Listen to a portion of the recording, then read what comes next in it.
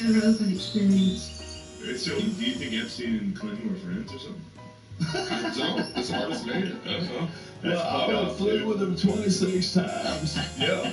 It was only 26 times. He was a good man. And mischaracterizing him with a love of science. But he's a fun guy, yeah. I love the picture of Clinton, both the Clintons and Trump hanging out. How about at their wedding? Oh, no. You gotta get her on here. Gotta get Shazane on. That's the mistrial. Right after the mistrial. She is? Yeah, she's in jail. She's innocent. Letting her off. Do you think so? Yeah, because those two guys was like, Do you think they engineered it? possible. Yo, for real though, I know we're not supposed to joke about like child trafficking and stuff, but that's a good side. That's a good bottom gig. bitch. Just laying down. Imagine that was your lady. Like, yo, we need to secure some young chicks, and your girlfriend being like, okay. Do you think that's what it was? That she was a girlfriend, or did they have some weird friendship? Were they both? I think both. They were buddies. I mean, they were best dated. friends. I'd love to marry my best friend the way Epstein did. They were married. Whatever. What a crazy, crazy story. He had a wild ride. That there's a guy who's some sort of intelligence operative, whether it's another country or what, and he's getting together with people and compromising them. Blackmailing everybody. Yeah. And then there's people giving him money that they can't explain. Like exorbitant amounts of money. Get that golden retriever. Is that Joe? Is that your dog? Your dog's been Shut the pictured with that? fuck up. Shut the fuck up. What's your dog? That's not Marshall. Marshall's been pictured I think with that's that. that's one of those Irish setters. There's Betty White. That's the queen. Oh, That's the like- Queen, and that's Epstein. Her cabin. He was staying at her cabin. Wow, that's dark. Yeah. But they don't know what who he was working for, what organization he was It was the working for. Mossad, dude. They think. Really? Obviously the Mossad. But he wasn't. Whoa, But wasn't he Mossad is- American? He was American, right? He had What's his his name? passports though. Jeffrey Epstein. The Jews had a good run. You got Jeffrey Epstein is Epstein. Mossad? You got That Harvey. was, I think. That was the rumor. I'll tell you what, dude. I don't know a lot. And who gave him the island? Israel? Well, they don't know where he got all his money from. It's like real sketchy weird. I donated. Alright, but imagine you're a billionaire and this guy's like, yo, you want to come hang out on my island? How's he saying? Yes. What's he wearing? What's What's he Epstein smell wearing? like? He's dressed like an When he's admiral. saying that. Yo, you want to come hang out at my house? Yeah, I'd be they would like, get yeah, for famous sure. people to go to their house. Yeah. Oh yeah. That was the thing. They had quite a guest list. Yeah. Chelsea Handler was on the plane. Michelle Wolf. The plane. She's on the list. Is she on the list? She's on Really? a couple of lists. Hey, But easy. she's innocent. She's innocent. Schindler's List. Oh, Jesus. Hey, we're not making jokes like that. Oh, sorry. I forgot. Here it is. The mysterious foreign passport found in Jeffrey Epstein's bag was used to enter at least 4 countries in the 1980s, prosecutors say. Wow. Into 4 countries. He had He a used foreign fake passport found inside a safe. I'll tell you what, I And don't he like used this guy it at to all. enter. Well, yeah. Seems bad. If I ever had a chance to punch him, Did you ever see a video where Bill He'd be Gates is punched. talking about him? No, what's he Yeah, say? he's like, He's dead now, so, there's that. yeah. Whoa. He's basically like letting out like that almost I know. he's happy that the guy's dead. Like he's Of course Right. he They're was. like, asking you him hung why. out with him, didn't you? And he's like, well, he's dead now, so I guess Dang. next Well, question. he said more than that. He was talking dead about men tell no tales. they pushed him as to why he had this friendship, and he said that Epstein was going to donate to philanthropy, which he felt was very important, and he has a lot of philanthropy that's involving like world Yes. health and stuff like that. Here, See? Anybody who donates to charity is fucked up. When you met him 10 years ago, he They're all was hiding of stuff. soliciting prostitution from minors. What did you know about him when Is that you Jen were Psaki? meeting with him, as you said yourself, in the hopes of raising money? I had dinners with him. I regret doing that. He had relationships with people he said, would give to global health, which is a interest I have. Not nearly enough philanthropy goes in that direction. Those meetings were a mistake. They didn't result look in at his face. what he purported, and I cut them off. That goes back a long time ago now. So there's nothing new on that. No, nothing new there. Meet him over several years, and that, in other words, a number of meetings. what did you do when you found out about his background? Well, and I've said I regretted having those dinners, and there's absolutely nothing new on that. Is there a lesson for you, Here. for anyone else looking at He's this? listening to his publicist Well, tell him he's what to say. dead, so in general, you always have to be careful. Lot of Just us. a bit Well, of a he's lesson. dead. They're Ari like, is talked there any over it. lesson? We could Very hear it. proud I heard it. Is there any? Be very Ari proud breathed of over it. what You were He talking talked about. over it. Yeah, You were trying to shush you an important Because he's part. looking, You he's gotta keeps talk. pausing during the questions, looking at his publicist, telling him what to say. Jamie, are you? Well, I don't know if he's looking at his publicist, but he's definitely nervous. Jamie, Yeah. are you working the audio to eliminate Ari's You breathing should into take the it mic? out. Do your best. Please keep it in. Fair enough. Well, what a fucking crazy thing to say, right? Put more Yeah, he's homophobia on dead. Isn't Shane. that a crazy thing to say? Yeah. So there's a lesson there. Were there any lessons? He's like, well, he died. Yeah. Well, he's dead now. He looked pretty shook up over that. Bro. Yeah, he's like, Yeah, that's my buddy that PBS flew is around talking. with. Yeah. There's nothing new here. Imagine if you go on PBS and they start fucking hitting you with questions. You're like, what the fuck are you doing, PBS? Public broadcasting? You Blow me. losers. Yeah. What's next? I got the Xbox. Did he do that? Yeah, Microsoft. Whoa. What did she ask him directly? Yeah, I Is there forgive anything him. else to say? I don't. Is there anything to learn from these Yeah, he goes, well, mistakes he's or dead. something like that? Yeah, he learned goes, from his he's mistakes. dead now. Yeah, Ghislaine is Epstein's Xbox. it's very. All Dude, right. how good was that though when they just killed Epstein? Well, what's crazy is Security Ballers. cameras went off and I know. It's weird. the whole Alright. country just had to sit there like, yeah, I guess. She had some bombs on her. I'll give her Damn, that. she was Yeah, cute. great She was, mom. she was cute. Jamie, bring up so. Her father Maxwell's giant is tits. her father is some sort of an intelligence agent, right? No, he was a media guy, I think. Well, a what- mogul. something, Yeah. something. Ooh, look at her Pull up. bikini. Oh, look at that. The foot of cans Yeah, there. I'd like to see the cans. Cans. Film festival. We pull up her father. He's got like Pelosi Pull up her knobs. tits. Yeah, you're doing this wrong, dude. Nobody's looking at her father. No, don't Shame. bring up his What did he father's do? big old dumb Look tits. The murky life and death. Ooh. Robert Maxwell. Hey, he's a cool dude. Look at that. Yeah, she was pretty there. She had, yeah. What's the story with this dude, Jamie? The main part that sticks out, other than his whole history, he was a big media mogul in Europe, and he was found naked in like the Mediterranean or something like that. Dead. Mediterranean. Look at him Yeah. down there in the bottom corner, but the left of the bottom corner, where he's dressed up in his fucking secret society outfit. Got a little Uh, Trudeau down there. with Elizabeth Taylor. Wow. Wow. She's something. Yeah, the boat was named after Elaine too. The boat was made after, Yeah. named after her. Mhm. Wow. Lady What is that What was name? it called? Ghislaine. Ghislaine. Yes, that's I think right. I think you said Ghislaine. Yes, that's right. What language is that? They would say Ghislaine. You French, spell it like that. I Is that what it believe. is? Ghislaine. But here's the craziest That's what shit we about do. all this, man. It's like this sounded like the most ridiculous conspiracy just years ago. If you went 10 years ago and talked to someone and said, hey, there's an island, and they take really famous people and scientists, and they compromise them with young girls. Compromise them. Yeah. So they can have They videotape them, and then they have this blackmail money, and then people are going to have to resign because they donated money to this guy and gave money to this guy. Like, people have, like, CEOs have resigned Yeah. because they had written $150 million checks they couldn't account for. It didn't Right. make any It's sense. a pretty good scheme. It's wild. It's a very simple scheme. Yeah. You're like, yo, what's one thing no one can resist? Yeah. 17-year-old girls on an island. Apparently. Especially if you know they're 17.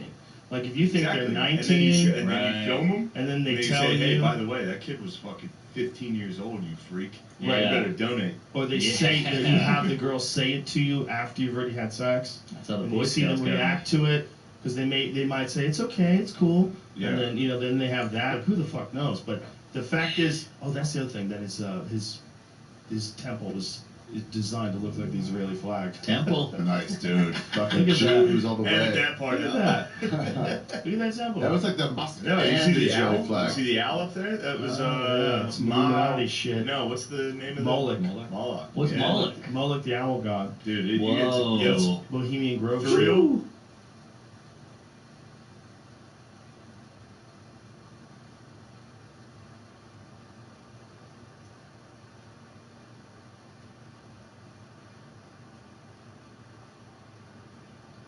Try so hard. Boom, and we're live, Hamilton Morris. Sober as fuck. How about you? Absolutely sober. Yes, this time. So we.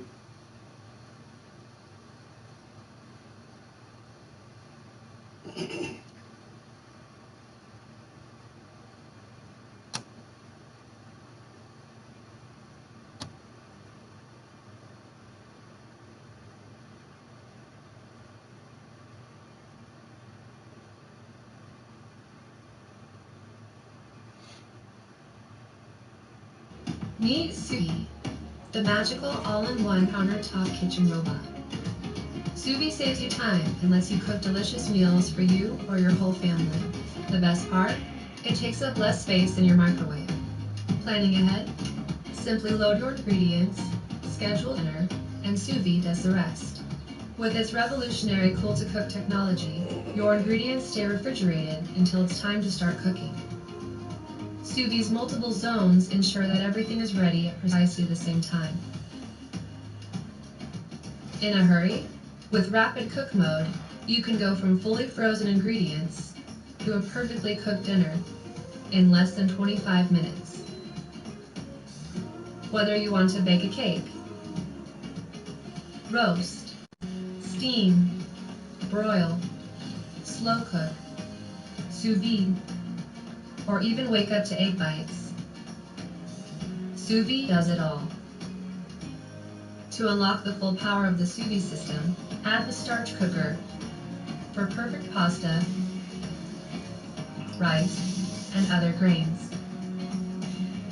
Cook your own ingredients, or get Suvi's chef-designed healthy smart meals delivered.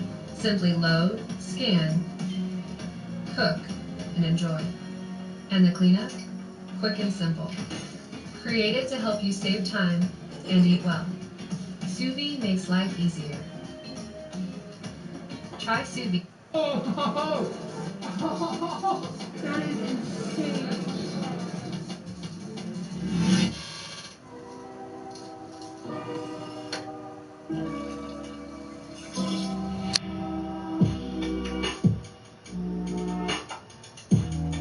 Hello and welcome to Tuesday Newsday, your number one resource for the entire week's worth of VR news. The Consumer Electronics Show in Las Vegas just occurred, and I showed up and tried out nearly everything VR related, ranging from a consumer level electro simulation vest called the Obo Skin to cheap full body tracking for everybody coming soon, a Tesla suit to about 5 different haptic gloves, even a wireless Valve Index setup. This is a peek into the absolute future of virtual reality, all of the most cutting edge tech. So let's just get right into the news. First off, there are a few things at CES that really deserve their own videos, like Shiftal's full body tracker and the Tesla suit and all of these gloves. So I will be making individual videos that focus on some of the more special things that need more details that I tested. But here is a base recap of everything, because there was a lot to see this year and a lot to be excited about. So let's start this one out with the first booth that I went to, HTC. HTC Vive released about 3 new headsets in 2021, the Vive Pro 2, Vive Flow, and Focus 3. The latter likely being the best standalone headset on the market right now,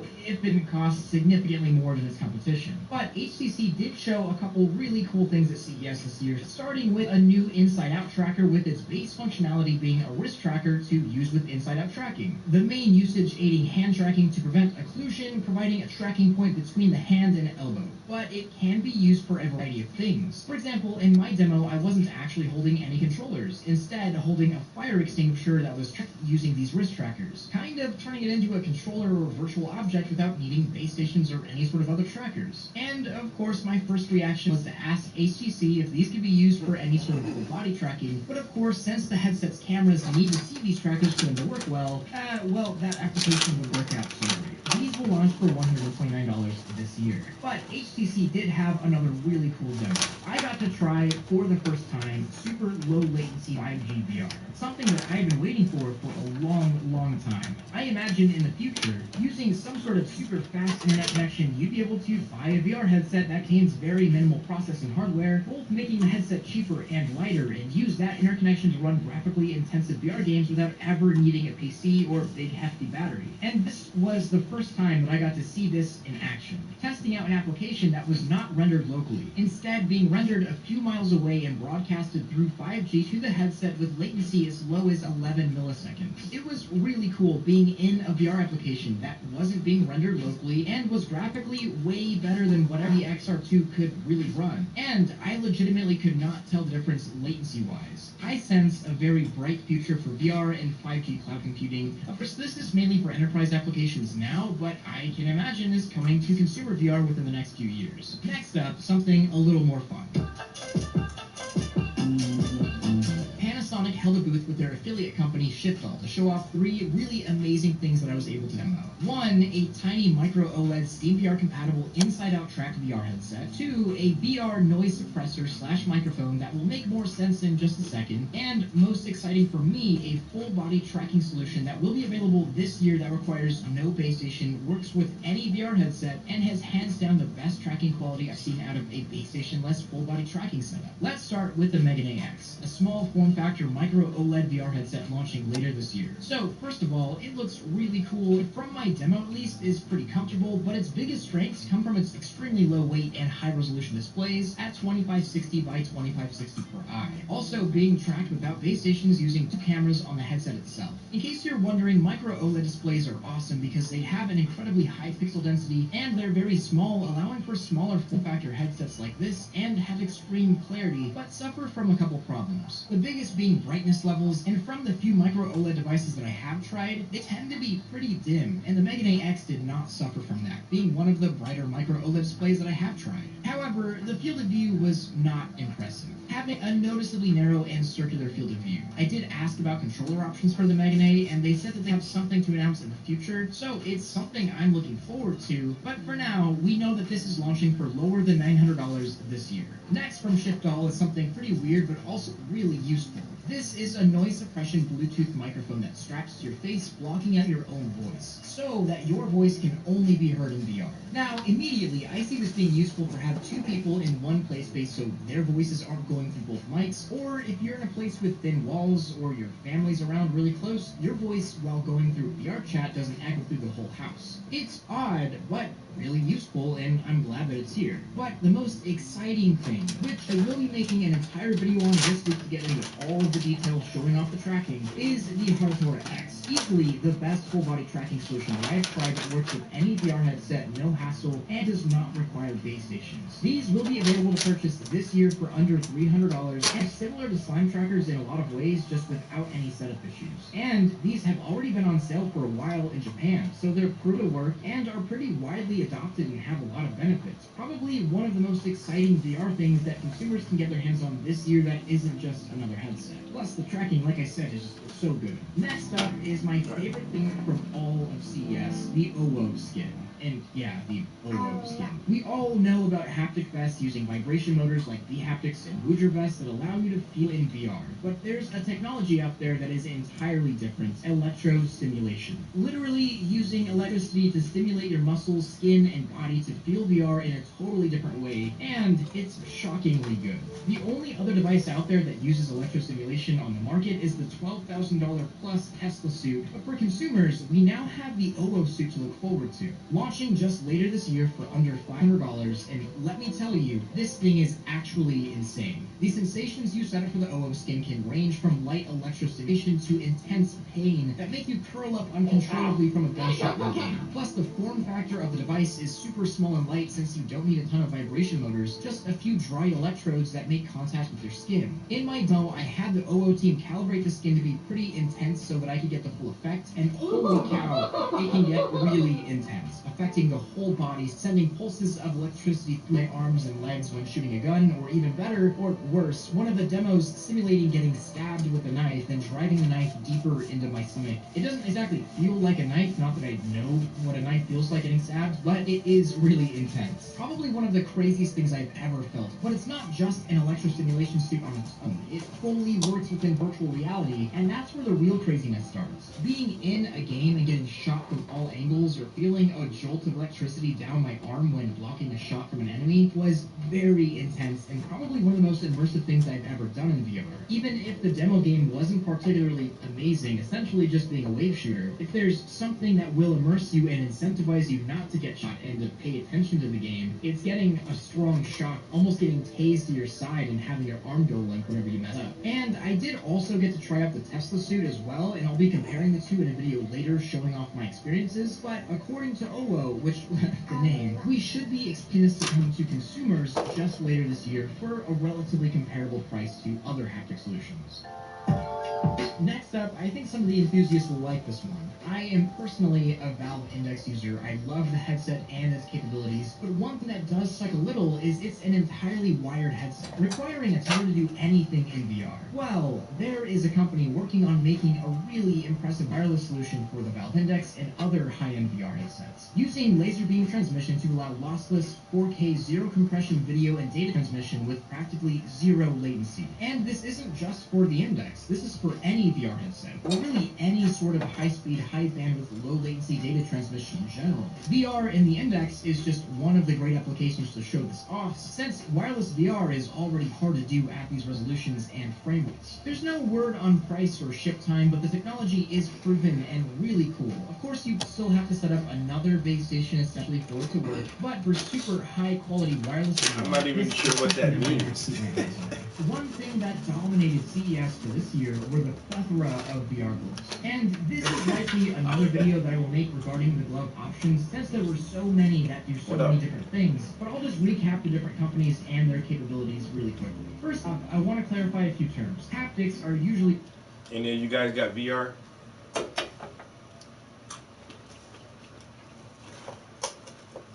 So, I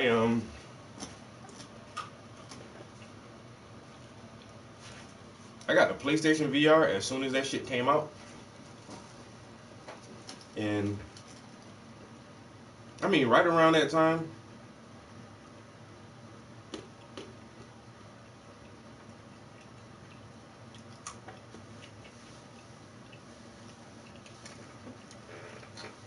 science. But even before PlayStation released their VR, like there were already VR headsets out there. But since I'm a big PlayStation gamer, I just bought the PlayStation headset. And it's the only one I've had. But I have tried other VR headsets. And you can just tell, like in the past, like 6 or 7 years, the technology is so much more advanced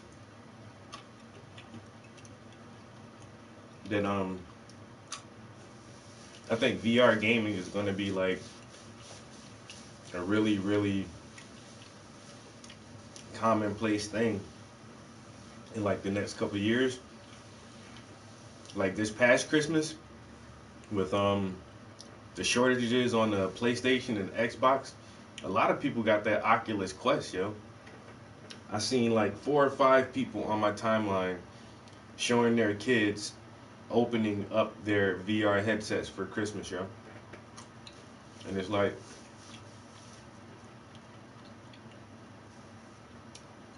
like I said, more people are just getting into that shit. I've been waiting for this shit my entire life.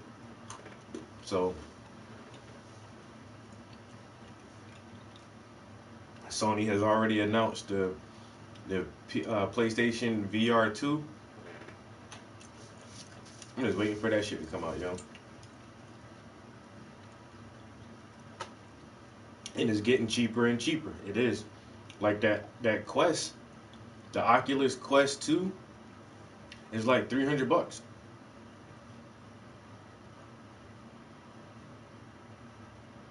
I got finesse.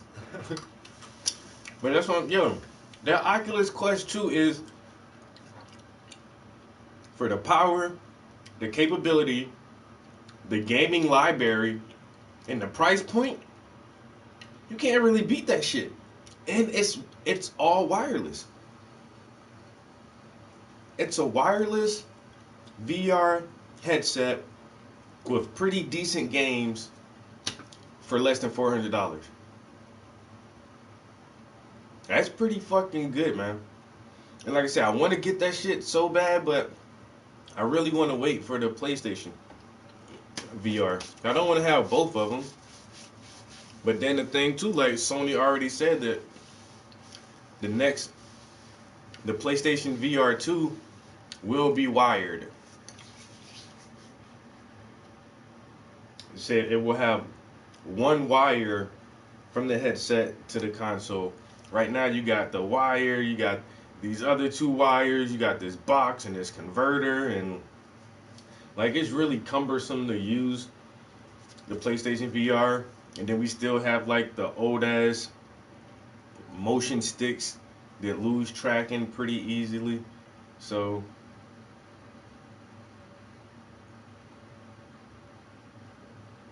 see a pimp on VR.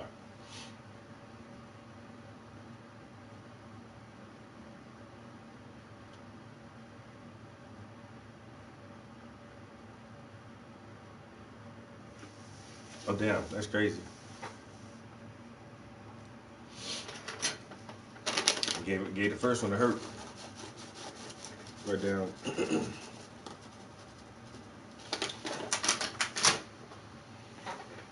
But this guy is at a VR. Well, he's at the CES Consumer Electronics Showcase. And they're just showing like a bunch of the new VR shit that's coming out, yo. It's gonna be the next wave, but like I said, I've been telling people that shit for 6 years now, since the other headsets came out. Like, yo, this VR is the next fucking wave of gaming. Not even just gaming, but just like Zuckerberg want to make the metaverse. Yeah, you can do that shit through your screen or whatever, but having a VR headset, and that's why Meta owns the Oculus, because they already know, like, to be immersed in that fucking world, yo. Doctors, they're saying that our surgical robots are getting so precise that they can damn near operate themselves. But say if you want the best surgeon from Germany to perform your surgery for you, he can put on his fucking VR goggles and control and operate the robot that's actually doing the surgery in fucking Kansas or some shit like that. Like, the VR is gonna have way more capabilities than just entertainment.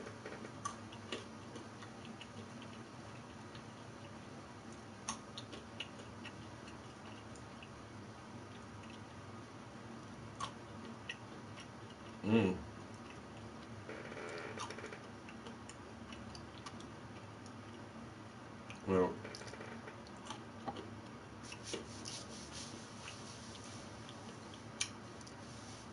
a lot of shit coming, yo. The next couple of years is gonna be like some real crazy shit, yo. I'm excited. Vibrations or stations that allow you to feel virtual objects. And force feedback is a glove's ability to hold the fingers back so you can feel geometry of virtual objects you're holding. For example, your fingers closing around a door handle and a glove stopping your fingers where the door handle is actually at. So, Force feedback, full haptic suits with electrical stimulations. Like Ready Player One, nigga. Ready Player One. You get the force feedback gloves, you in VR, but it really feel like you grabbing something. You can feel that shit in your hands, yo. Like I said, man, all that shit coming. And then Tesla has a well, I don't know if it's the SpaceX automotive maker Tesla, or if it's a different company with the same name, but some company named Tesla has a full body haptic feedback suit.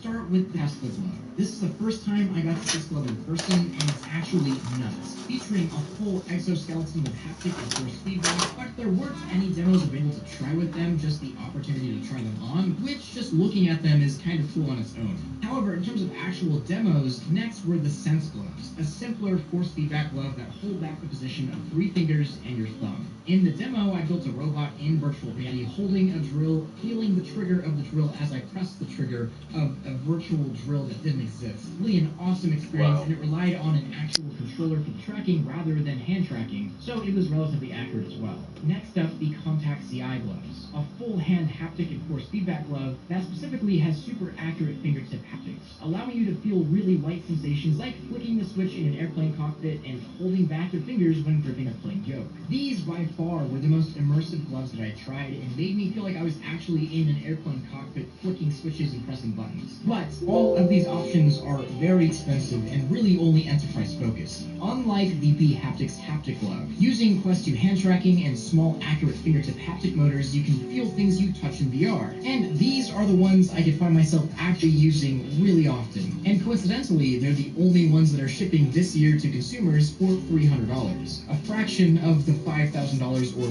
more asked for these other gloves. Thea and I were able to give real head pats in virtual reality and actually feel it both on our heads through haptic facial interfaces and through our hands through the gloves. These don't offer force feedback, but cheap finger haptics ended up being really cool and super additive for the VR experience, especially playing games like Unplugged. And if you can swing the price, I mean, they're pretty awesome. Also, real quick on haptics, newcomer is on the horizon with Skinetics, a new haptic vest with a far more accurate set of vibration haptic motors. One of the most mind-blowing feelings was trying out their rain demo and expecting to feel wet from the raindrops around me. Also, moving my body around and having the rain shift from my shoulders to my back to my chest, and I even laid down during the demo. The feeling was so convincing, maybe due to my lack of sleep as well, that I was feeling raindrops even in places where I didn't have the haptic vest on. Definitely something that I'm interested in looking at again in the future. But that wasn't all. I got to try out the Xtal 3, an extremely wide-fielded VR headset meant specifically for the absolute most realistic simulator experiences. And I gotta say, the 8K resolution on this headset and practically zero that shit distortion look crazy as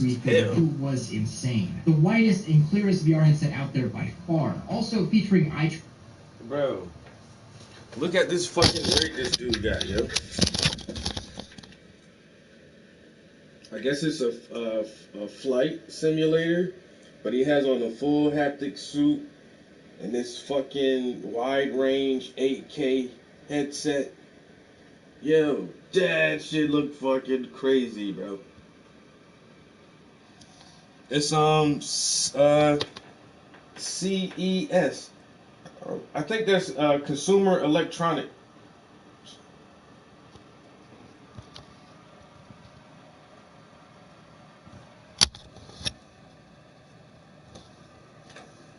Let's see what CES stands for.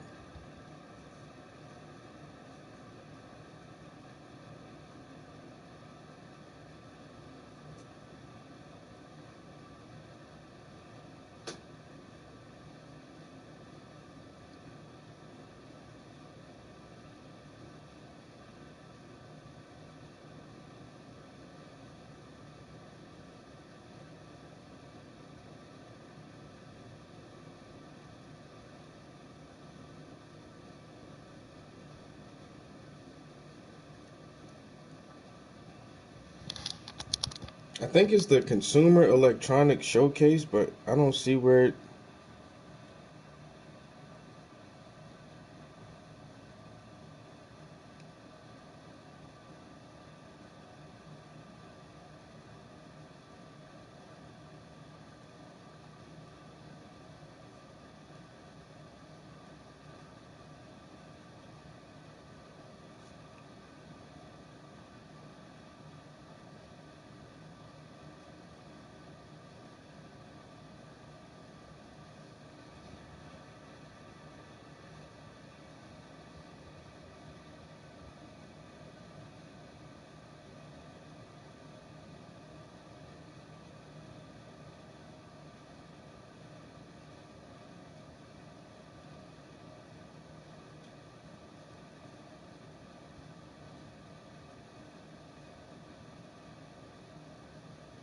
I guess everybody's just supposed to know what the fuck CES stands for, but I'm pretty sure that's what it means or something close to it. But yeah, this is where they just showcase all the new electronics, all the cool gear and shit, tech shit. But here's another one. 22 best things I saw in Vegas at CES. Yeah, so look that up.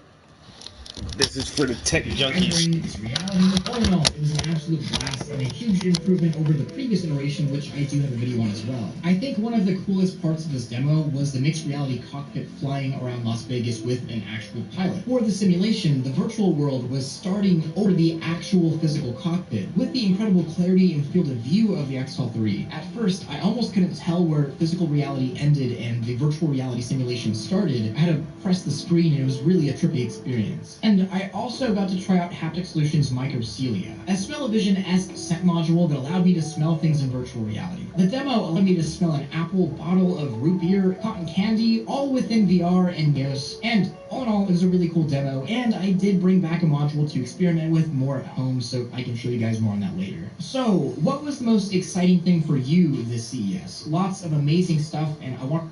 Motherfucking smell-o-vision for VR? What the fuck? Yo, they got smell-o-vision for VR. I can smell an apple drink. What the hell? Yo, I'm telling you, man, we living in the future. All right. Smell-o-vision.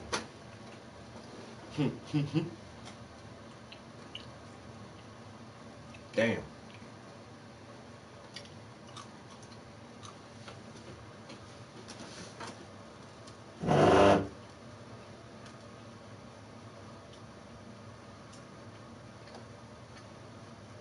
That's wild as fuck.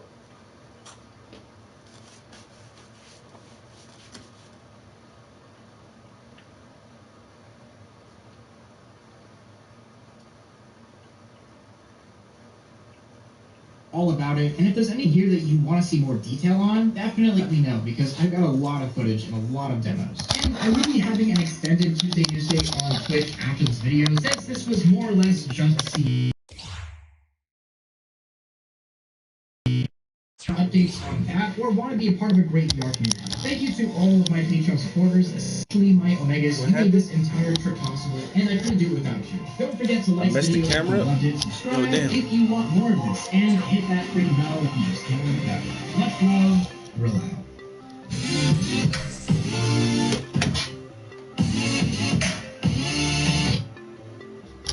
I don't know how I missed the camera. Yeah.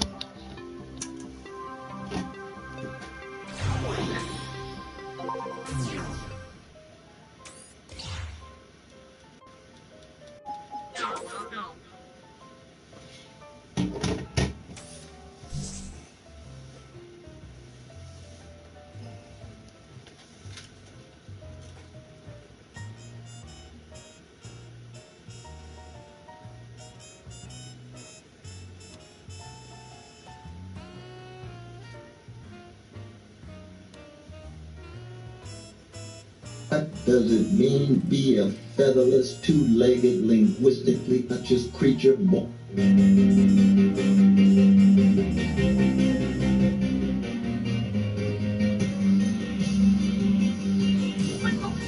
Hey, what's up? I made it to CES 2022 in person, and I'm glad I didn't have to do it virtually like I did last year, since there was some amazing tech here, and I can't wait to show you. Of course, it wasn't a normal CES. There was some missing booths and fewer people, but it actually made it more enjoyable because it was so quiet. That way I could test out things like these crazy invisible headphones from Nobeto. The way it works is when you're sitting or standing in front of it, you can hear the sound just fine. But take a few steps to the side and you can barely hear the audio anymore.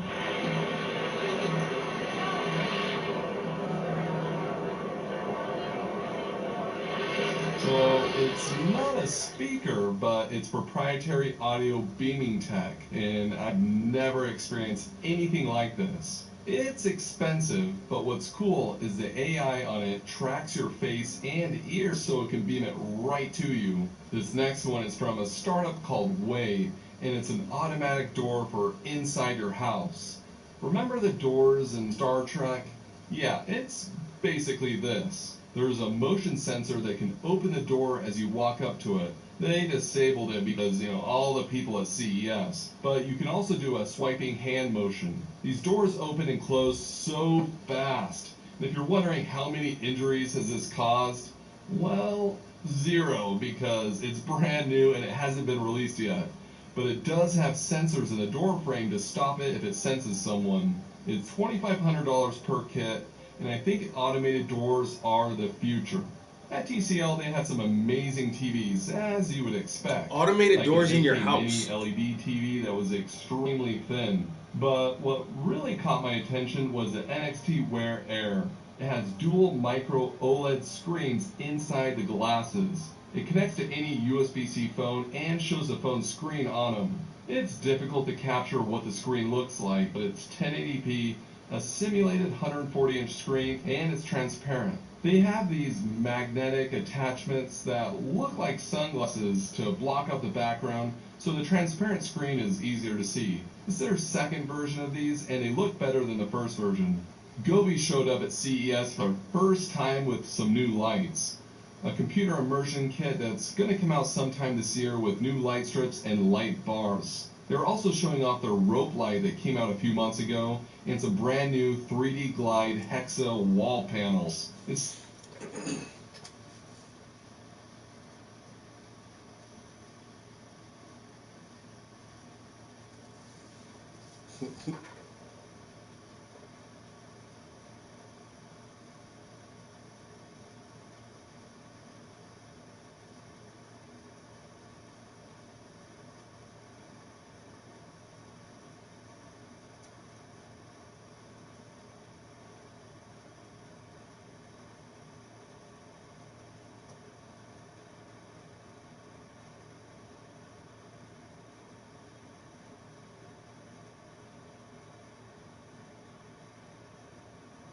Alright, so I let people know that I had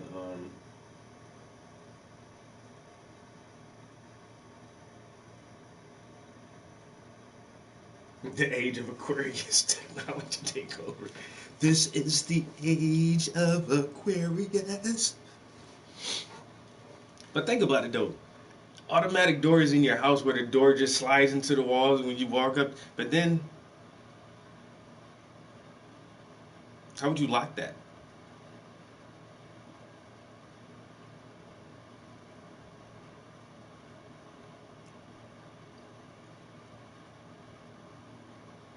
Yo, Army, what up, bro?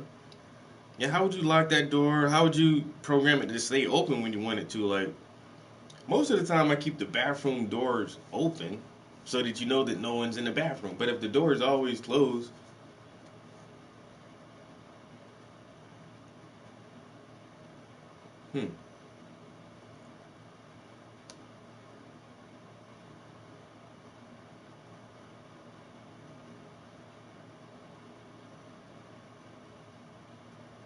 what's hard about a normal door? Look, man, it's COVID, man. You know, you touch shit, you get germs on your hands, and then you touch your face, and then you get germs on your face and you catch COVID. See, that's how you catch COVID, man. See, now, if you ain't never had to touch a doorknob because the doors just open up for you, you got less chances of getting germs on your hands and touching your face and getting COVID.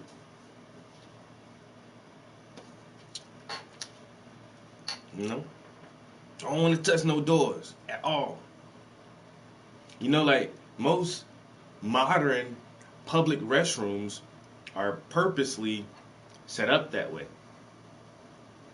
Where there are no doors to go into the restrooms, it's just like this long wall that you got to walk around the wall and then you're in the restroom, not actual doors. And then the soap dispensers and the faucet, the water faucets don't have handles on them anymore because you don't touch that. Don't touch the handle. The urinals and the toilets don't have handles on them anymore. They just flush by themselves.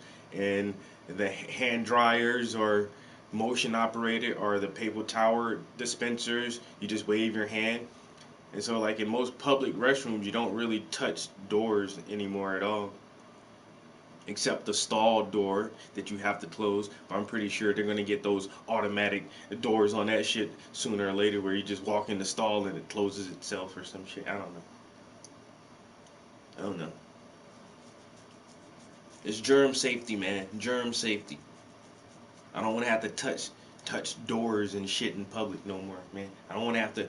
I don't want my sink to have knobs on it. I don't need knobs on my sink. I need to wave my hand and get water. When I'm walking through my house, I don't need to take the extra time to lift my hand up, extend my arm, grab, and twist a knob, then pull or push. That's too much. That take too much time and too much energy, man. When I'm walking through my house, I just need the doors to whoosh, whoosh, just open for me, man. You know? Make it easier when I'm bringing groceries in and I'm gotta take the laundry down and shit like that. That man, the door just need to open, man.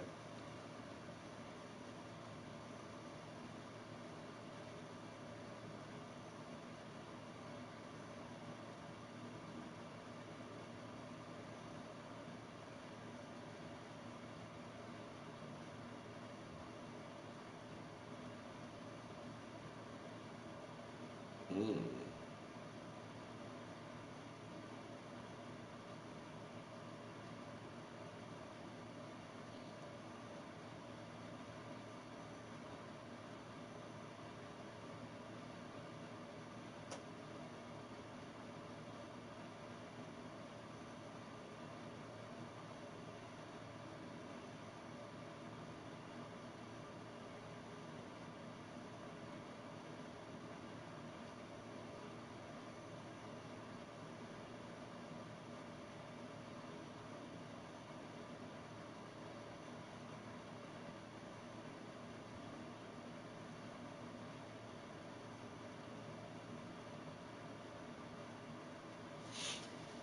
Am I painting 3D? Not really.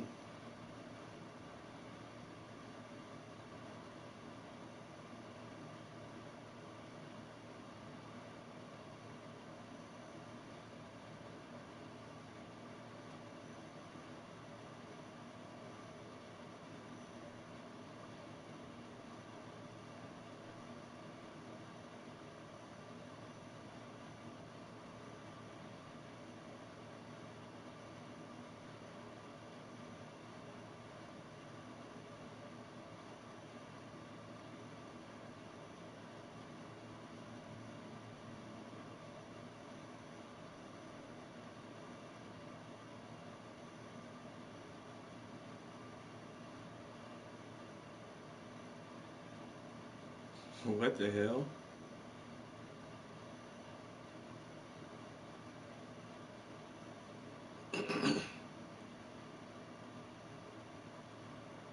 You want me to paint you washing your hands?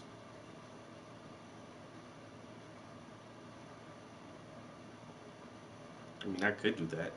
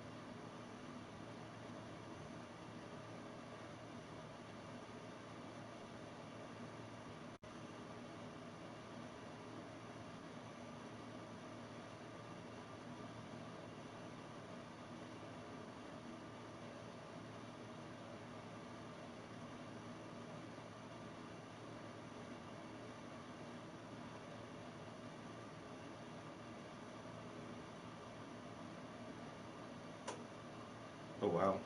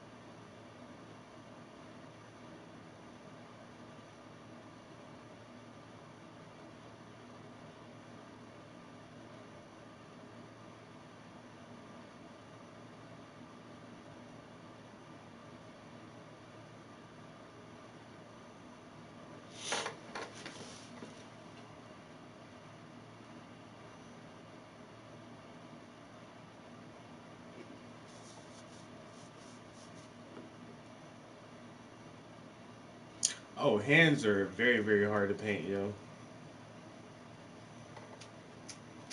Very hard to paint. That's why I don't do it a lot. I try to get better at painting hands, though.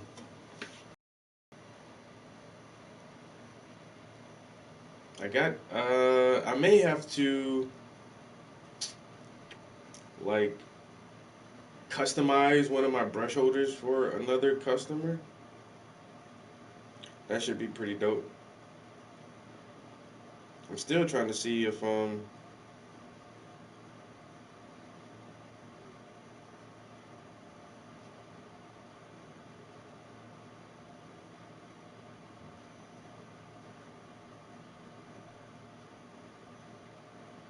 so I've sold three.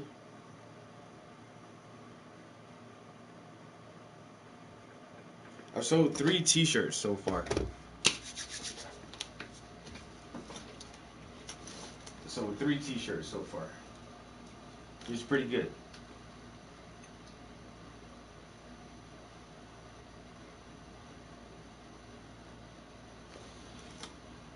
All right. So what I want to do now is work on this book. This bottom blue book.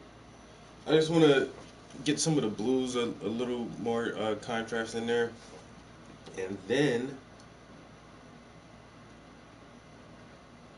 an airbrush PS4 console. Nah, I ain't buy a press. I got a homie with a print shop, and so I'm just getting him to print me up like a small order, yo. Like, I asked him what's the minimum. He's like a dozen. I'm like, that's all I want. Then I just make a dozen T-shirts for me, yo, and see how these shit sell. But I already got 3 orders.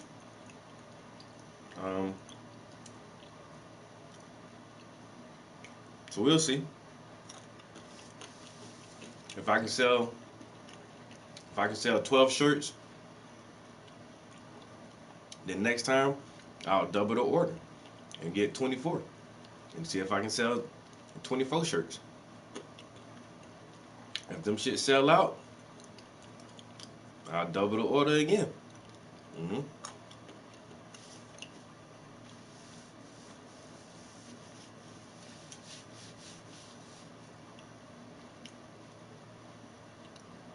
Ooh.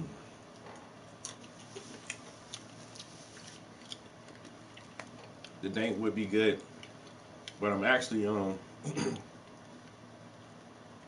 made a character specifically for T-shirts or stickers or any kind of merchandise like that. I might get me some frisbees made and put my little character on the frisbee. You never know.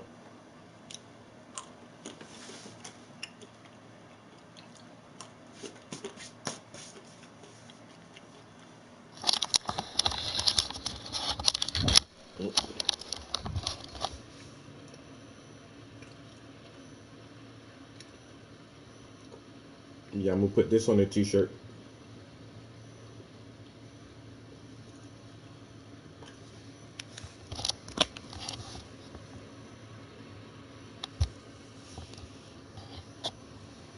Yeah, whatever I want to do with this little character, NFTs or T-shirts or sweaters or hats or shit like that. This what this would be used for, like more like graphic designs and stuff like that.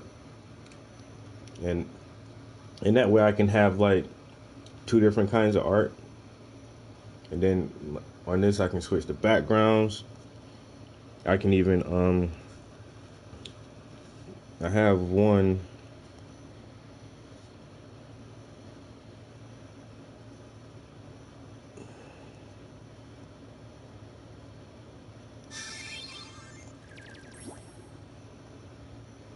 I can do it full color like that, John. And so it's all on Procreate. All you gotta do is like swap out colors, so you can have a fucking orange octopus or a blue octopus with a yellow background or a red background or however. You know what I'm saying? Make this motherfucker yellow and put it on a black t-shirt, or make them blue and put them on a fucking a white t-shirt or some shit.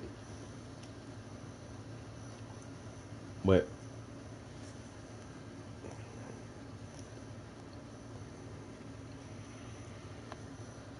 that's how they're gonna look.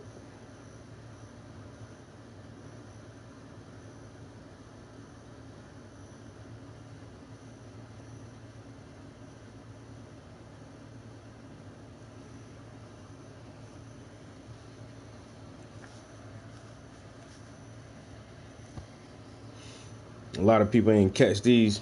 They already gone. I shipped these off yesterday. But I made some Stitch sneakers for my niece.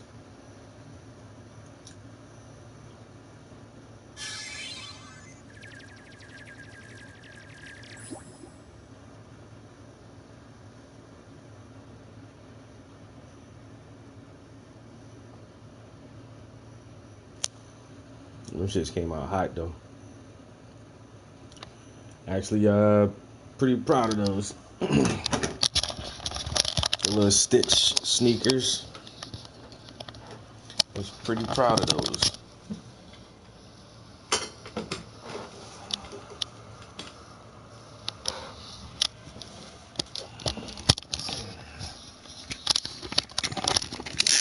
Alright, a little bit of paint done.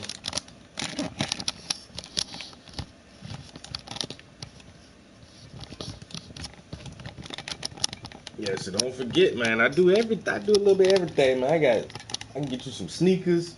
I can get you some t-shirts. Man, what you need, man? You need some t-shirts, man? I get you you want some real art done, man? Whatever, man. You know what I'm saying? You want a painting? Try to do it all. Oh, I forgot to show y'all some other shit real quick too, yo. So like I said, I had some friends come over and do like a little documentary about me. These are like some of the still shots from the footage.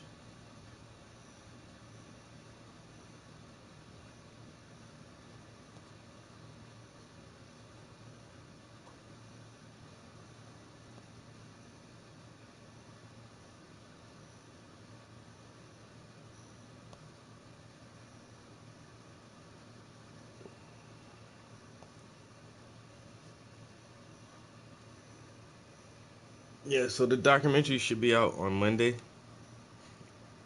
Martin Luther King Day.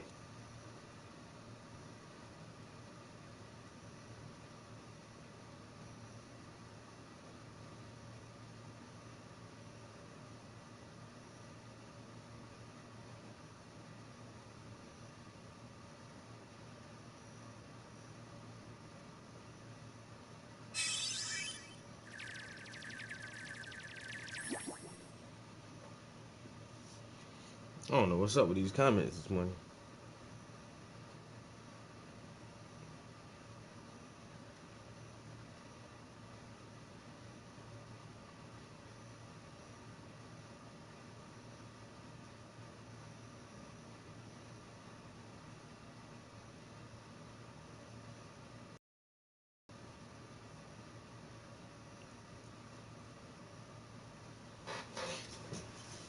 All right, let's see. What can we get done in here? All right. The normal wall panels that you might have seen from Nanoleaf, but these have raised edges for a 3D look. Next up is Rainstick, and they made a shower that recycles water. It saves up to 80% water by sucking it back up and using it again. It's pretty cool and reminded me of the Suits and Dune recycling sweat. There are 3 stages of filtering, and it does need to be cleaned every few weeks. If you're one who pees in the shower, don't tell me down in the comments, but you can change modes to not recycle temporarily. So they got you covered. You can pre-order it now for $3,500, and it ships at the end of the year. There was a lot of pet tech at CES, but the collar from Invoxia stood out. It's the first collar to measure the respiratory and heart rate with tiny radar sensors. It's only for medium to large dogs, so sorry Luna, we may never figure out what's going on with you, like why your ears point in different directions. It has built-in GPS that uses 4G LTE connection to track your dog and alert you if they run away. It's pretty cool, especially for older dogs or ones recovering from surgery. If you thought robot vacuums were already advanced, well, Roborock has taken all the features and price way up. It's the S7 Max V, and this thing is crazy. There are 3 containers on the dock now. One is for the self-emptying dustbin like we saw last year from the S7, and the other 2 are for mopping, which is this one's new specialty. After mopping for 20 minutes, it will go back to dock and clean the mop. It has this little scrub brush in the dock to get all the dirt off. And just like the S7, the mop uses sonic vibration to clean the floor better and lifts up when it detects carpet. It has cameras in front to avoid objects, and it costs a whopping $1,400. But that's expected for how much this can do. So there's always tons of new concept cars at CES. $1,400 for a way more than Roomba normal. that mops? For example, one of the ways to get around at CES was made by Elon Musk's Boring Company. You jump into a Tesla car and they zip you through underground tunnels. It was awesome. Someday these stations will be all over Vegas and the cars will drive autonomously. Then there was the BMW that could change colors. This thing basically stole the show, and rightly so, because this thing was so amazing to see in person. It uses e-ink, you know, like what the Kindle uses to change colors. It seems like complete overkill, but could actually be good for fuel efficiency. It can reflect sun with a white car on hot days or absorb sun on cold days. It's pretty sweet. Or run away Sony from also the was cops back at it when with their the cops are concept chasing cars. a white This car time and then with you an make your SUV, car black. which looks similar to a Tesla Model Y.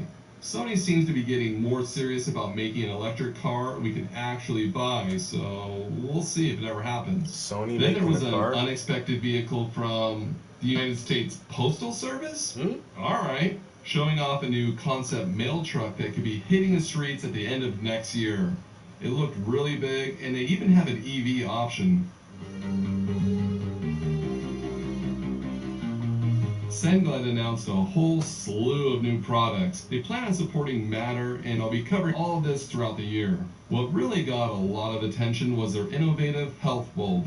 It uses frequency modulated continuous waves as a kind of radar for the room. They said it can be used to track sleep or maybe even detect if an elderly person falls down. Pretty cool, right? I mean, who wouldn't want extracurricular activities in your bedroom scanned in by a smart light bulb?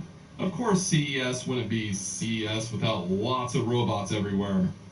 I am never wearing jeans again. Stretchy, comfortable. These feel so luxurious, just lightweight. I don't think I've ever felt a pair of pants this comfortable. But the best part about it, if you spill water.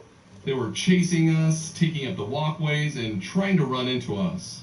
One of the robots that actually seemed pretty useful is from Labrador. It can grab a tray and carry it around, perfect for drinks or medicine with those with limited mobility. It can carry up to 25 pounds and isn't flashy like some robots with faces. Instead, it's completely practical. It has cameras and sensors to map out the house and not run into anything. And it was really cool to see it grab a tray and put it back.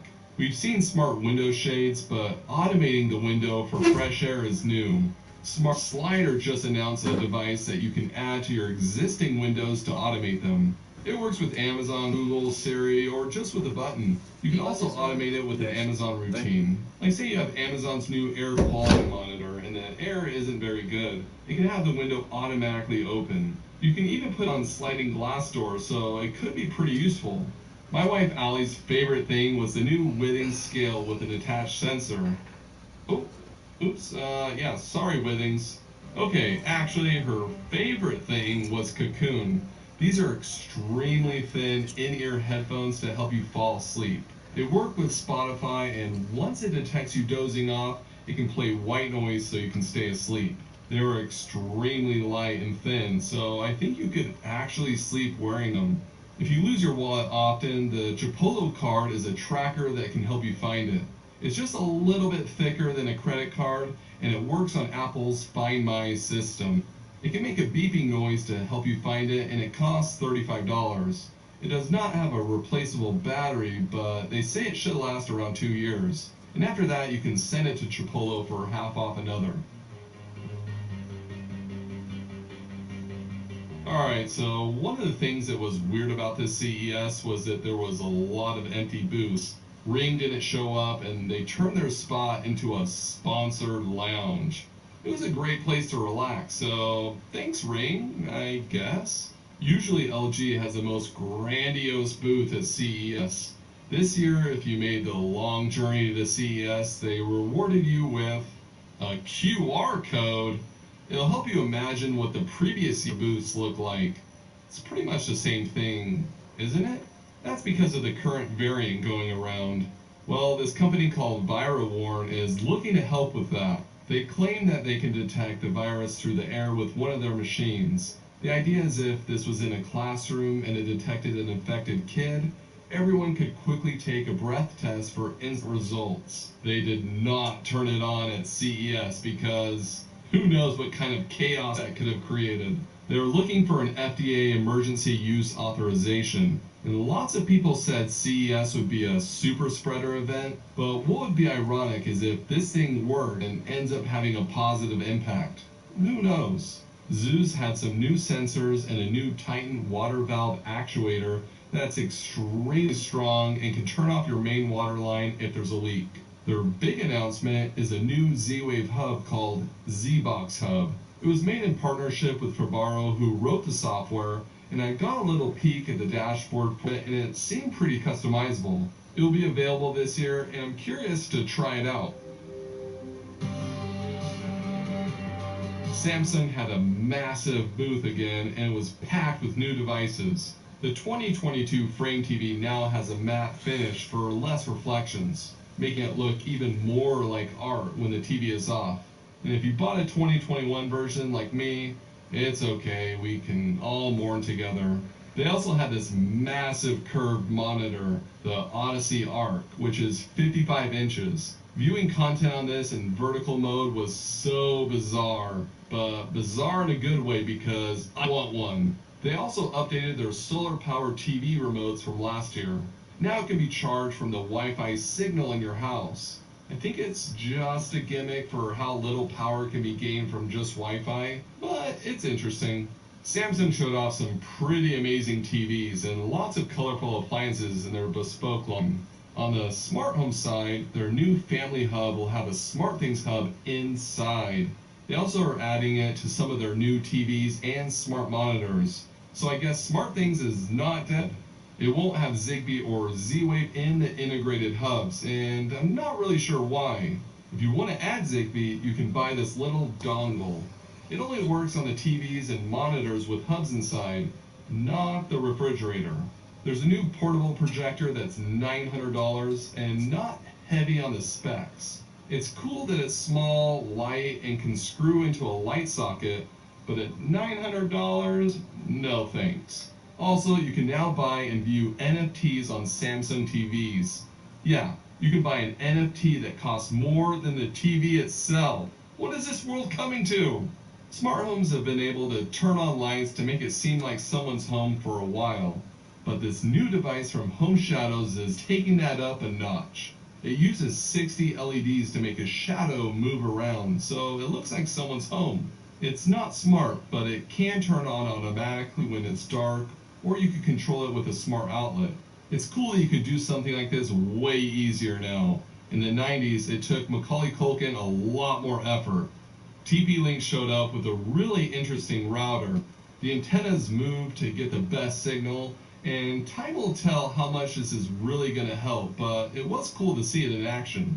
They also announced that they're going to bring their Topo line over to America. It's normally been the budget option in Europe, but they have some interesting devices like the 2K outdoor camera with a Starlight sensor. Plus it will have more HomeKit compatibility compared with TP-Link. But the top devices will use a separate app and not the Casa TP-Link one. They know they have some work to do on that front. If your kids are addicted to their tablets, why not lock them away in a little jail cell? The tablets, not your kids. Tech Break lets you set timers or bedtimes so your kids can be physically stopped from using their screens for a while. I think my kids would hate this, so I should probably buy it. A bonus item that my kids would like, but no one else would because it's so weird. This pillow with a tail. You pet the pillow and it wags a tail. What kind of sick twisted thing am I holding? Can you imagine this being a throw pillow on someone else's couch? If that wasn't enough, the same company also made a cat that can bite you if you put your finger in the mouth. It actually pinched hard. I had CES, and this was just the tip of the iceberg of weird stuff I found.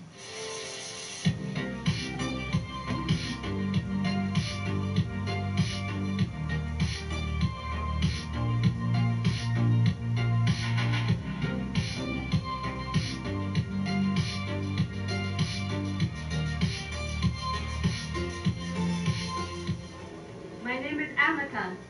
There's nothing on my mind except research. You humans do things robots could never do.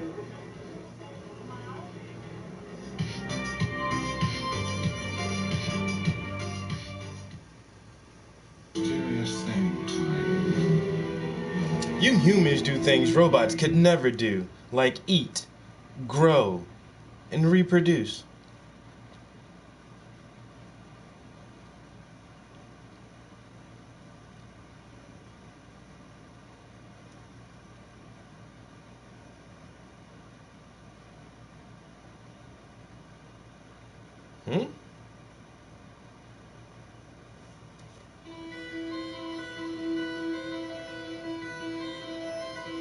So, just last week, there was a major breakthrough in the PlayStation 4 hacking scene. A new jailbreak was announced for firmware 9.00. That's right, 9.00. This is a significant breakthrough. Generally speaking, PlayStation 4 exploits require much older versions of the firmware, with the most popular exploits requiring a firmware of 5.05. This would mean that games that ran after version 5.05 would require patches to run at the 5.05 firmware.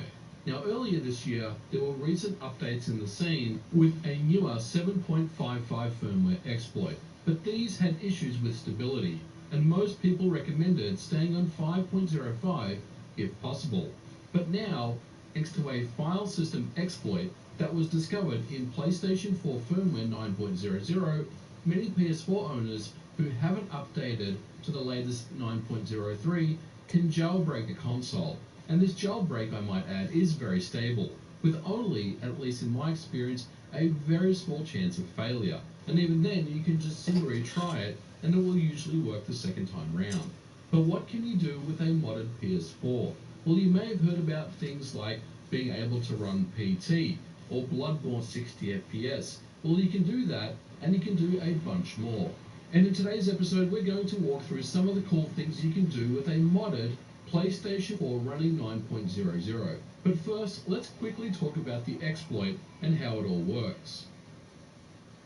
The jailbreak was released on December the 13th with the following note. In this project, you will find an implementation that tries to make use of a file system bug for the PlayStation 4 on firmware 9.00. It will require a drive with a modified exFAT file system. Successfully triggering it will allow you to run arbitrary code as kernel, allowing jailbreaking and kernel level modifications to the system.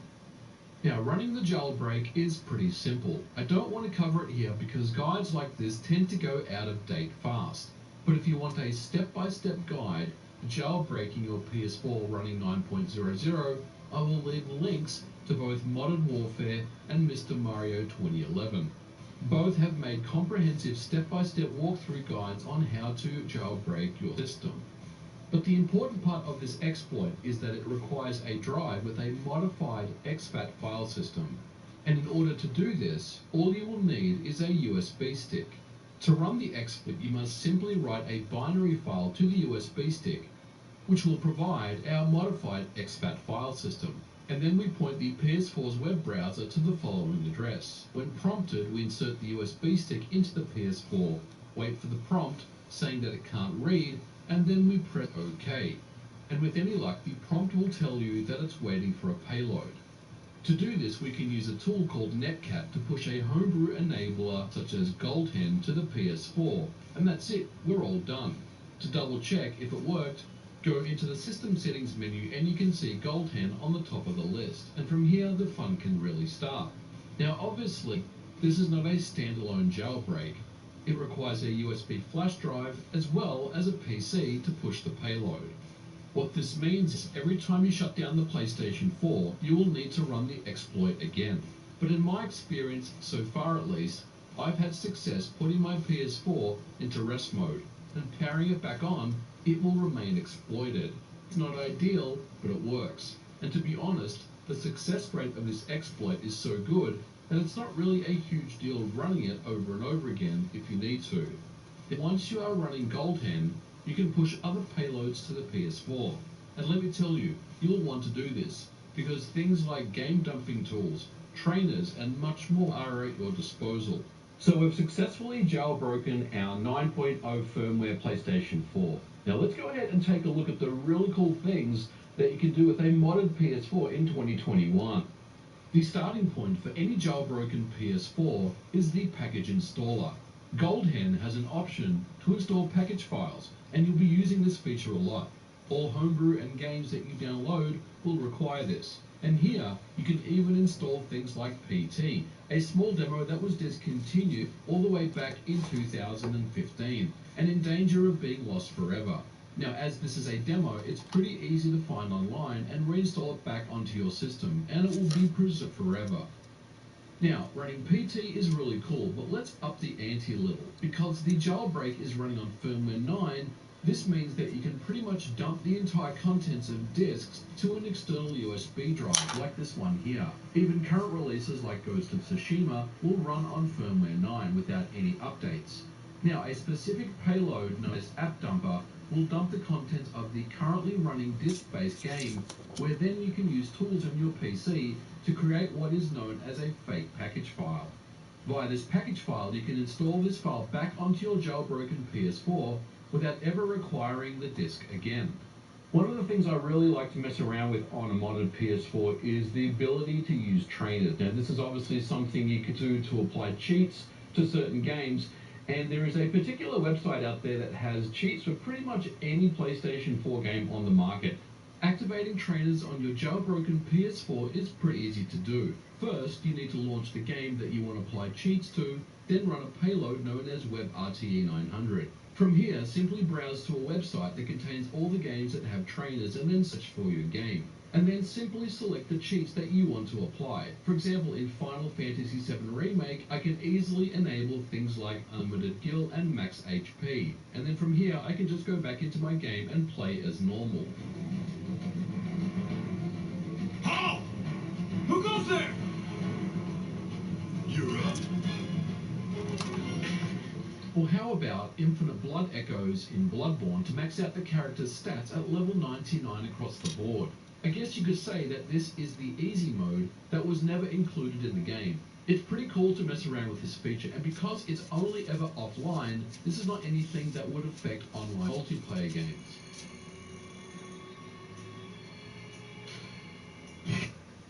And from watching drum solos on your phone to playing along with them in a soundproof basement.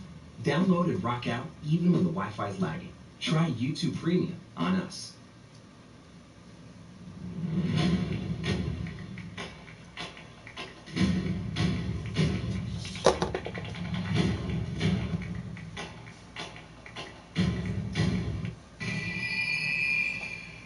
Now, because we have a modified PS4, that means that we can never connect to the PlayStation Network to download game updates. Because if we try to connect to PSN, the first thing that it's going to want us to do is update to the latest firmware. In this instance, that's 9.03. But once again, thanks to clever developers in the hardware community, with a simple tool known as Patch Installer, you can very easily download the latest patches for any game that's been installed onto your system.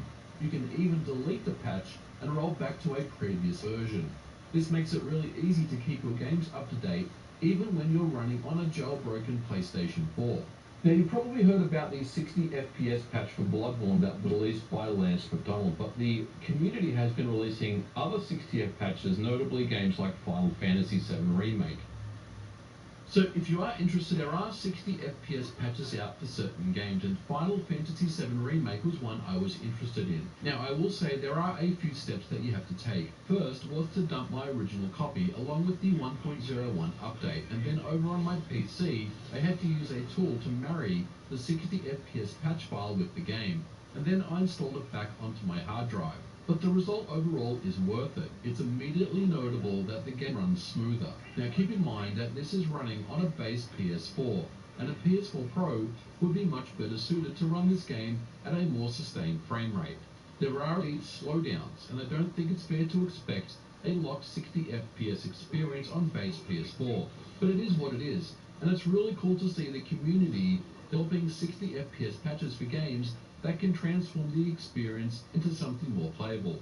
Now, of course, the GOAT of all 60 FPS patches does belong to Bloodborne, and like FF7 Remake, on base PS4 it does a pretty good job, but I would say that this is something that you must try out on any jailbroken PlayStation 4 system. And of course we have emulators and homebrew. There is a homebrew store that's available that allows you to download things like RetroArch and many other different emulators and homebrew titles. Now, the homebrew store is definitely worth checking out. It contains a range of different homebrew releases, emulators, and utilities, and there's quite a bit of stuff here. And of course, RetroArch on the PS4 is pretty good as you would expect. And everything that is downloaded from the homebrew store will be downloaded A little bit of and installed as blending. package files as normal. So you can simply just go into your UI and launch the game as you normally would. Now, let's go without saying that everything that you've seen will run on 9.00. The inevitable question will be, can I run this on 9.03? The answer to that is no. You'll never be able to run exploits on the most current firmware. This is because the exploits have already been disclosed to Sony via the HackerOne website.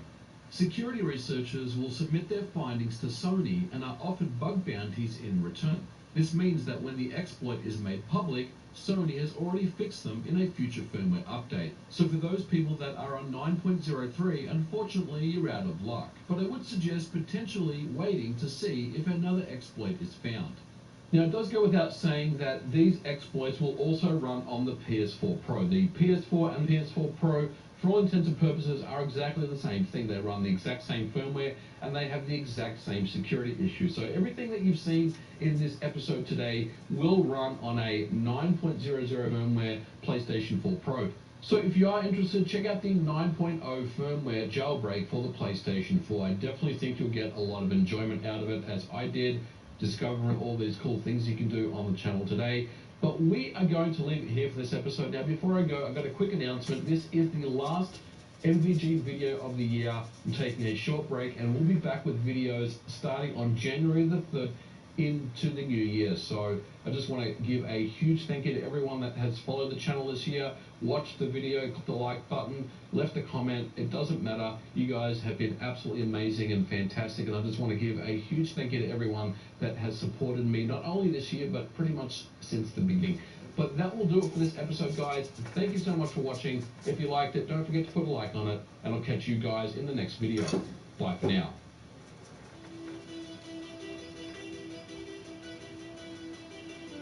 I didn't know you can jailbreak your PlayStations, not the newer ones.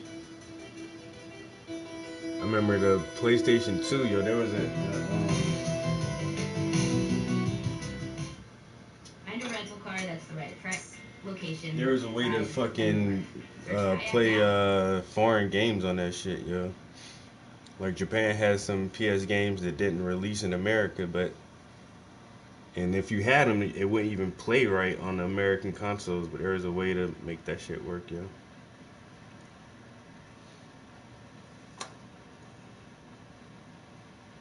And then I remember like bootleg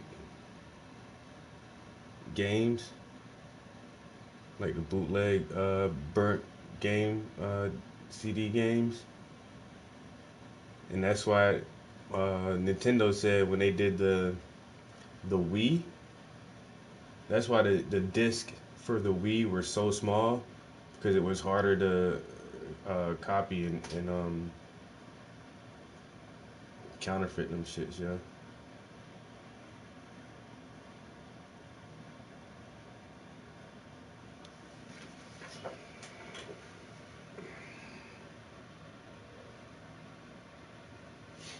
But I had a couple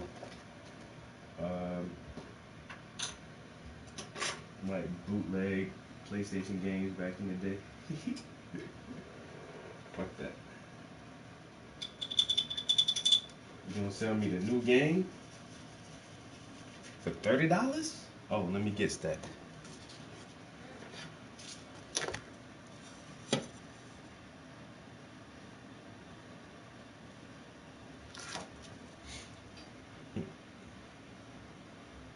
Peace. How y'all doing? This is Dr. Ali. It's Sunday, April 17th, and I am doing this video for a number of reasons. Yes, please. First of all, I pray that this message reaches you in the best of both spirit and mind. I am in preface what I'm going to say and let everyone know that I am fasting. I haven't eaten since Thursday, and today's Sunday, so my mind is moving at a very quick pace. So I'm going to strive to be as clear and concise as I can. When you look at the camera, I'm looking at myself, still getting the hang of this, but I'm going to strive to be as clear and concise as I can as I read this message, and as forthright as I can, walking that fine line between being passionate in what I'm trying to convey and expressing my disdain for the ignorance that is permeating this society, particularly women's minds, as well as, doing it with the right type of spirit energy. This is an Adinkra symbol, the Adinkra symbol of love. So know and understand that everything that I say today is going to be said and expressed with the intention of love, even if it's a little hardcore, because some of what I have to say is hardcore, but this is very trying time that we are living in, and the subject matter is extremely urgent and important. You may hear the music in the background. That's my Zen music to help me to stay and right spirit. Like I said, I am fasting, so my energy and my mood can quickly turn and sway if I don't control it, and I'm definitely in control mode. I know that there is going to be a number of different audiences that are going to listen to this video. One of them is going to be serious sisters who are really focused on finding themselves and working to edify the minds of our daughters. I welcome you. You are absolutely who I am striving to reach. I also know that there's going to be an audience of women who don't really want to hear any type of logic and reasoning, who are set in ways as far as their perspectives, and whose minds have totally been shaped and molded in the image of I'm just gonna keep it a buck. Without even realizing it, you think you have your own mind, you think you have your own thoughts, you think you have your own perspectives, but you don't. You are regurgitating information that someone else has put into your mind. I welcome you as well, and hopefully you can take something constructive from this conversation and give it back to our daughters, because that is my most important audience. This point, I'm willing to sacrifice a lot of this foolishness and a lot of these grown-ups who have no clue and no concept about the reality.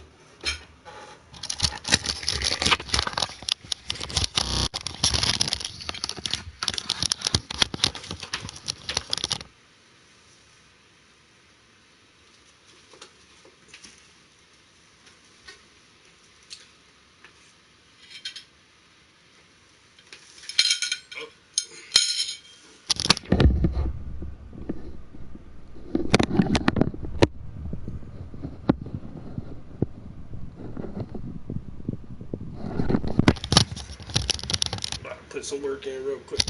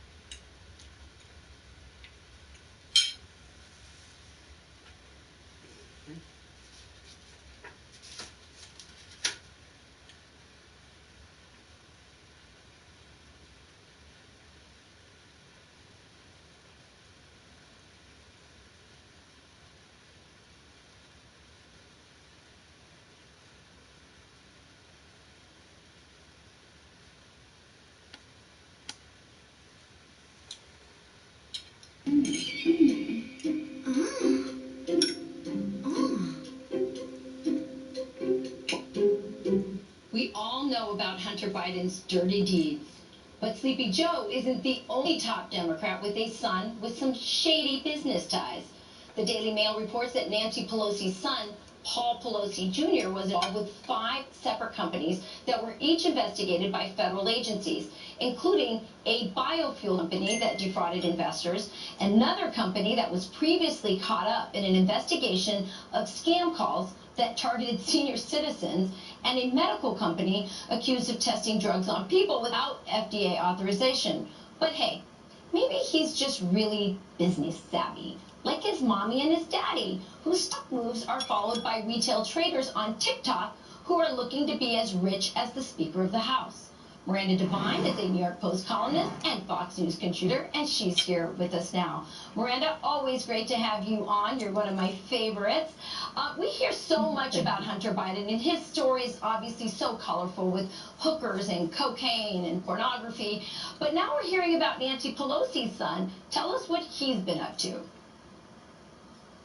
Well, look, there is obviously a corruption problem in Washington, and Paul Pelosi Jr., who's one of Nancy Pelosi's children, has obviously been profiting by his involvement in various companies, which all seem to have come under the investigations of the FBI and the Justice Department for various shady dealings. And most unfortunate for him to have been propelled into high positions in some of these companies. And the companies have fallen into disrepute, but yet nothing has happened to him. And that really is a pattern that we also saw with Hunter Biden. And I think, look, the difference, I guess, here is Joe Biden internationalized what has really been a disease in Washington of influence peddling. We've known that for many decades, and Joe Biden was a past master of it in Delaware and with his very powerful positions in the Senate. And then, of course, he internationalized it when he became vice president. Now, Nancy Pelosi, we also know, has herself enriched herself, as you just mentioned, on these stock picks, which were extremely lucky, over companies that she had regulatory authority over. So that is very suspect and really unfortunate that the Speaker of the House is dabbling in that. Yeah, it's shady. I mean, Martha Stewart went to jail for that. Why aren't the Pelosi's?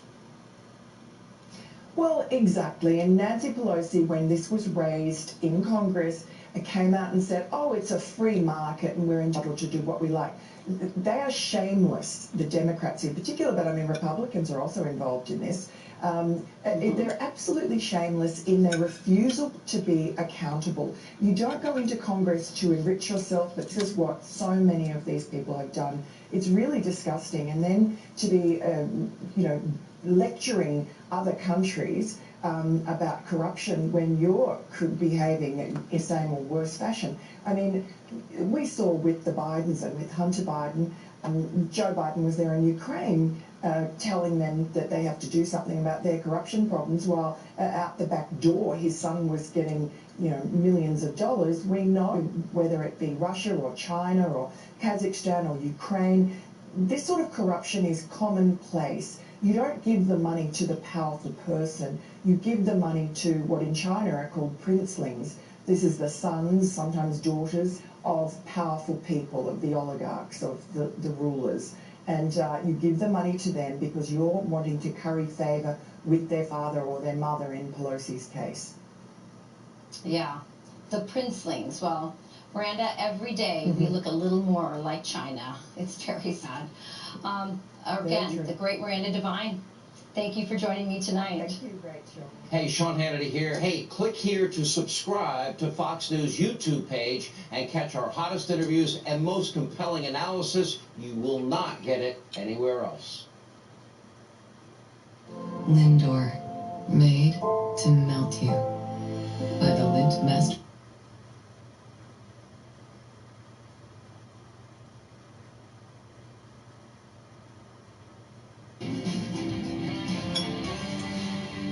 There's a lot of talk about disappointments and things we haven't gotten done. We're going to get a lot of them done, I might add. President Biden trying to make the best of a week of epic failure and embarrassment. The White House now reeling after suffering one humiliating blow after another. The Supreme Court slapping down Biden's vax mandate. Inflation surging to the highest level in 40 years, while Biden's poll numbers are plummeting to record lows. And it gets worse. Biden getting called out by some in his own party for his unhinged voting rights speech in Atlanta that Stacey Abrams snubbed. Democrat Senator Kyrsten Sinema crushing his plan to kill the filibuster before it even got started. As far as the pandemic that Joe Biden promised to shut down, cases are hitting record highs. And that's just a small taste of the major setbacks. Press Secretary Jen Psaki spinning like she's never spun before to try to clean up the mess Biden's left behind. President Biden promised to bring decades of D.C. experience to the Oval Office, but Build Back Better has not passed, voting rights apparently not going to pass, and vaccine requirements that he likes are apparently illegal. What happened? Look back and what we were able to accomplish, that include getting the American Rescue Plan passed. He also pressed, despite skeptics, to get a bipartisan infrastructure bill passed. The work of an administration continues after 1 year. What happened to the guy who, when he was elected, said, to make progress, we must stop treating our opponents as our enemy? He was not comparing them as humans, he was comparing choice. And the media that's tried to prop up and champion Biden every step of the way is now melting down over this week of incompetence. Listen. President Joe Biden has had a very tough week. I know they're never supposed to look at the poll numbers, but my goodness, every time I think the White House thought they've hit bottom, there seems to be a new bottom. It is hard to think of them as anything other than right-wing ideologues. They should all just have right-wing talk radio shows. They are not justices in the great tradition of Supreme Court justices. They're just politicians. Kyrsten Sinema did something that is extraordinary. She completely politically embarrassed the leader of her own party and the sitting president of the United States. And you know things have hit rock bottom when the Clintons are getting involved. Bill and Hillary are swooping in and now giving Joe Biden advice on what to do next. Dagan, if the Clintons come and offer you advice, I think it's a good idea to just maybe be careful. Bill Clinton wants Joe Biden's job. Yeah. If he takes advice from her, he is as dumb as we think he is. Here's my headline. A loss for Biden is a win for America. Think about this. So some of these setbacks this week will actually be great for the country and the economy, and maybe even by extension, Biden and company in the White House. The Supreme Court knocking down the vaccine mandate will help companies keep and hire workers. It will prevent the supply chain problems from getting worse and prop up the economy. Again, they wanted to throw wrenches into the works of our fine economic system. That's not going to happen. The Build Back Better monstrosity is dead. $5 trillion welfare program. That would have made inflation worse, so that helps the Federal Reserve fight inflation. And then keeping the filibuster intact means that the nation stays course. It's good for the country. It's not far left or far right. But how bad is it for Joe Biden? Today, a group of Senate Democrats including Joe Manchin and Kyrsten Sinema, sent a letter to the White House wanting, and I'm going to paraphrase here, wanting to know what the hell is going on with the COVID response. It was written by Senator Jackie Rosen, but also John Ossoff and Mark Kelly signed it. I think it's the third letter from congressional Democrats this week. That $2 trillion plan that Jen Psaki was bragging about, less than 1% of it was for therapeutics to treat COVID. Instead, these people in the White House have been jawboning about masking, vaccines, and testing. And all three of those have been a failure. Yeah, Brian, the new testing plan, they're going to have a website live on Wednesday. We'll be monitoring that. And then it's going to take up to maybe 12 days to ship the test once you order it. 12 days. What are they, is it carrier pigeon? How are they getting them to their homes, Brian? Number one, what about ordering something today? I know you have a big weekend coming up and you'd like to go home to Delaware. Can someone fill out an invoice in that department and just order the test? We're not asking to innovate the test, not asking to even innovate the therapeutics, not asking to innovate the vaccines. We're asking to execute. Execute because you said that you guys had all the experience. You know how to do this. You were 4 years prior, you had it for 8 years. This is basically the same group. You got Susan Rice, you got Ron Klain, who was helping the vice president last time. They've been friends for years. You got to fire everybody. You got to clean house. This is a flat-out disaster. And so I always say to myself, what is, for a Democrat, where do you go from here? So I'm thinking to myself, see if you can get some wins. The infrastructure deal was a win. When they both agree on Electoral College, decided it's a problem when the vice president, whether it's Joe Biden or it's Mike Pence or it's Al Gore, when they have to go gavel in the official tally, it seems to be an issue. There seems to be blow-ups every time. So let's just forget about that. We both sides agree on that. Take that. And then I look down and I say, what did he talk about today?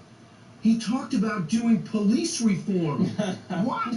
Police reform? We have these cities overrun with crime. In 2 blocks, we're going to be talking about carjacking 101. And now he's talking about police reform. You're going to crack down on cops. If there's anything that should be left on the side, it's that. And if I don't want to take Harold Ford's talking points, but you got to look for a thing you can get some wins on. So talk to Joe Manchin now. And Bill Clinton had great advice, by the way. Talk to Manchin, whatever he wants, and you build back better, and pass it. And the rest of the stuff, run on it. So you run on it next time. You want 4 more years, and you go ahead and say, I got some of Build Back Better. And instead of vilifying these moderates, include them in and say, this is the best I can do. And lastly, the worst thing to happen to Joe Biden, I think historians will write, is for him to invite those historians to the White House to talk about FDR and LBJ, and for him to win those Senate seats in Georgia. It gave him the sense that he could do anything. Even though you think he knows reality, he can't do anything. Well, I was going to go to Sandra next, but you just name-checked Harold Ford Jr. So, Harold Ford Jr., how bad is it? Is it...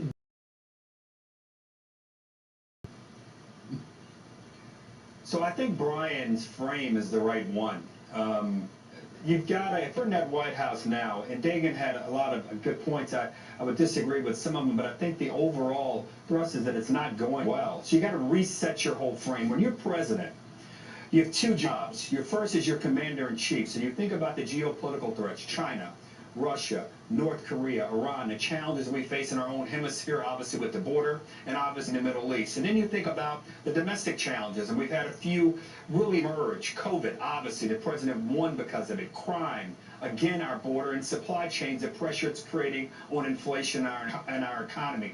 If I'm him, I sit back and say, what is it, to Brian's point, how do we create, within these thin majorities we have in the House and Senate, an agenda that's going to begin to address these concerns, frame those concerns.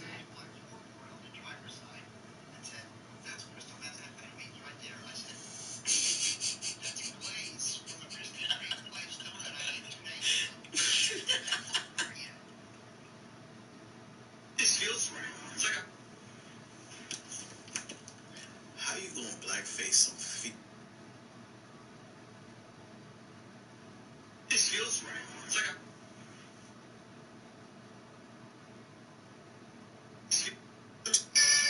I keep my sons in the playroom, so me and you ain't never in the same room. I tell him he's a cookie 'cause it's good for him, and when he eats a cookie, he got good form.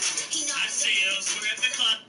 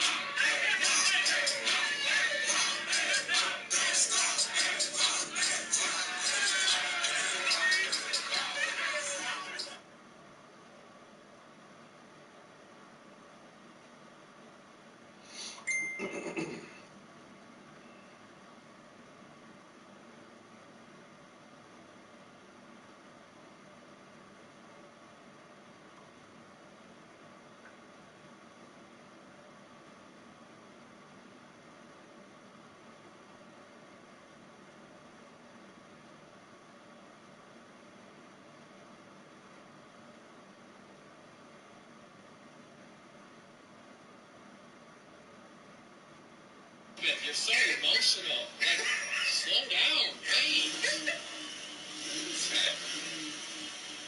Buddy, if you want to impress my girl with the vehicle, it's going to have to be a food truck. Relax. Right? You know what I mean? This guy thinks he is. Elizabeth, you're so emotional. Look, I have another surprise. Look.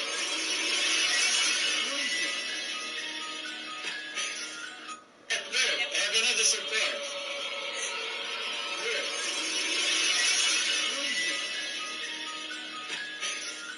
Look, I have another surprise. Elizabeth, you're so emotional. Like, slow down. Wait. Buddy, do you want...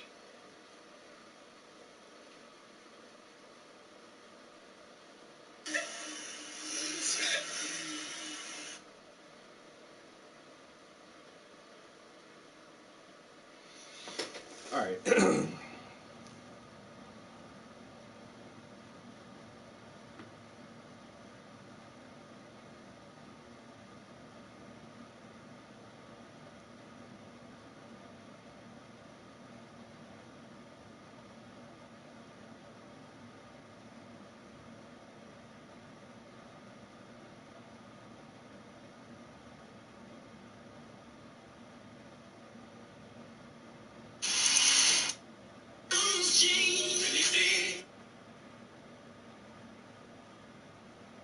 School system.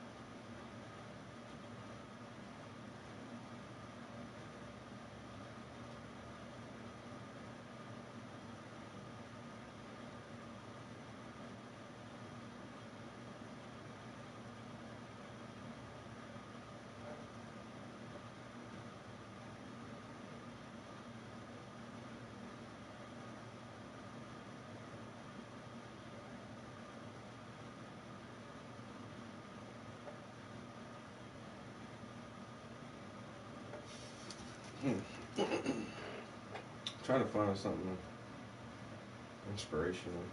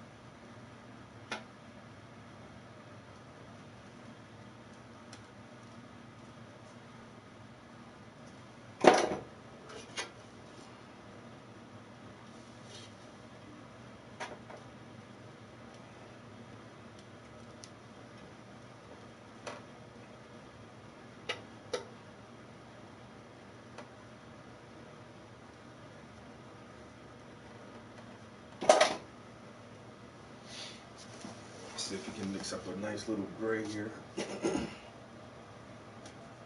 Them consistently, and I would argue constantly. We've had this conversation around the table before, and we all have very strong opinions about it, but I root for whomever the president is. We want COVID defeated. We want inflation tamed. We want our geopolitical adversaries to know that they can't push us around. So the president's got to reset, reframe, and if that means bringing new personnel around, he should consider that. I'm not sure that's what he has to do, but if he does, he should consider it. But he's got to get a frame, a set, and a reset, and go out and meet people where they are, the American people, and again, grab those wins that are easy wins in front of you, because one victory can produce another victory and another victory after that.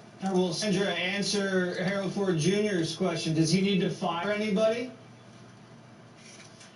I don't know if he'll have to. I mean, can you imagine Jen Psaki wanting to stick around much longer after this? She's got a tough gig. Yeah. I mean, I woke up flipping the channels, hearing CNN saying Biden had a week from hell. John King, the country's frustrated. The headline on Axios was Biden's epic failures. USA Today writing that Biden just had a terrible, horrible, no good, very bad day, and it's going to get worse. I mean, Jesse, when you were going down the list of all his failures just this week alone, I checked them off so that I could go where you left off, and you left out. Inflation hitting its highest level since 1982. McConnell taking to the Senate floor to go after the speech he gave in Georgia on Tuesday, where he was snubbed by Stacey Abrams.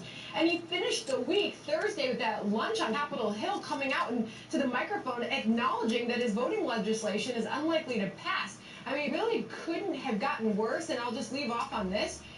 Jen Psaki announced this morning that he's going to hold a formal press briefing on Wednesday, press conference, I should say, on Wednesday, the eve of the first year in office for this presidency. That's Thursday. That marks 1 year.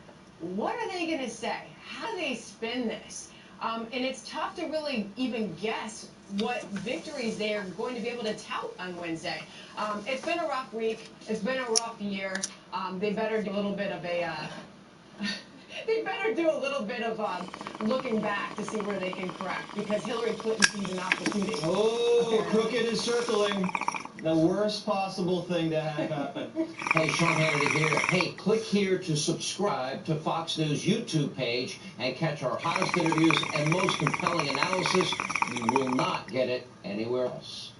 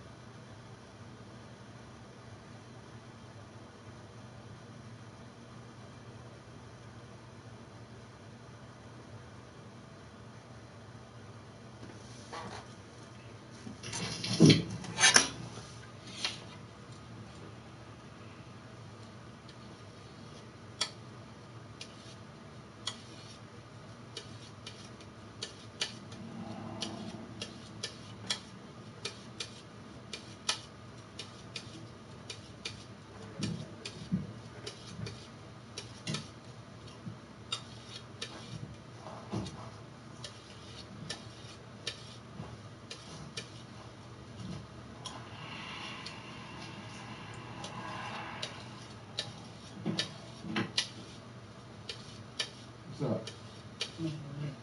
Mike? What's good? You turn the light on, what's up? Who you here to meet? Huh?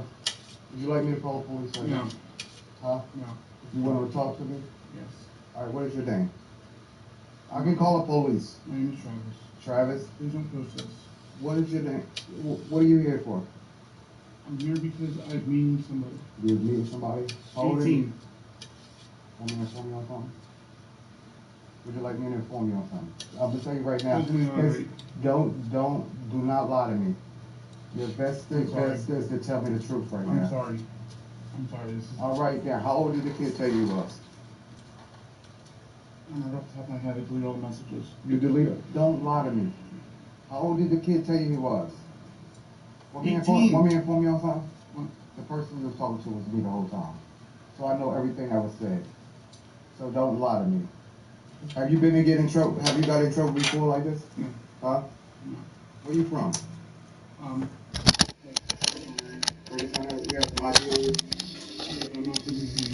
You want me to call the police on you right now? My ID. That's my personal shit.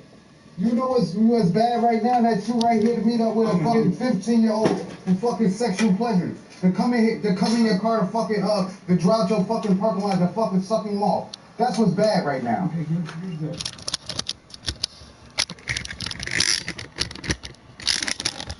Got him. From Greenville, PA. Jefferson Street. Like, what is your problem, I'm fucking in charge. That's what I am. Said they said they're 15. 15 years old, bro. Now don't shake hands. I need you to make a fucking phone call for me too, man. What? Make a phone call? Yes. For who? For who? Yeah. If you was to get locked right now, who would you call to bail you out? Who would I call? I don't really have many people. I need you to call somebody. I'm not calling anybody. Huh? Please get out of my car.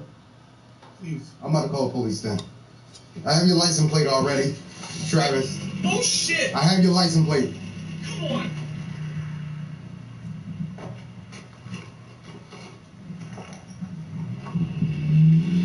Looking for somebody? Huh? What car are you looking for? Oh, it's mine. It's mine. I just came out. I just was in the store buying stuff. Yeah, I just brought stuff out of there before. I brought gloves. It was another guy in there. Oh, so I brought gloves earlier. Yeah, I was just parked up right here. Yeah. Oh, okay. Yeah, because my alarms are going off. Oh, for me right here? Yeah. Oh, I'm sorry about that. No problem.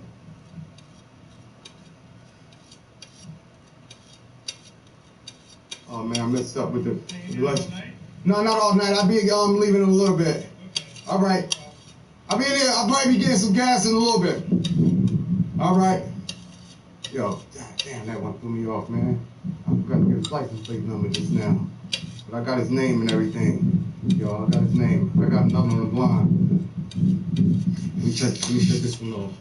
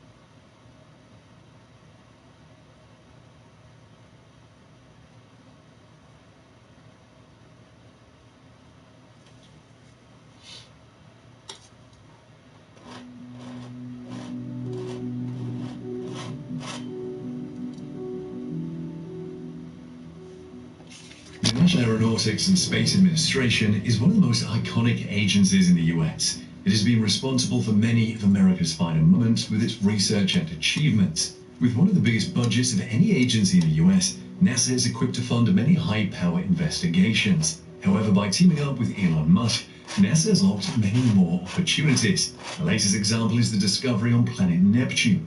What has Musk and NASA discovered on Neptune, and how does it affect you? Join us to explore Elon Musk and NASA's insane new discovery on Neptune that changes everything. What is the longest distance you have ever traveled? If you had moved from one continent to another, most probably in an aircraft, you could have covered thousands of miles. That is child's play compared with Voyager 2's journey.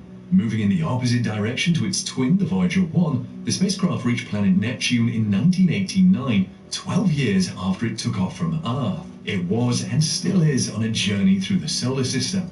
What it discovered on Neptune was mind-blowing. The spacecraft beamed the first images of the planet's rings, but there was another discovery, a massive and violent storm. NASA scientists were not expecting the storm Voyager 2 sent the pictures of. It was spotted in the southern hemisphere, appearing as a counterclockwise wind of up to 1,500 miles per hour or 2,414 kilometers per hour. It was the strongest ever recorded. Astronomers called it the Great Dark Spot. 5 years later, it had gone by the time the Hubble Space Telescope looked at the planet. This led to lots of questions about why the winds were so strong. The strong wind, however, was not the only thing puzzling scientists about Neptune. Its temperature was also a mystery. Voyager 2 revealed that Neptune is warmer than Uranus despite being farther from the Sun. The conventional wisdom was that the farther you go from the Sun in the galaxy, the colder it became. Yet Neptune is warmer than Uranus. The question is, where is the heat on Neptune coming from? As physicist Brian Cox discussed in his BBC documentary The Planet, the source of this extra heat remains a mystery. However, the bigger puzzle was whether the two usual behaviors, that is, the strong wind and the elevated temperature, were in any way tied. Some scientists speculated that unraveling one mystery would explain the other, but how would this be achieved? Measuring Neptune's temperature, however, is not so straightforward. For example, on Earth, you can take measurements on the solid surface and calculate the global average. If you must take a temperature of Neptune, it has to be at an altitude. This is where you need to make another decision. At what altitude will you take the measurement? There is something else about the temperature measurement taken by the Voyager 2. Obviously, it took the temperature from the outermost layer. At that point, the temperature of Neptune is not so much higher than that of Uranus. But since Neptune receives less solar illumination because it's farther from the Sun, it shouldn't be the case. What this similarity in temperature suggests is that Neptune is warmer in terms of how much heat it emits in comparison to the amount of heat it absorbs from the Sun. According to Anthony Del Genio of the NASA Goddard Institute for Space Studies, Voyager's measurements show Neptune emits more than twice as much heat as it absorbs from the Sun, while Uranus does not. This doesn't make Neptune unusual, though. In fact, it makes Uranus weird because other planets like Jupiter and Saturn also emit more heat than they absorb from the Sun. As stated earlier, the progression of temperature as you go farther away from the Sun shows Jupiter to be the warmest of the gas giants, Saturn next, then Neptune. Uranus is the one that is out of place. Del Genio explained the oddity further.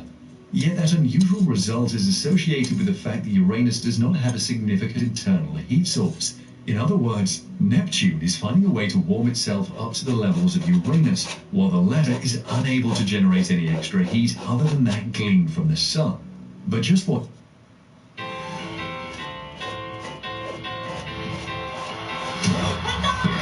Just a minute.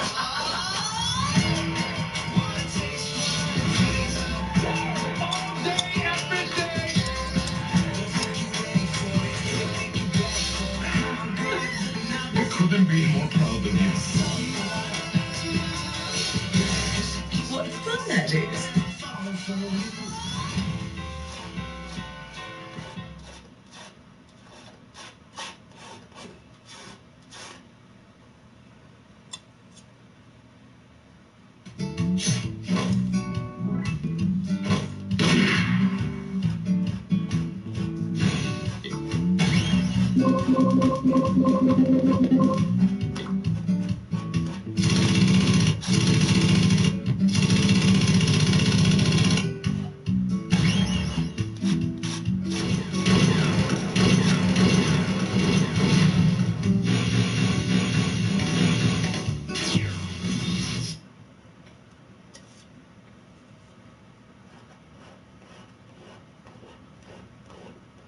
Is an internal heat source. In simple terms, it is heat left over from the birth of the solar system when these planets were formed. The heat contracts out of the primitive solar nebula, forming an effect known as the Kelvin-Helmholtz contraction. The extra heat source on Neptune, Jupiter, and Saturn is primarily due to gravitational contraction. As the planet slowly gravitationally contracts, the material falling inward changes its potential energy into thermal energy, which is then released upwards out of the planet. For Uranus not to have such a heat source, something must have happened to it. So the question is, why does Neptune produce heat internally but Uranus does not? There is a possibility that heat is not released from the interior at a steady rate, but instead comes in bursts. According to Joshua Tollefson of the University of California, Berkeley, we may just be seeing Uranus in a quiescent period, whereas Neptune has burped recently. The burps are convection, which may happen in discrete episodes separated by long time periods. But we may not know if it works this way for sure unless we see one of these convective episodes take place. Or it could be an issue of Uranus being an old-timer and Neptune younger. Amy Simon, a NASA senior scientist for planetary atmosphere research at the NASA Goddard Space Flight Center, explains how much a planet radiates depends mostly on how old it is and how quickly or slowly it releases that heat. An older planet would be colder. How quickly they release depends on the interior structure and composition, cloud layers, convection, and so on, and that can be rather complicated. NASA scientists are painfully aware that a single flyby by the Voyager 2 is not enough to explain all the mysteries locked in planet Neptune. To remedy this, a group of scientists named Conceptual Exploration Research, CONEX, have proposed a spacecraft called Arcanum. The Arcanum mission is a proposed L-class spacecraft that highlights the revolutionary approach which can now be taken to future space mission design. Weighing in at about 20 metric tons, the spacecraft would be 4 times heavier than the largest deep space probe to date, NASA and ESA's Cassini-Huygens mission, which explored Saturn from 2004 to 2017. CONEX's Arcanum would have numerous components, including an orbiter to study Neptune, a lander to study Triton, and a penetrator to strike Triton's surface and perform a seismic experiment to understand its geology and its structure. The mission could also be equipped with a telescope, allowing for studies of the outer solar system and to aid the hunt for planets around other stars. However, the problem is that there is no existing rocket that could currently launch such a craft as CONEX's Arcanum.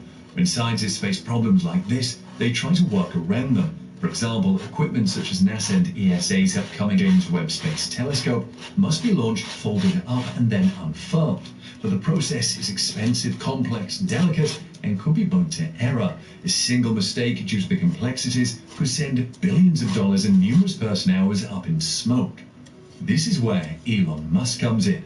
Much has already been made of Musk's Starship's human spaceflight capabilities, but the rocket could also revolutionize what we know about our neighboring planets and moons. According to Ali Bramson, a planetary scientist for Purdue University, Starship would totally change the way that we can do solar system exploration. Planetary science will just explode.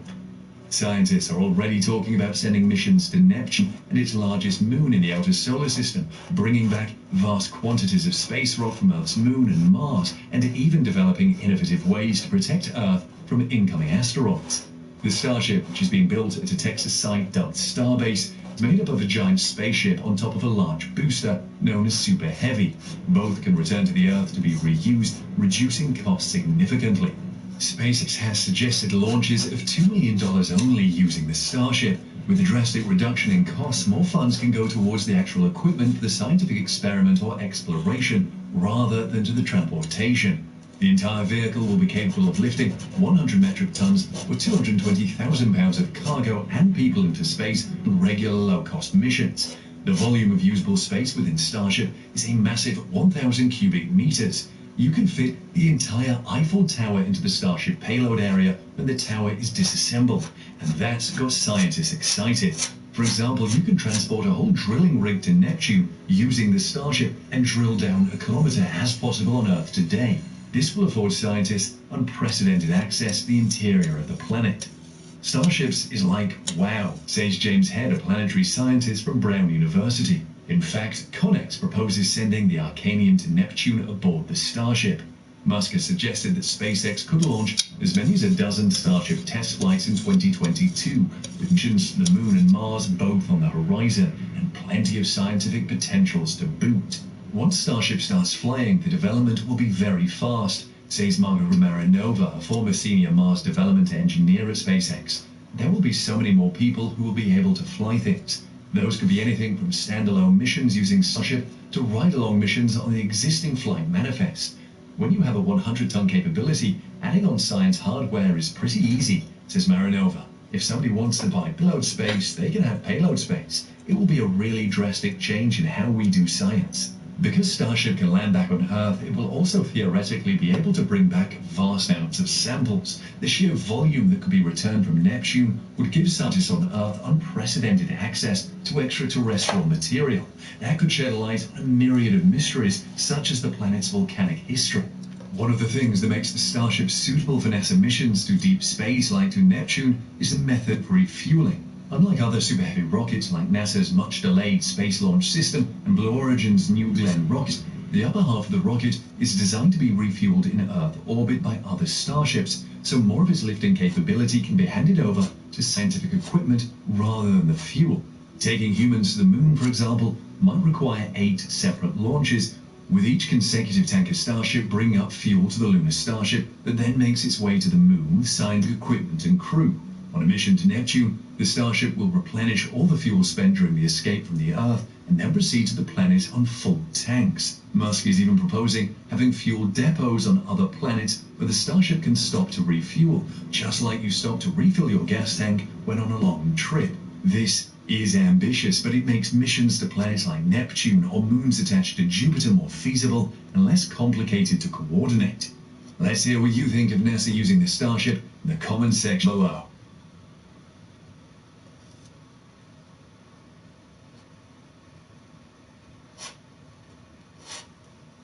Or someone you know is suffering from addiction.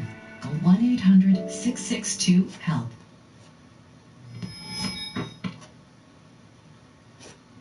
Talk title was advertised as colonizing space, and that word colonization carries such baggage over the past couple of centuries that I think it's time to just call them space settlements. In fact, I think it's even a little more accurate.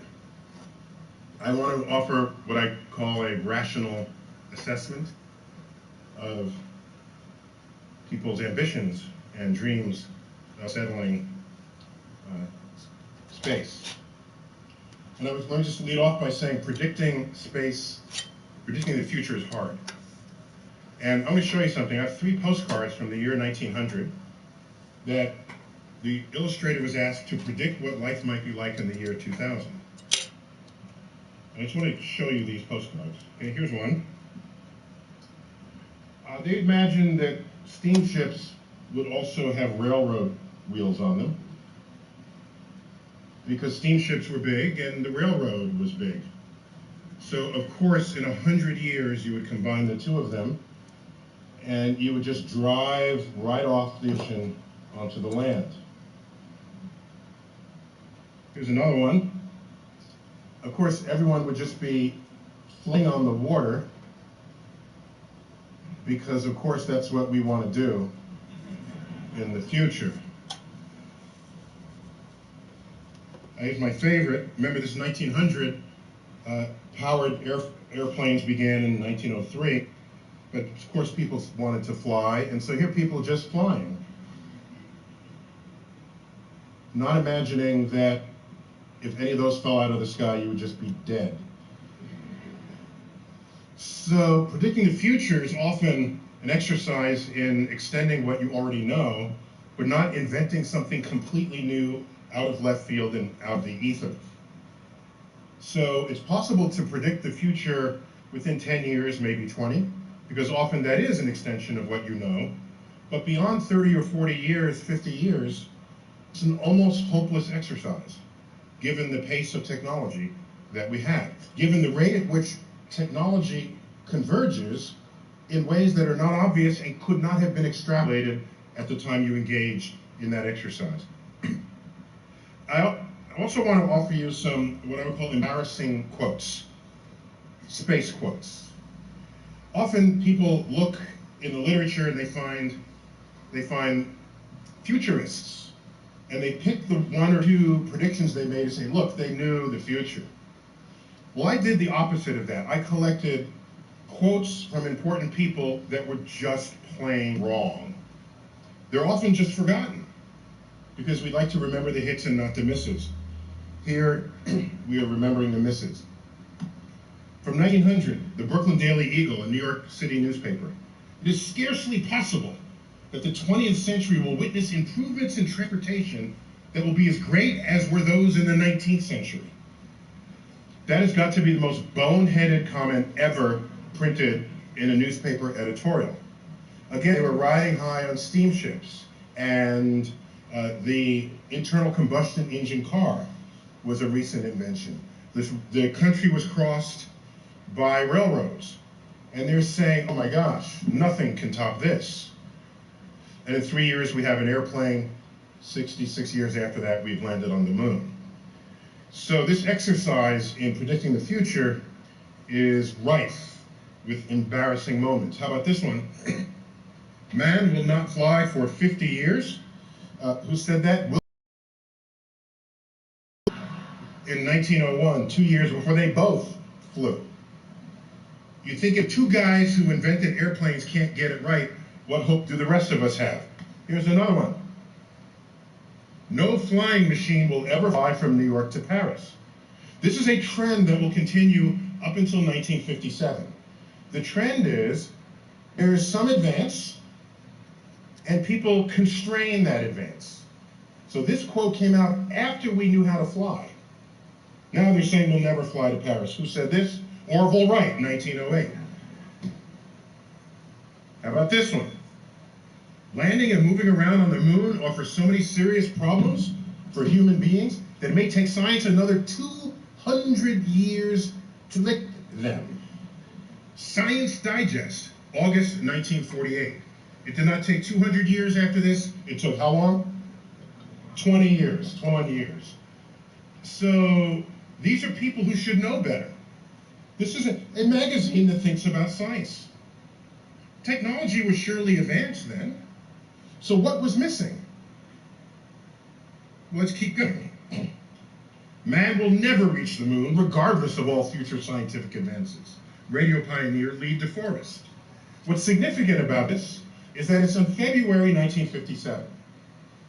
This is 7 months before Sputnik. 9 months before Sputnik. Launched October 4th, 1957. The moment that happened, the instant that happened, all of this changed. All of a sudden, the technology became real. The ambitions became real. And then people went back into the future predicting business, but then they began to over-predict. It happened basically overnight. A manned lunar base will be in existence by 1986. Who says that? The Futurist, 1967. The Apollo program is already in progress. So we know space is within access to our technologies. But we're assuming that we'll continue at that rate. Sorry, I didn't finish the quotes on the other side. We assumed that what was in progress will continue unabated. And that assumption was based on deeply false premises. Let me not use the word false, I'll be more severe and say deeply delusional premises. A premise that I will attempt half of this talk to convince you of. How about this?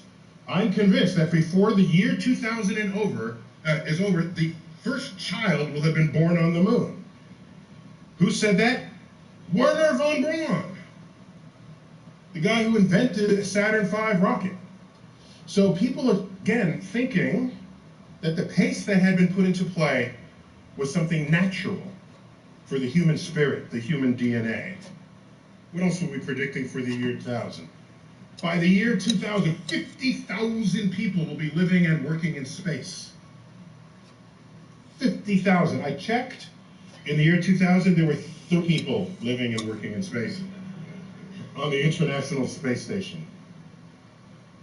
Mixed in with this is also some foggy memory, particularly on my side of the ocean. Okay? We, in America, we think of ourselves as space pioneers.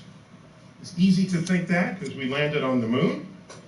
It's easy to think that we were driven by a certain sort of intrinsic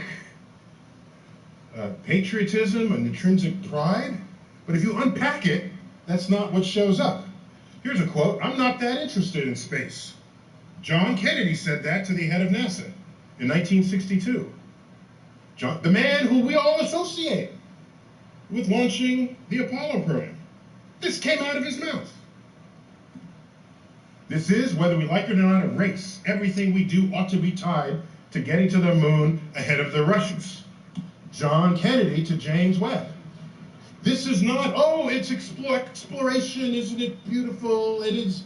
There was no such dialogue. Here's a bust of President Kennedy in Kennedy Space Center, Florida, and chiseled in the granite. I believe this nation should commit itself before the decade is out to put a man on the moon, return him safely to Earth. We all can hear those words. They're stirring. What they left out is the speech where that quote comes from was to a joint session of Congress 6 weeks after Yuri Gagarin came out of orbit. The United States did not have a rocket that wouldn't explode on takeoff, a human-rated rocket. So we freaked out. Does that translate in the translators? Freak out? I don't know how else to say that. There's no, that's the word. We freaked out. So what he says before this is, if we are to show the world the path of freedom over the path of tyranny, then we need, if the events of recent weeks, wouldn't even mention Yuri Gagarin's name, if the events of recent weeks are any indication of this, the impact of this adventure on the minds of men everywhere, then we need to show the world the path of freedom over the path of tyranny. It was a war driver. That was in the same speech where this quote was uttered. Why didn't put that in the granite? Plenty of space to chisel in, beat the Russians. That's left out. Well, yes, we went to the moon. Yes. Yes. Yes, we did this. Driven by Cold War fear. So all the people who are not thinking Cold War fear, thinking that going to the moon was just the thing people do, when we stopped going to the moon, people cried foul. People said, we just need the charisma that Kennedy had and that'll fix everything. We just need the political will like we used to have. No, what we needed is Russians who want to go to the moon ahead of us.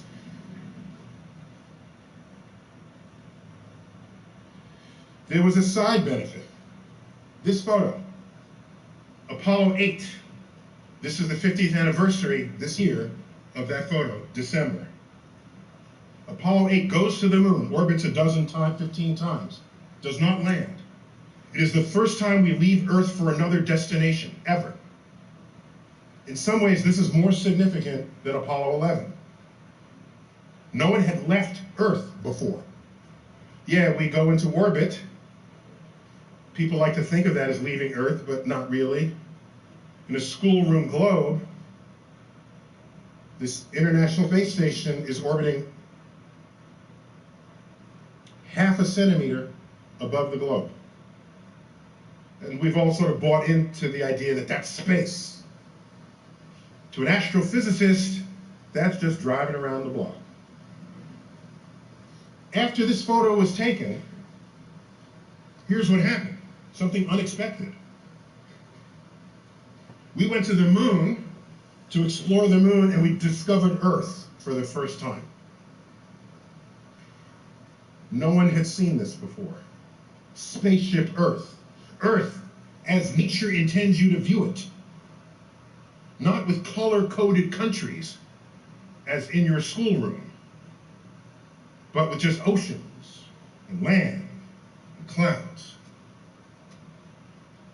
This was the beginning of the modern environmental movement. What happened between 1968 and 1973? What happens? 1970, Earth Day is established. Why didn't we establish that in 1960 or 1950? We were going to the moon when Earth Day was established. DDT was banned in 1973. Leaded gasoline was banned in the United States. Many other countries followed suit thereafter. Comprehensive Clean Air Act, Clean Water Act. The organization Doctors Without Borders was founded. That was founded in Switzerland. They probably would have formed anyway, but would they have called themselves Without Borders? I don't think so. Where do you even get that state of mind? Unless you saw Earth from space. So you can ask, what is the cost benefit of going into space?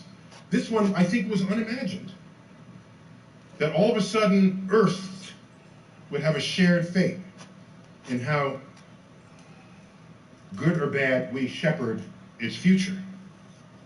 So now you have to ask, what's your budget for space exploration?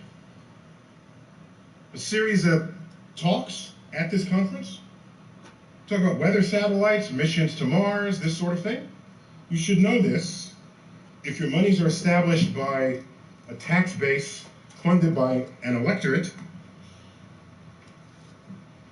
research with unknown returns on investments in fields not yet fully understood by the public. This is really hard to get money for. But you know what it's not hard to get money for? I'll tell you. Here it is. I was invited to write a chapter for the Columbia History of the 20th Century on exploration. And I hemmed and hawed, and I finally agreed. I was going to make a grid of all the most expensive things civilization has engaged in, and look at how much it costs and what they did to get the thing paid for. And I thought to myself, if we're going to send people to Mars, I find that on the grid and find out what motivated the people to pay that. And then we could learn from the history of civilization. When I did this exercise, I arrived at only 3 drivers that enabled a nation to commit large sums of money. One is obvious: war. People will spend almost any amount of money to not die. And so what kind of projects come under war and defense? The Apollo program, initiated out of fear of the Russians. The Manhattan Project, huge diversion of funds in the middle of the Second World War by the United States with an international team of scientists. The Great Wall of China, a huge undertaking. The interstate system in the United States, it's just roads, of course. However, the interstate system are roads built to a specification established by Eisenhower after he saw the Autobahn in Germany in the Second World War. The Autobahn did not wash out in the rain. It supported troop movements and tanks. And he said, I want one of those. In came the interstate system, $100 billion. In fact, the interstate system cost the same as the Apollo program, motivated by not wanting to die, move material and personnel around. What's number 2? This is not as common today. Used to be common: praise of deity or royalty. From that you get the pyramids, and you get Versailles, you get a cathedral building in Europe as an activity. Huge investments in financial and physical capital. Today, royalty is not as powerful over nations as it was 300, 400, 500 years ago. So you don't see today. I don't know why my messages are acting like that right now. It's kind of weird.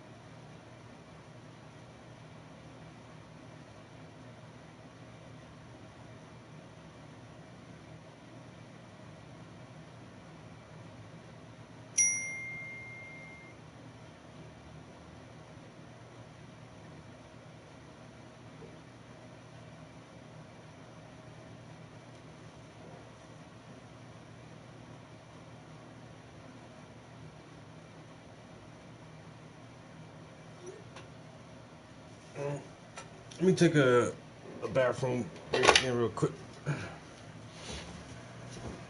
Drank too much coffee this morning.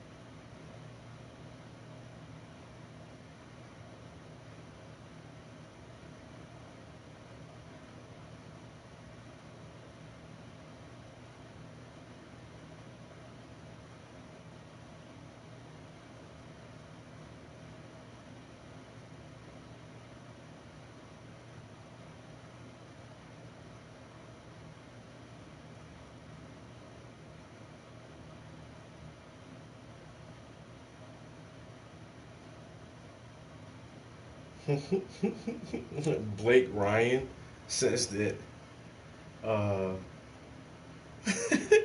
this doesn't even make sense. Blake Ryan says that black people have smaller brains. Europeans are a dominant race due to their intelligence.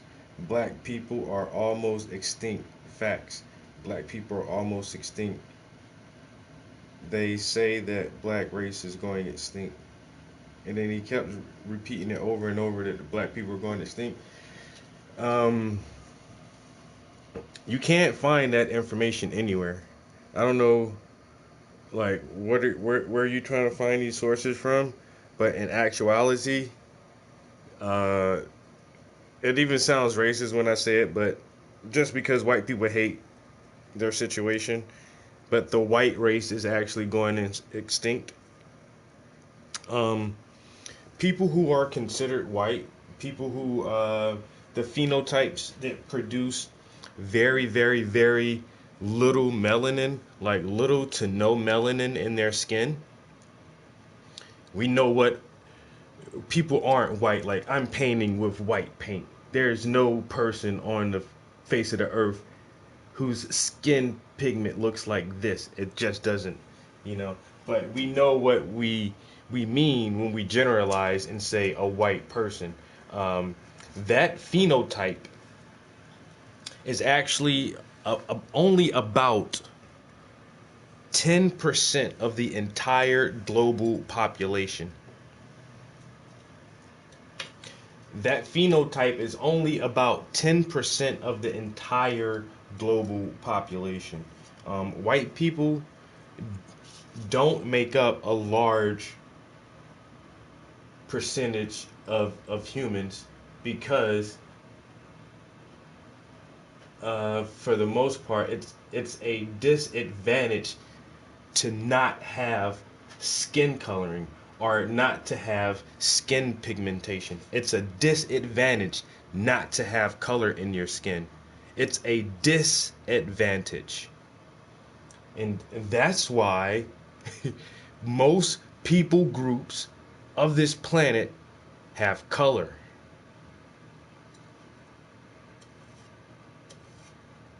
Even if you break the people groups down into the most basic sounding categories, there's brown, yellow, black, red, and then you have white. So white is no color, and there's 4 different groups with color. That's why there's more people with color, because it's a better natural advantage as a human being that lives on the surface of a planet which has a harsh sun. It's just easier to have color in your skin.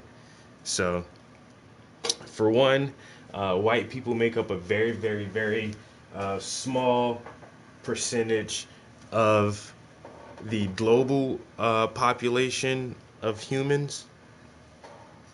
And then on top of that, their numbers are starting to shrink faster than anyone else's.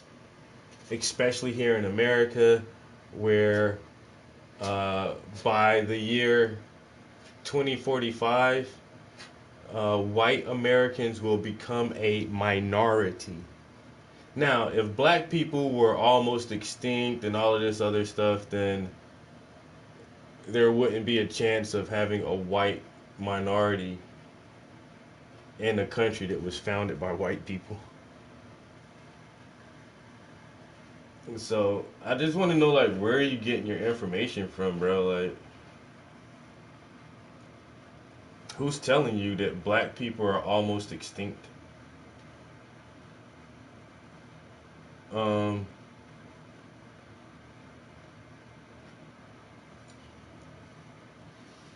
The continent of Africa is like one of the largest, if not, I think Africa is like the largest continent. Like, is where black people come from. So I don't know what kind of extinction event you're talking about for the the Negroid phenotype, but it's not going to happen anytime soon. I guarantee you that white people will go extinct before black people go extinct.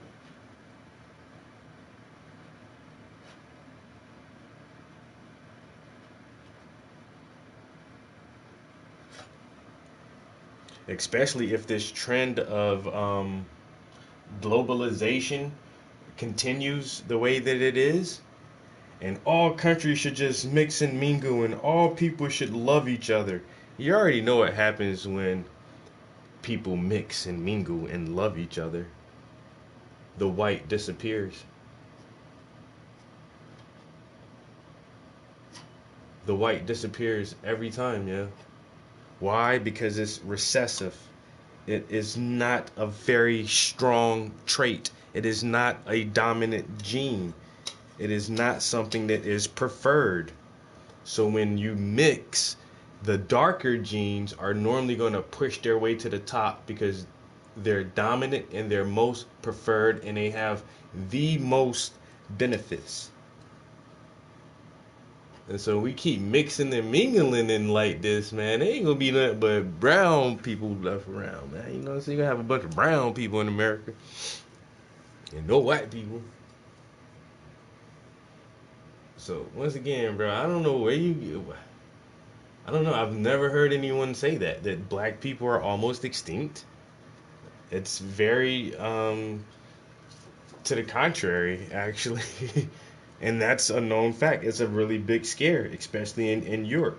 It's like, now you have European countries that are offshoots of Europe, like Canada, Australia, and America, were all European colonies. But even still, as much as the European has been able to spread out and colonize different areas, their numbers are still dwindling. No matter how much genocide they have perpetuated in the lands of the natives, their numbers still will not increase past the native people themselves. And then culturally, for about almost 2 generations with feminism and all this other shit, you know, families aren't as big as they used to be anymore. Especially in European families, because now the white woman wants to be equal to the white man and she wants to go out and get educated and be a lawyer or a doctor or whatever and not start a family. So we have that trend that kicked off.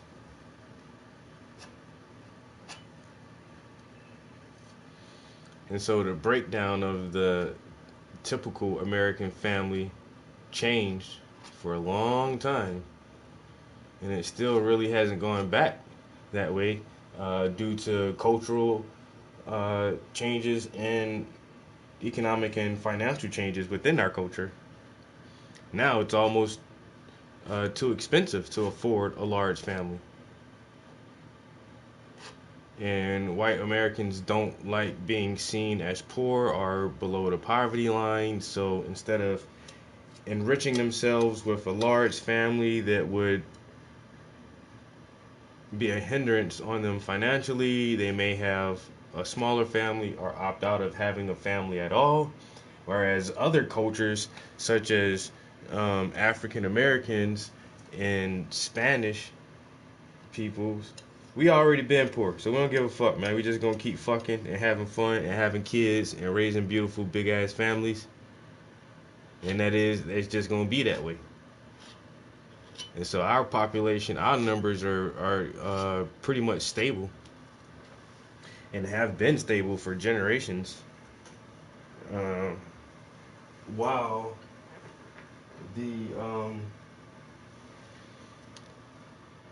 the white American numbers have been falling for several decades. And then on top of that, you can look at the sperm count and testosterone levels of the average white American male has been dropping dramatically over the past 2 generations also. So there's lots of studies that are going into why the Caucasian phenotype is slowly disappearing, and why they are scared of the dip in numbers. Once again, in the next 25 years, we're looking to see white people as a minority in the United States.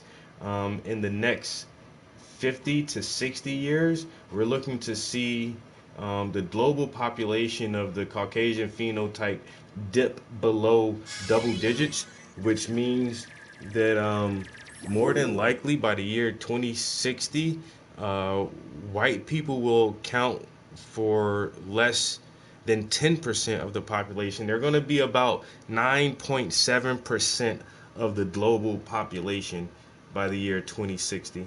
9.7% of the world's global population.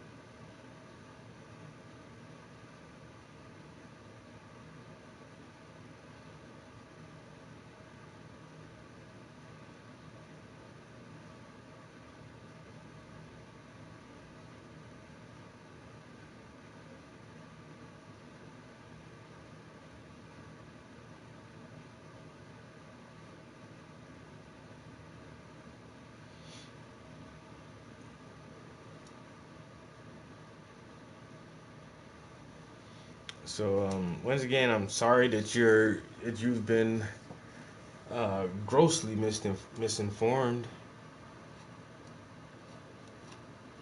Your numbers and stats are definitely incorrect.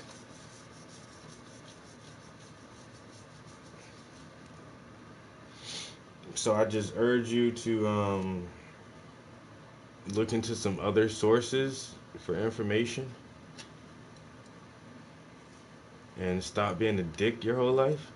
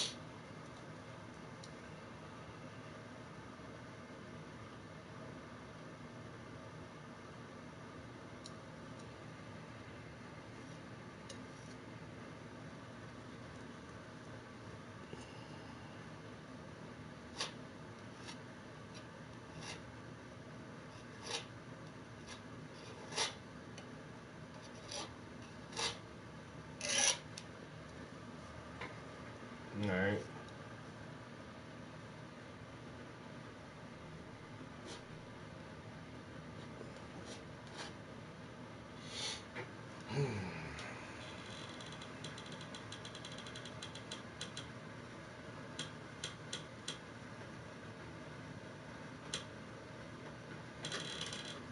The trolls be thinking they funny until somebody hit them with some facts. Facts ain't funny, are they?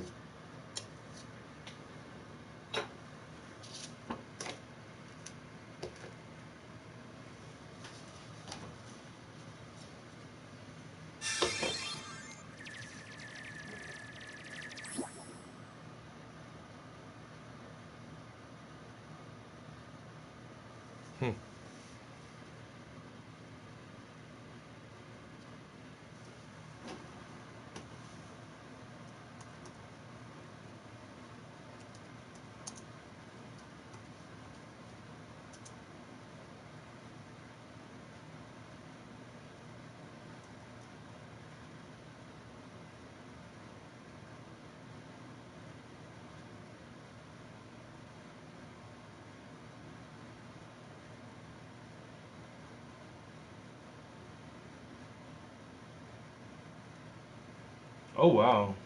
So this is from This is just from 5 months ago.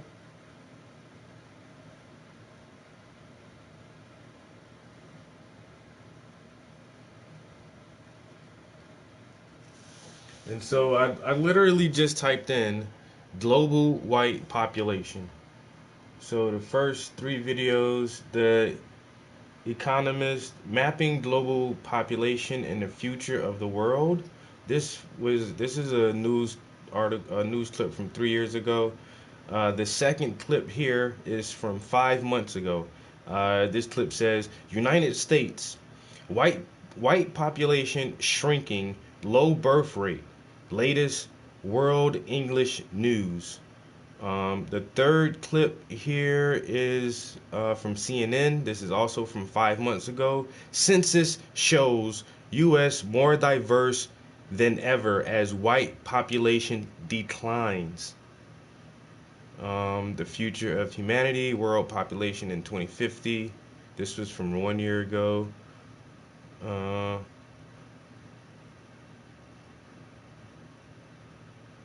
Here's another one from Reuters from 5 months ago. Census data shows white population shrinks for the first time. Another one from TRT World. White American population declines for the first time. This is from 5 months ago. See, this is some shit. This is how long I've been on it, and this is something that I probably watched right here. This clip is from 13 years ago. Global white population to plummet to a single digit. This was 13 years ago. People were already predicting, like, you know, in the next 40 to 50 years that white people will be a single digit percent population very soon. 9 point something percent. So I don't know how you can say that black people are almost extinct. Searching for a pre-owned car, truck, or SUV? Cadillac, Alfa Romeo, Maserati can help. We have. Let's move on now to other stories. The American Census Bureau has released the demographic data showing how the U.S. has changed over the past decade.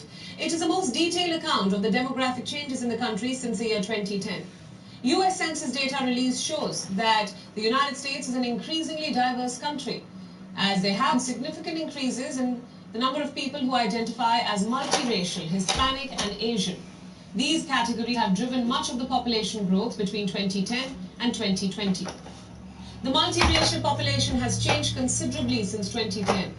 It was measured at 9 million people in 2010 and is now 33.8 million people in 2020, which is a 276% increase. The Hispanic or Latino population, which includes people of any race, was 62.1 million in 2020. The Hispanic or Latino population grew 23%, while the population that was not of Hispanic or Latino origin grew 4.3% since 2020. The white population remains the largest race of ethnicity group in the United States, with 204.3 million people identifying as white alone. But its share of the overall population is declining. The white alone population decreased by 8.6% since 2010. The U.S. is now 57.8% white, 18.7% Hispanic, 12.4% Black, and 6% Asian. The data also offered new details of the country's slowing rate of population growth. The population growth is lower than it has been at any time aside from the 1930s, and more than half of all U.S. counties lost population from 2010 to 2020. New York, Los Angeles, Chicago, Houston, and Phoenix remain the 5 largest U.S. cities. Phoenix, which grew faster than any other city in the top 10, surpassed Philadelphia. The fastest growing cities across the U.S. are now in suburban areas. The data release arrives months later than originally expected, as the census took longer to complete due to the pandemic. The delay has forced some states to go to court to postpone their redistricting. States use the data to redraw district lines for the U.S. House of Representatives after each decennial census. Now, the data will shape how $1.5 trillion in federal spending will be distributed to each state and local area. It will also be used by the state demographers to redraw political maps across an increasingly diverse country ahead, of course, of the 2022 midterm election.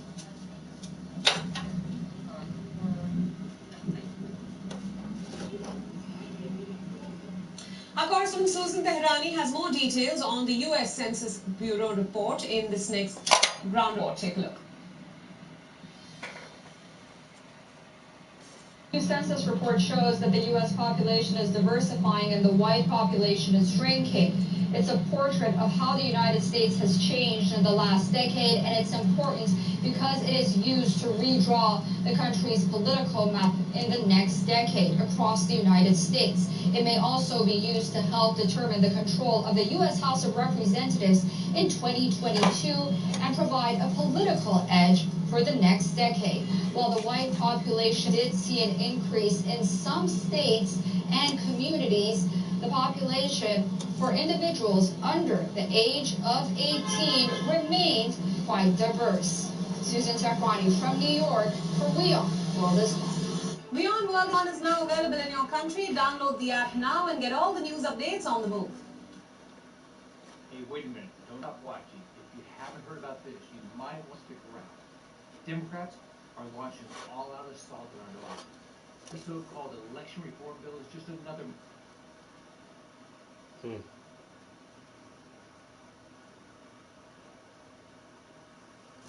So they're saying, yes, white people are kind of holding steady as the dominant racial ethnic group in the United States, but our population that's younger than 18 is way more diverse than the older generations, and that's going to be the determining factor in, once again, the next 2 generations, 2-3 years from now. 20 or 30 years from now, where the younger population who are more diverse are going to be inclined to consistently stay more diverse. And so once again, your traditional European phenotype is going to gradually fade away because black people are awesome. We're fucking cool as shit.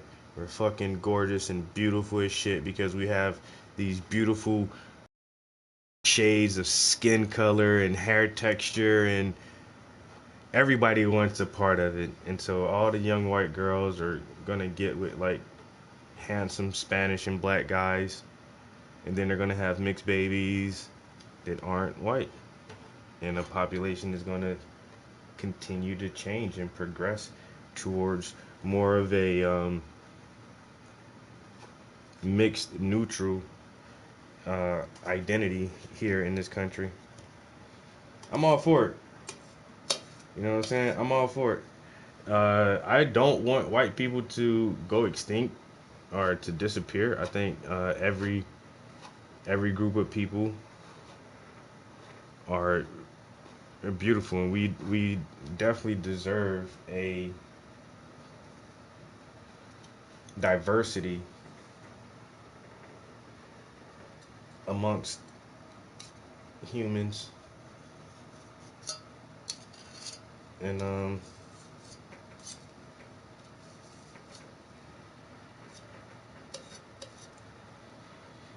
yeah, so I definitely don't want white people to go away.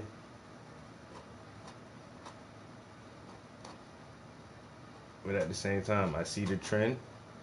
Like I said, I've been studying the trend for a while myself, just because I'm always interested in shit like that.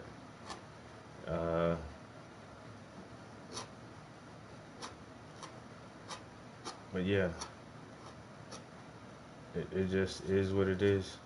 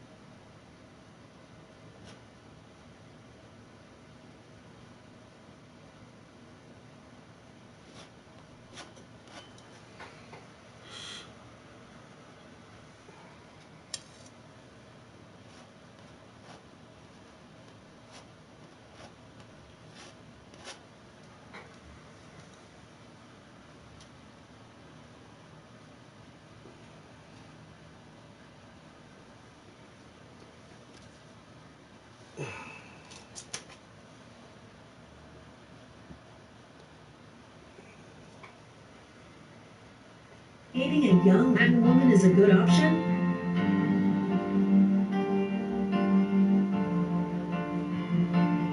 Why do young Latin ladies care about the age difference?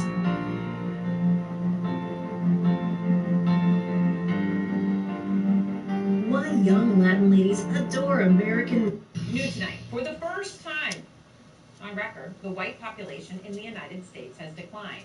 Just released data from the 2020 census shows the white population in America is down 8.6% from 2010. So just think about this context, okay? It's the first time it declines, and it declines by 8.6%. I mean, that's stunning. It's huge. So now the white population is 57.8% of the population. The Hispanic population grew by 23%, responsible for more than half of the entire country's population growth. More than half coming from Hispanics. Now, the population overall increased by more than 62 million across the country. And in California, the Hispanic population became the largest racial or ethnic group in the state for the first time, now making up 39% of the state's population. So obviously it's not a majority, but it's the biggest single group. So this is as the data shows much of America's population growth was in the South and West. That, of course, is not a surprise.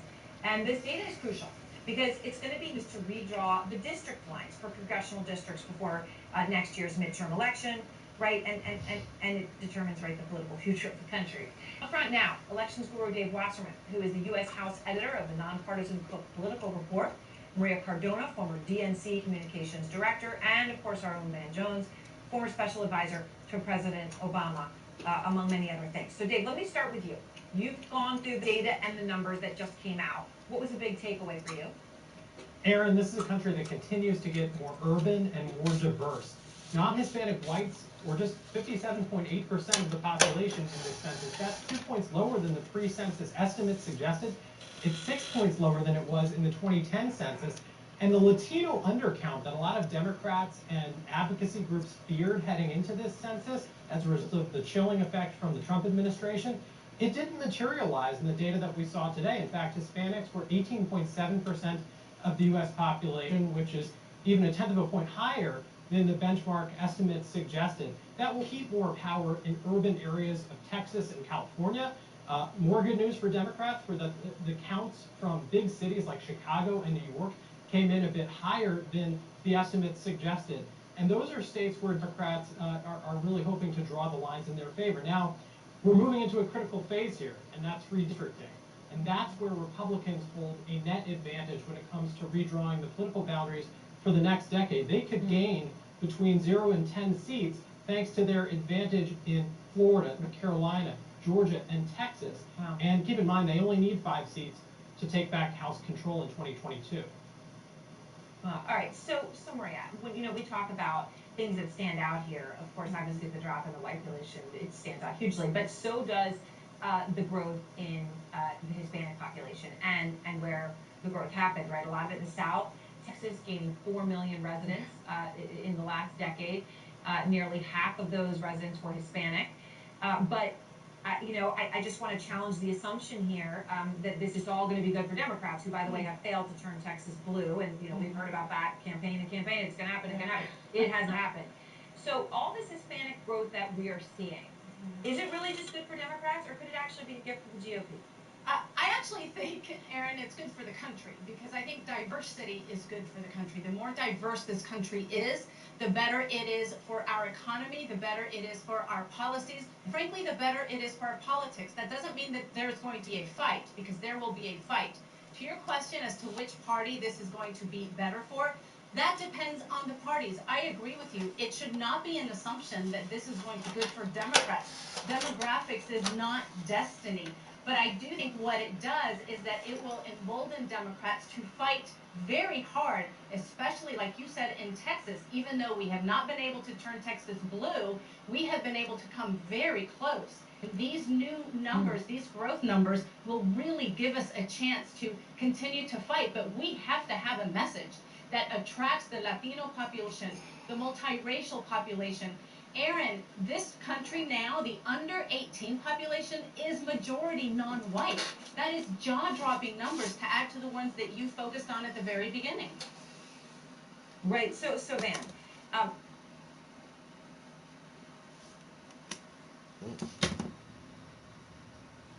The broader context here, of course, is that there are some who are deeply concerned and upset about this. So let me just give an example here of Tucker Carlson, who has repeatedly used rhetoric like this on Fox News. The Democratic Party is trying to replace the current electorate, the voters now casting ballots, with new people, more obedient voters from the third world. Demographic change is the key to the Democratic Party's political ambitions. In order to win and maintain power, Democrats plan to change the population of the country. This is the administration bringing felons, violent criminals, into our country on purpose. Why would you do something like that? What they're doing is bringing in people they think will vote for them. Okay, so then, just to make the point, obviously, for somebody's, violent felons are not accounting for the growth here of Hispanic population or any others. Okay, for parts of the country, though, this argument holds water, right? And the reason we know that is because he keeps doing it again and again and again, right? It's resonating with some people. How come? Well, look, change is hard, and when things change, people, some people can jump on that and demagogue. The reality is, nobody is coming to the United States to vote for Democrats or Republicans. They're coming to the United States to get jobs and to vote at all in some cases. And it's a Republican Party that is it's a Republican Party that is driving the Latino community into the Democratic Party's arms. We're happy to take them. But honestly, you got people who are coming from countries where they've had bad experiences with socialism. You have people coming here with a strong work ethic, big faith background, Catholics. You have to work hard as a Republican Party to repel this many voters, who some of them naturally should be voting for you.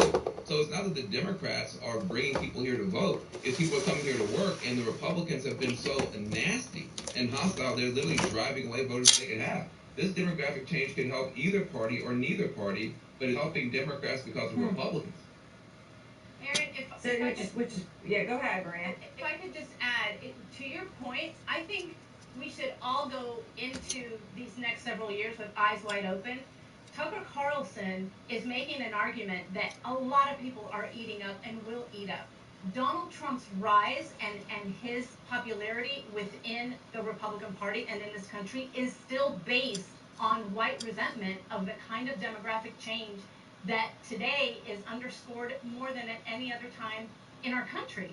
And so what I hope, though I haven't seen, is that Republicans will actually look at this diversity as a positive for the country and look at the politics and the policies that we're going to need to continue to be #1 in the world. Because if we have the growth of under 18, or the population under 18 right now, that is majority non-white, that means that the future of this country, the future leaders of this country, what this country will be like, has to reflect the policies that help those populations, and then will help America as a whole. So Dave, let me ask you, it's interesting, to the point that Maria's making, right? Under 18, whites are in the minority. So obviously the fact that whites are still in the absolute majority is because older people still tend to trend white. I give that context, basic math here, just to set up this question, quiz for our viewers. What is the fastest growing metro area in the United States? Definitely not New York, we all know that. But it's actually a retirement community. Tell me, Dave, about what's standing out to you. Yeah, so look, Georgia is down to 50.1% non-Hispanic white. North Carolina, it's down to the high 50s. And so you see this head of steam of demographic change that isn't necessarily dooming Republicans. We saw actually the irony in 2020 of Trump's claims about election fraud that were false in Democratic cities, that he actually made the biggest strides with a lot of non-white voters in a lot of those urban counties. Now, the news from the census, though, is that it's those urban areas which are still heavily Democratic that have gained population. Most rural counties in the country, which are predominantly white, lost population. That's, on the whole, good news for Democrats, but redistricting and gerrymandering still favors Republicans. And Van, a final word to you. 4 years since the deadly white nationalist rally in Charlottesville, and we get the latest census data, and we see the diversity of this country, but yet still the deep split. But I still don't think the country has recovered from that day. Seeing Nazis march in America, President Trump's response disappointed a lot of people, shocked a lot of people. Some of the stuff he said was taken out of context, but he still was not able to find his footing and reassure people, and we haven't recovered. And, the reality is America is the greatest country in the world because we get to cheat and steal talent from everywhere. We got the smartest people, hardest working people from all around the world come to be on our team, and that is the secret to our success. We are cutting our own noses off to leave all this talent to compete against us outside. We should welcome everybody here. That's what Reagan talked about. That's what George H.W. Bush talked about. Republicans should be talking about that, and if they don't want to, Democrats will. All right, thank you all. I appreciate your time. Get really excited about teaching our customers at Blue Apron how to discover the wild world of vegetables. Delicata squash is the perfect vegetable. It's really filling and it's incredibly nutritious. Visit blueapron.com PA110 to get $110 off.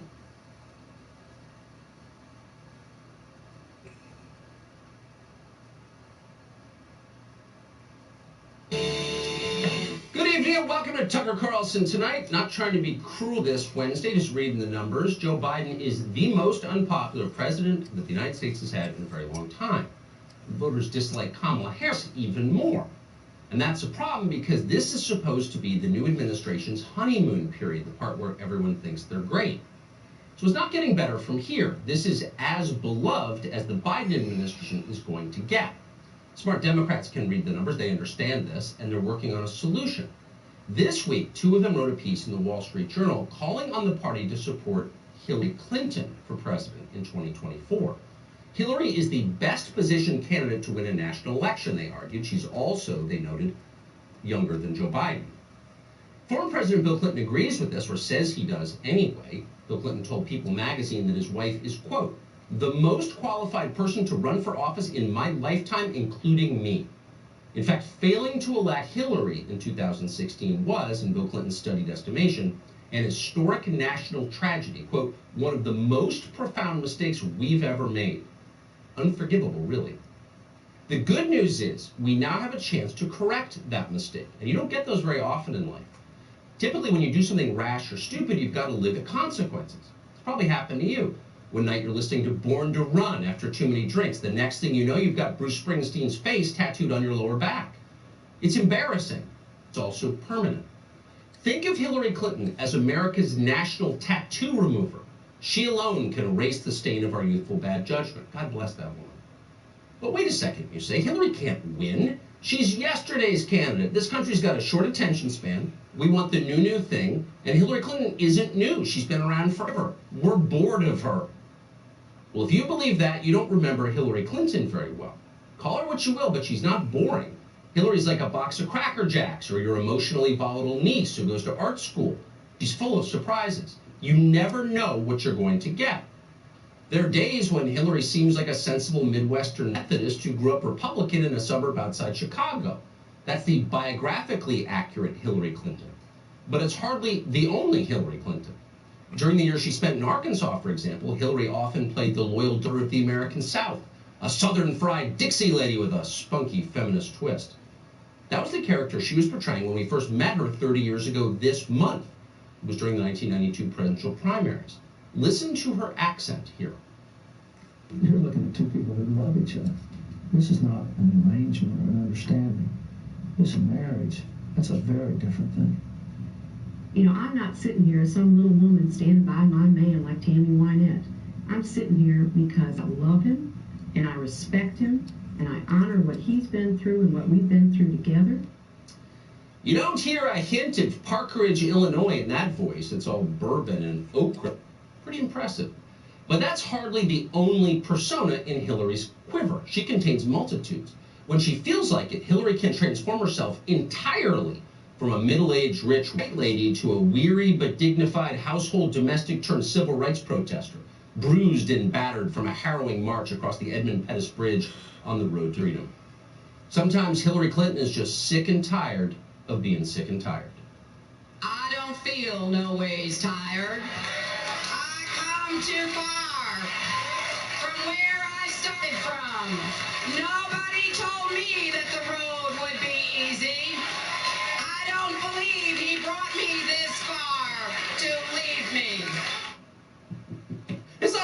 impression. Of course, there are other days when Hillary doesn't talk at all. That's in her repertoire, too. Just points her finger at you and cackles wildly like a mental patient on the subway. For the uninitiated, it can be a disconcerting experience. Is she casting a spell?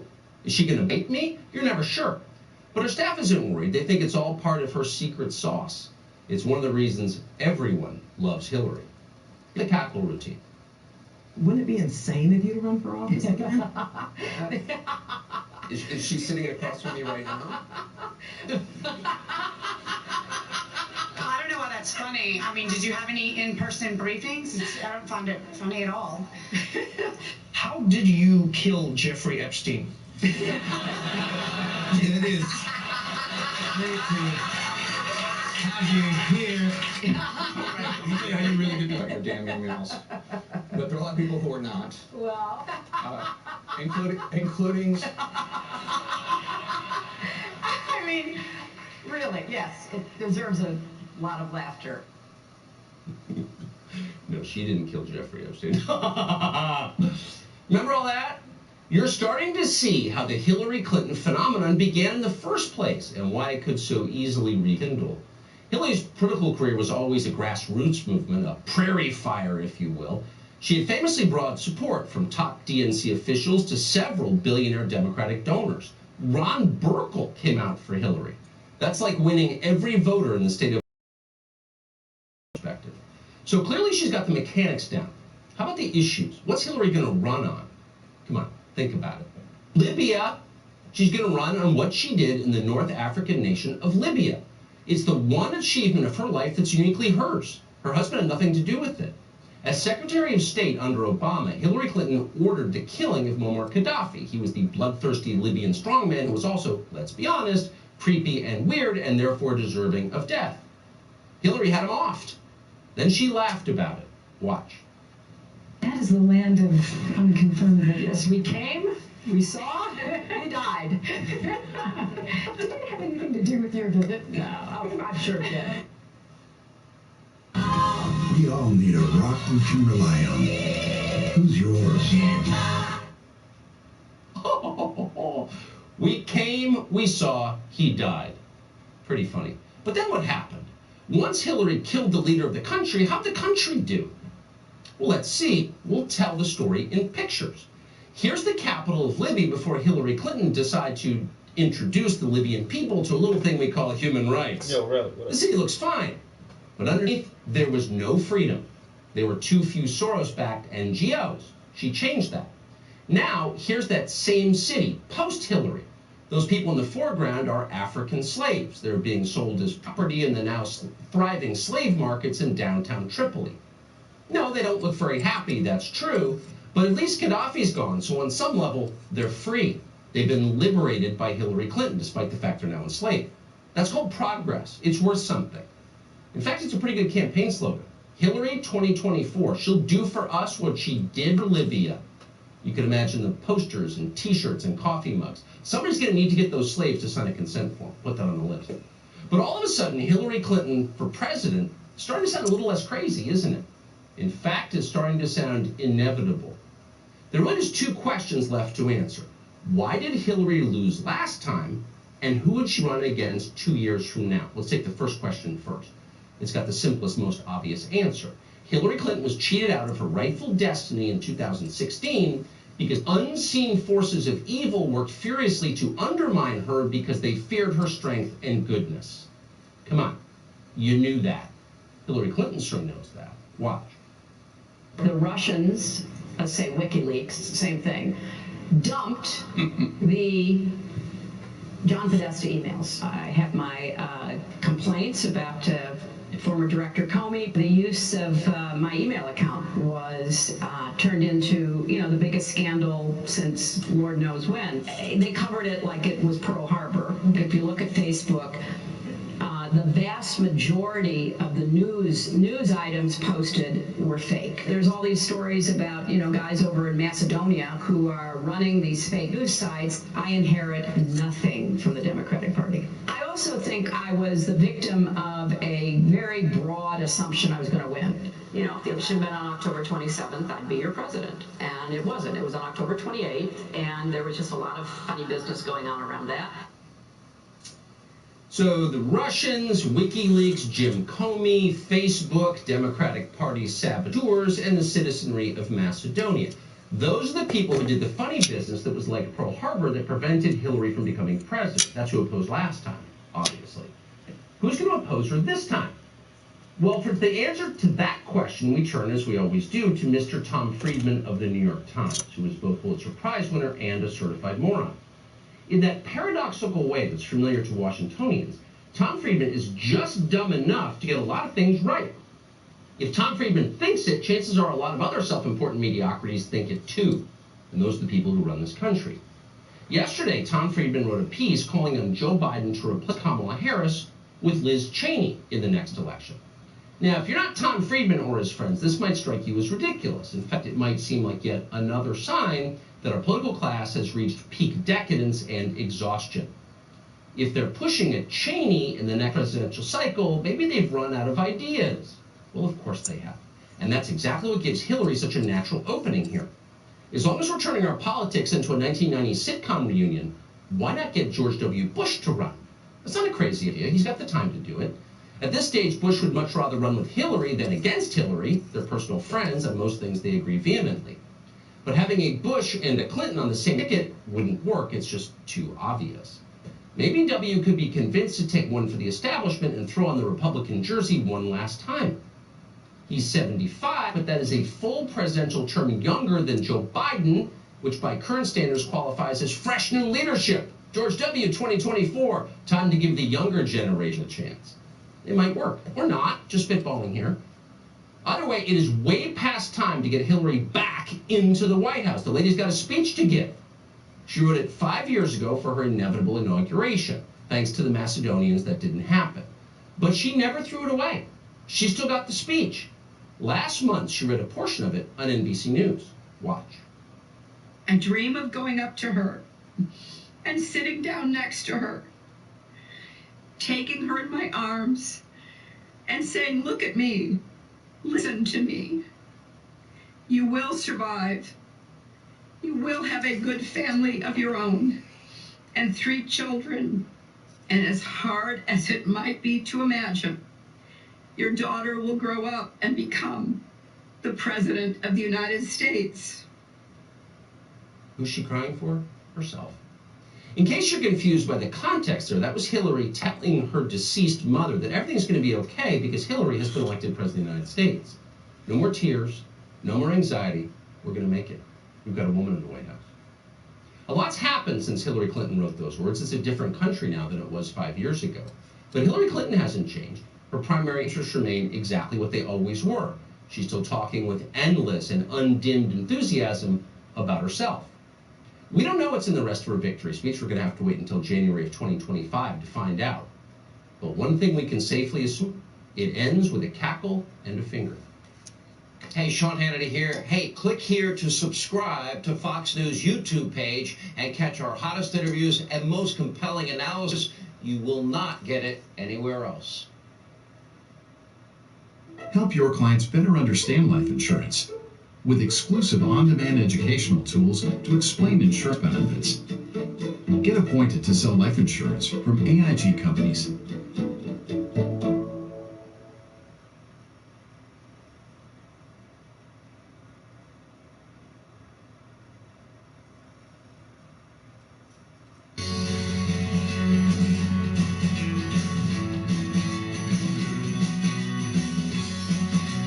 My mouth, I have no control. Happy Friday.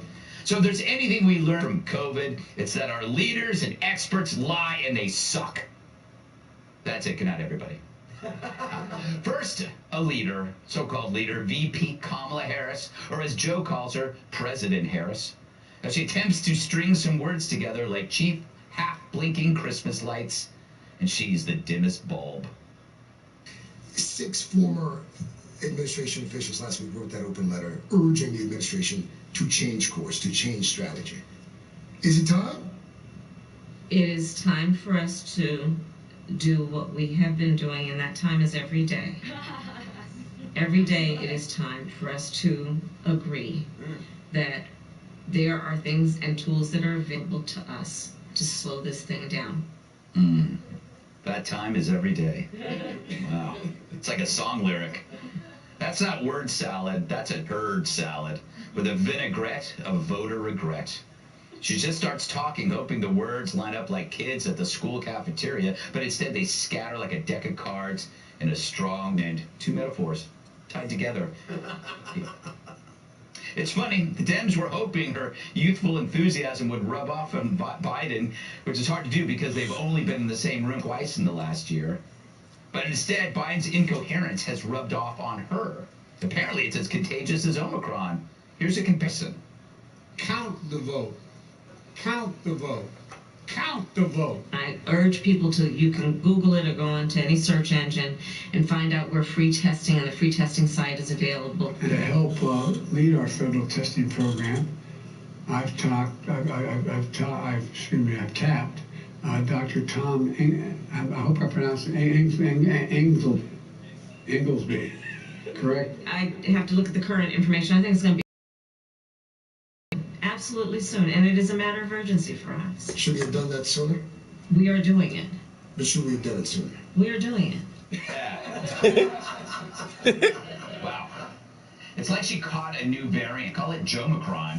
It rots the brains of mediocre politicians. No wonder they inspire as much confidence as a doctor would in the operating room wearing a female body inspect t-shirt.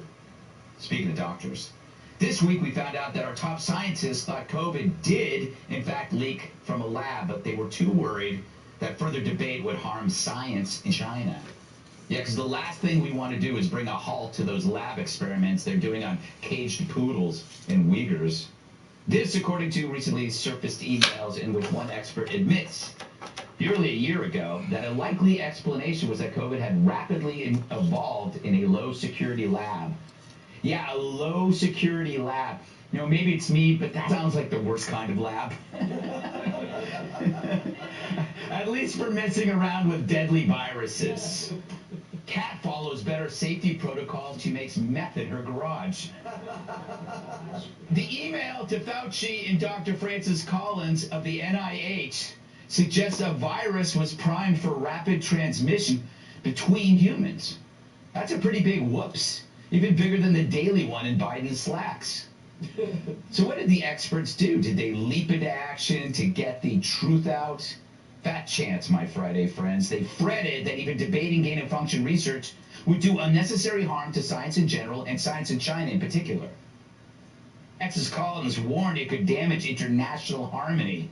That's right. They kept it quiet not to protect you, but to protect the feelings of the brutal lying dictatorship that's as sensitive as a chubby kid on TikTok.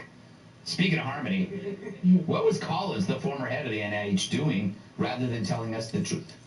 This. Somewhere past the pandemic, when we're free, there's a life I remember, full of activity. You know, I'm looking at the signer over there and I'm thinking, you know, this is a time when I envy the deaf. I think my ears are going to charge me with murder. So yeah, Nero fiddled while Rome burned, and while a pandemic raged, Francis played his guitar like a camp counselor, ruining your s'mores. So the emails revealed that scientists were less interested in science than politics, and felt it was better to hide the origins of a deadly virus than be open with those of us who were about to die. Now, there were people like us who knew the virus likely came from that lab. Some were scientists, and they were roundly mocked. Some were called racist. Yet privately, the mocking experts agreed with them. And yet they left the people who said this publicly hung out dry, just to protect their own asses and their own grants. They said we were nuts in tinfoil hats. They told us to wear masks in our cars, empty parks, and swimming pools. It raises the point, just how sane were the scientists in the first place? They created a deadly virus thinking they could then reverse engineer a vaccine in the name of science. Well, why not just not create the virus? Then you don't need to reverse engineer the vaccine.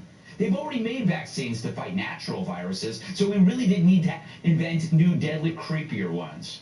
But hey, where's the fun in that if you want to play God and keep sucking at the government teat? Which leads to the bigger question, accountability. I'm not saying that this man-made virus was leaked on purpose. I'm pretty sure no one really wanted to kill more than 10 million people. But in this arrogant, murky universe, experts knew the risk you could leak a deadly man-made virus, but they deemed the risk acceptable. And when it happened, they blamed it on the wet market, which is pretty much a gross version of Trader Joe's. While just down the road, researchers were bumbling around like a bunch of nutty professors. How convenient. The pandemic had nothing to do with the scientists. Save the scientists. And so Republicans had to force their hand to grant access to the documents after these scientific institutions repeatedly resisted efforts to come clean. And these emails showed scientists were already trying to silence any debate, claiming it would distract top researchers from their active duties. Yeah, the way a nuclear weapon heading towards New York would distract people from going to work. So don't tell them. Collins worried that the voices of conspiracy will quickly dominate, perhaps because in that case those voices were right. And Collins' awful singing can't drown them out anymore. So they covered up the truth, and now we're all covering our faces. They knew the lab leak was realer than they let on, and now we're left with millions of dead.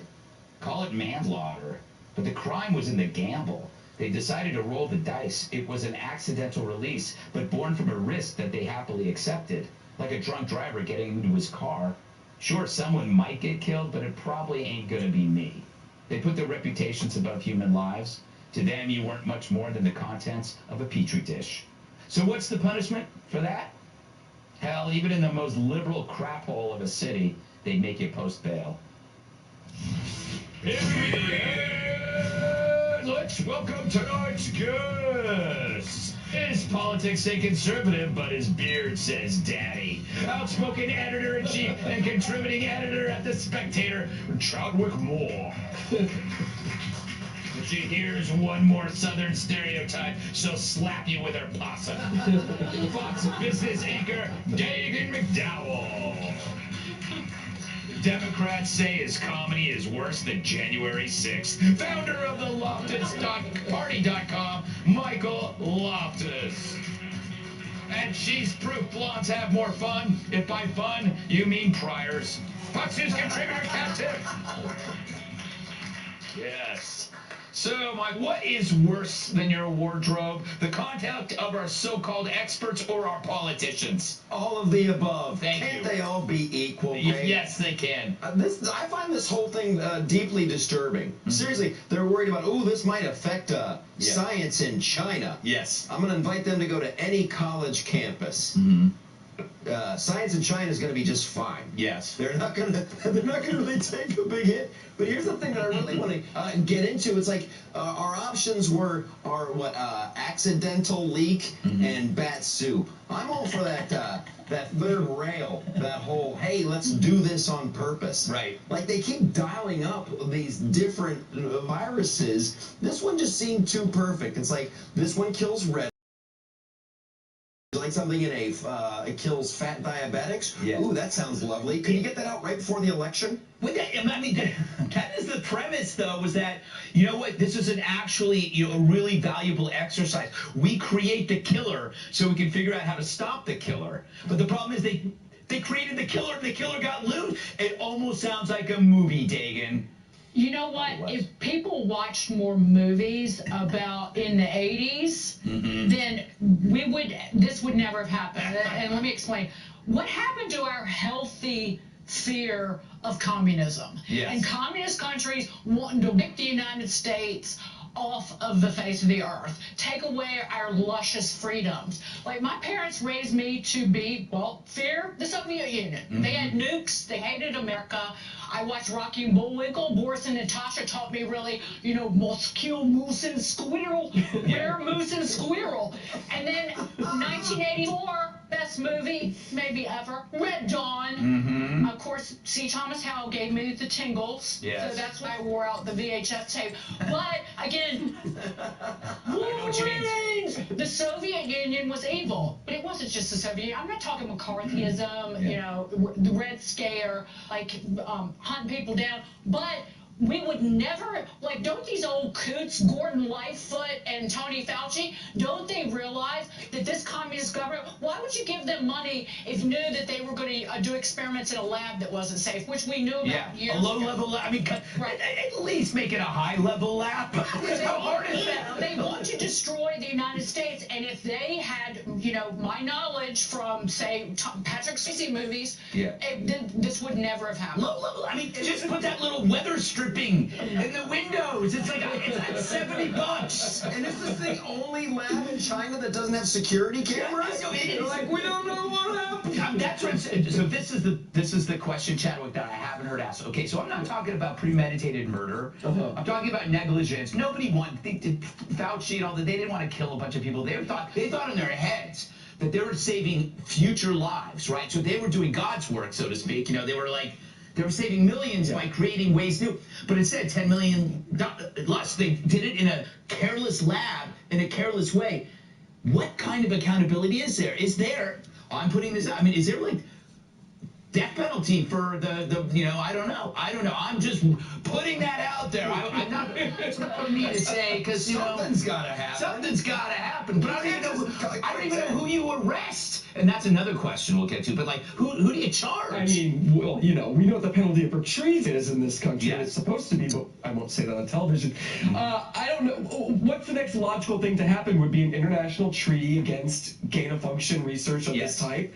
But nobody's even talking about that. It doesn't seem like that's even on the table because science is winning. You know, we have to keep the research going. I was most surprised to learn about this international harmony that we apparently have as a state. Yeah, I know. And it's just, you know, it's so fragile. We've had it for so long. I guess the next time there's a genocide occurring, what do we do to make sure that doesn't disrupt the international harmony? Just have a jam sesh? Yeah, with the nation? I think this calls for a drum circle. That's the attitude people in like abusive relationships have. Like, I know I'm being horribly mistreated, but I wouldn't want to disrupt the harmony. And then like the massive gaslighting that all of us were subjected to. Like, if anybody for a while dared to say, hey, this virus that broke out in the same neighborhood as this lab full of viruses maybe came from the lab full of viruses, they were like, you're insane, you are so crazy that your crazy is dangerous, and I banish you from the online. Like,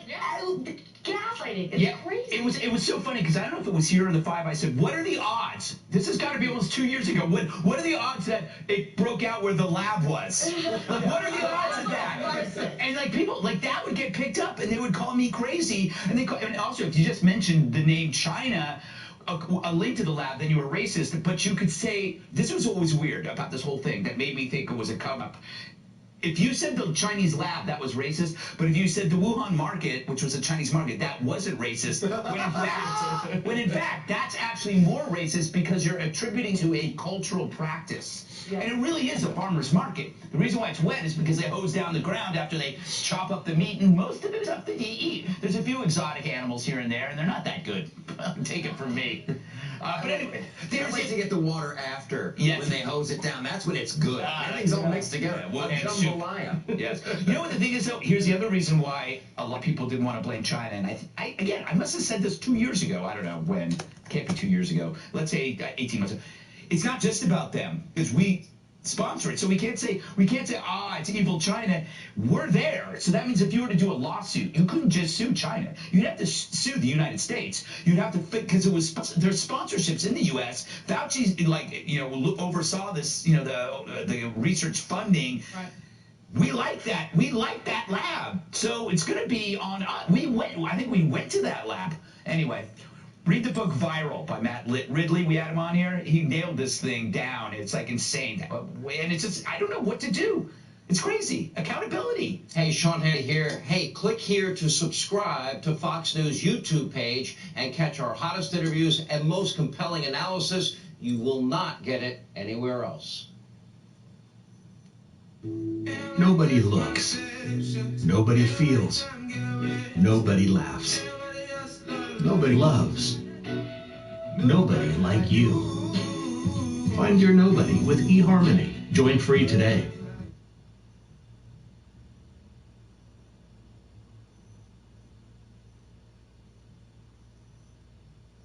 Just President Biden, Vice President Kamala Harris also suffering through a rough week. Her new team of aides was trying to revamp her image to save political prospects. But that got off to a rocky start after critics say she bombed her way through this TV interview. It is time for us to do what we have been doing, and that time is every day.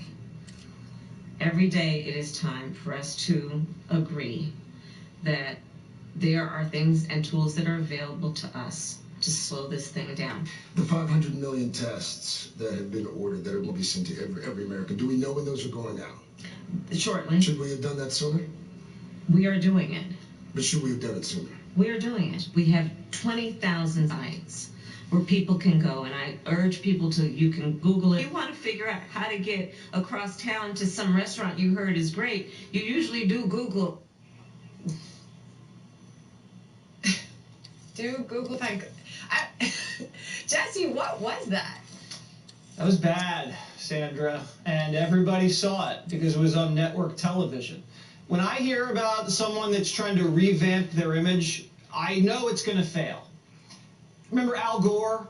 He hired Guru, told him to wear earth tones. Doesn't matter what Al Gore wears, he's still a boring snob. When powerful people stink, they hire consultants to hide their stink. Instead of kind of making sure they don't stink, they try to masquerade the stink from the public. Like, you know the guy in high school who didn't shower, he just put on a lot of cologne? Brian knows what I'm talking about.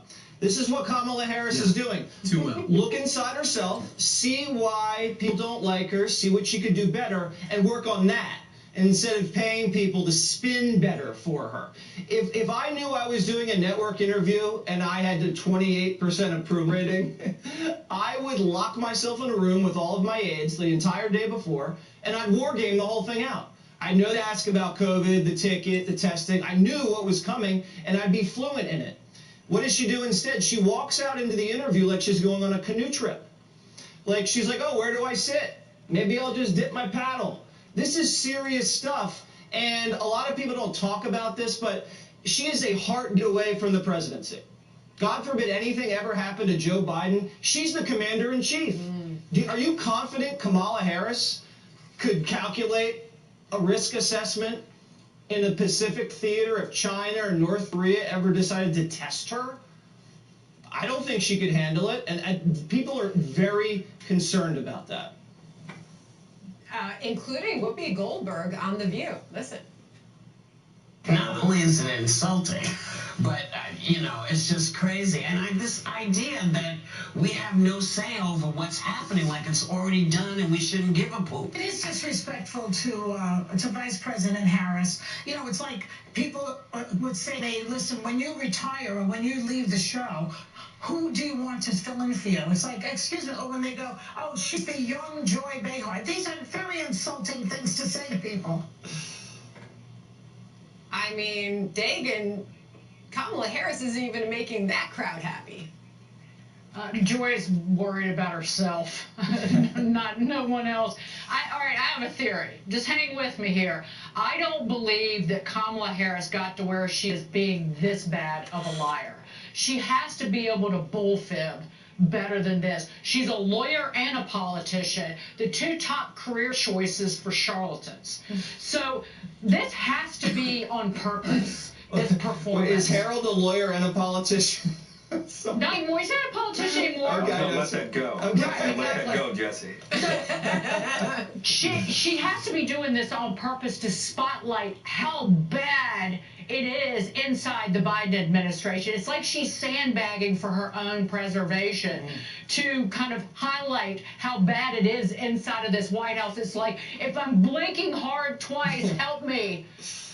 And just on that note, James Freeman at the Wall Street Journal, he said that she's been catching javelins for this administration all year. They've been in charge of the border. That's one of the biggest disasters. They're trying to blame her for it. James wrote this, time for Harris to cut Biden loose, how to start leading the country right now and win the presidency in 2025. He said, this team is losing and she can best help the country and herself by entering the political equivalent of the NCAA transfer portal. Oh. Brutal. Harold, she's attempting this reset. She gives this interview. She bombs the interview. She's panned by both sides for it. To Jesse's point, why was she not more prepared? It's an interesting and probably the right question. I don't know. I do know this. You know, these are hard jobs, and she, I think, has to accept that, and the president has to accept that. They don't give these jobs away. They're demanding. Now, I think her media appearances have at best been uneven, her handling of the border, and it's probably reasons for this. It's just not gone well at all. I come back to what I said with the president. I think the vice president's got to understand what her theory, or develop a theory of the case around the things that she's been challenged or tasked with doing, and they're all challenging things. I know she's hired a new communications person, Jamal Simmons, who I know well, who's smart, he's seasoned, he's tough, but it's not gonna be staff alone. The vice president has to understand that she's going to be judged. And sometimes the judging is going to be favorable, sometimes it's not, but you can't swerve off the course if you know where you're trying to go. She's been tasked with two big things, one being the border. I would tackle that. If she's able to show progress there, a victory there, a coherent policy there that we can follow, the country can point to, I think she could find herself staring down an alley or a street or a path of victories that could come her way. But right now, there's no theory of the case. The press appearances are too uneven, and the criticism will continue to mount if she can't give herself a victory as well. Brian, to show progress at the border, she might have to show up. Maybe they should make that part of her image reset. Yeah, it's not like I remember Donald Trump wanted to get the border sealed. He had trouble doing it with Congress and getting the wall built and everything. But guess what? By the time it was done, trial and error, a few firings, a few releases, a few resignations, and he got it right. And he broke it. And my fear is that they're doing it on purpose. And Harold, I hope you're right that she just decided it's too hard. But I just hope they want to eventually seal the border. I just think, I could not believe, I thought this was an old headline. Harris teams looks to course changes to reset their political prospects. I've read that headline like 7 times already. She's only had the job for a year. And if I could do this one thing, I'm not really an actor by trade, but I'd like to role play for a second and put myself in Harris's shoes. Jesse, would you help me with this? Please. You be Craig Melvin. Yes. Can you ask me this question? Yes. Am I running for re-election with Joe Biden? Please answer me. Vice President Harris, are you running for re-election with Joe Biden? Yes. That's it. You say yes. I want the job another 4 years. That's all. That's all. Liz Cheney, not possible. Okay. I don't know. You're talking about a column. That's all. Thank you, Jesse. You're welcome. Great interview. All right. A for effort. Hey, Sean Hannity here. Hey, click here to subscribe to Fox News YouTube page and catch our hottest interviews and most compelling analysis. You will not get it anywhere else.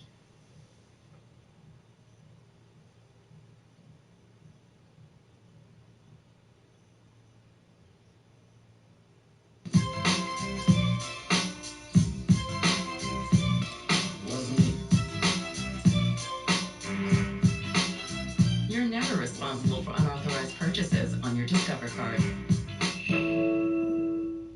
Forward, as you would hope they would in the pandemic, and added some additional voting things that they had never had before.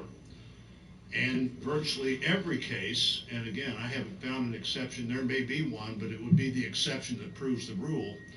In virtually every case, when that election was over, they looked at what they had done and said, how much of that should we keep?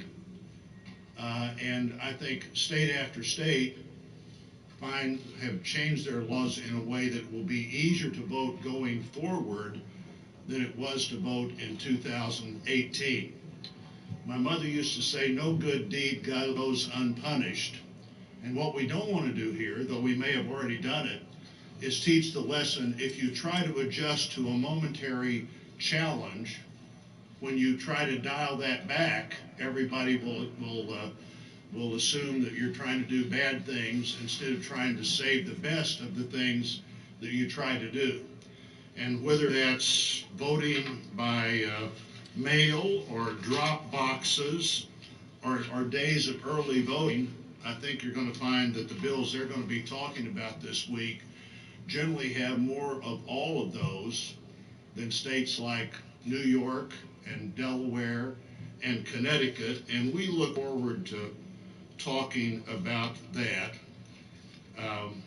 Also want to remember that the basic framework for the big election bills, whether it's the John Lewis Act or whatever the name is of the other bill that is hundreds of pages, the basis for that is H.R. 1, which in fact passed the year before the 2020 elections were over, and suddenly it's the 2020 elections why you have to change the election law for everything Democrats have always wanted to do in ways that they've always believed give them advantages in the whole election process. And so we're going to be talking about that this week on the floor. There'll be time for questions, and I'll be here for questions, and others will that choose to stay when members have had a chance to talk.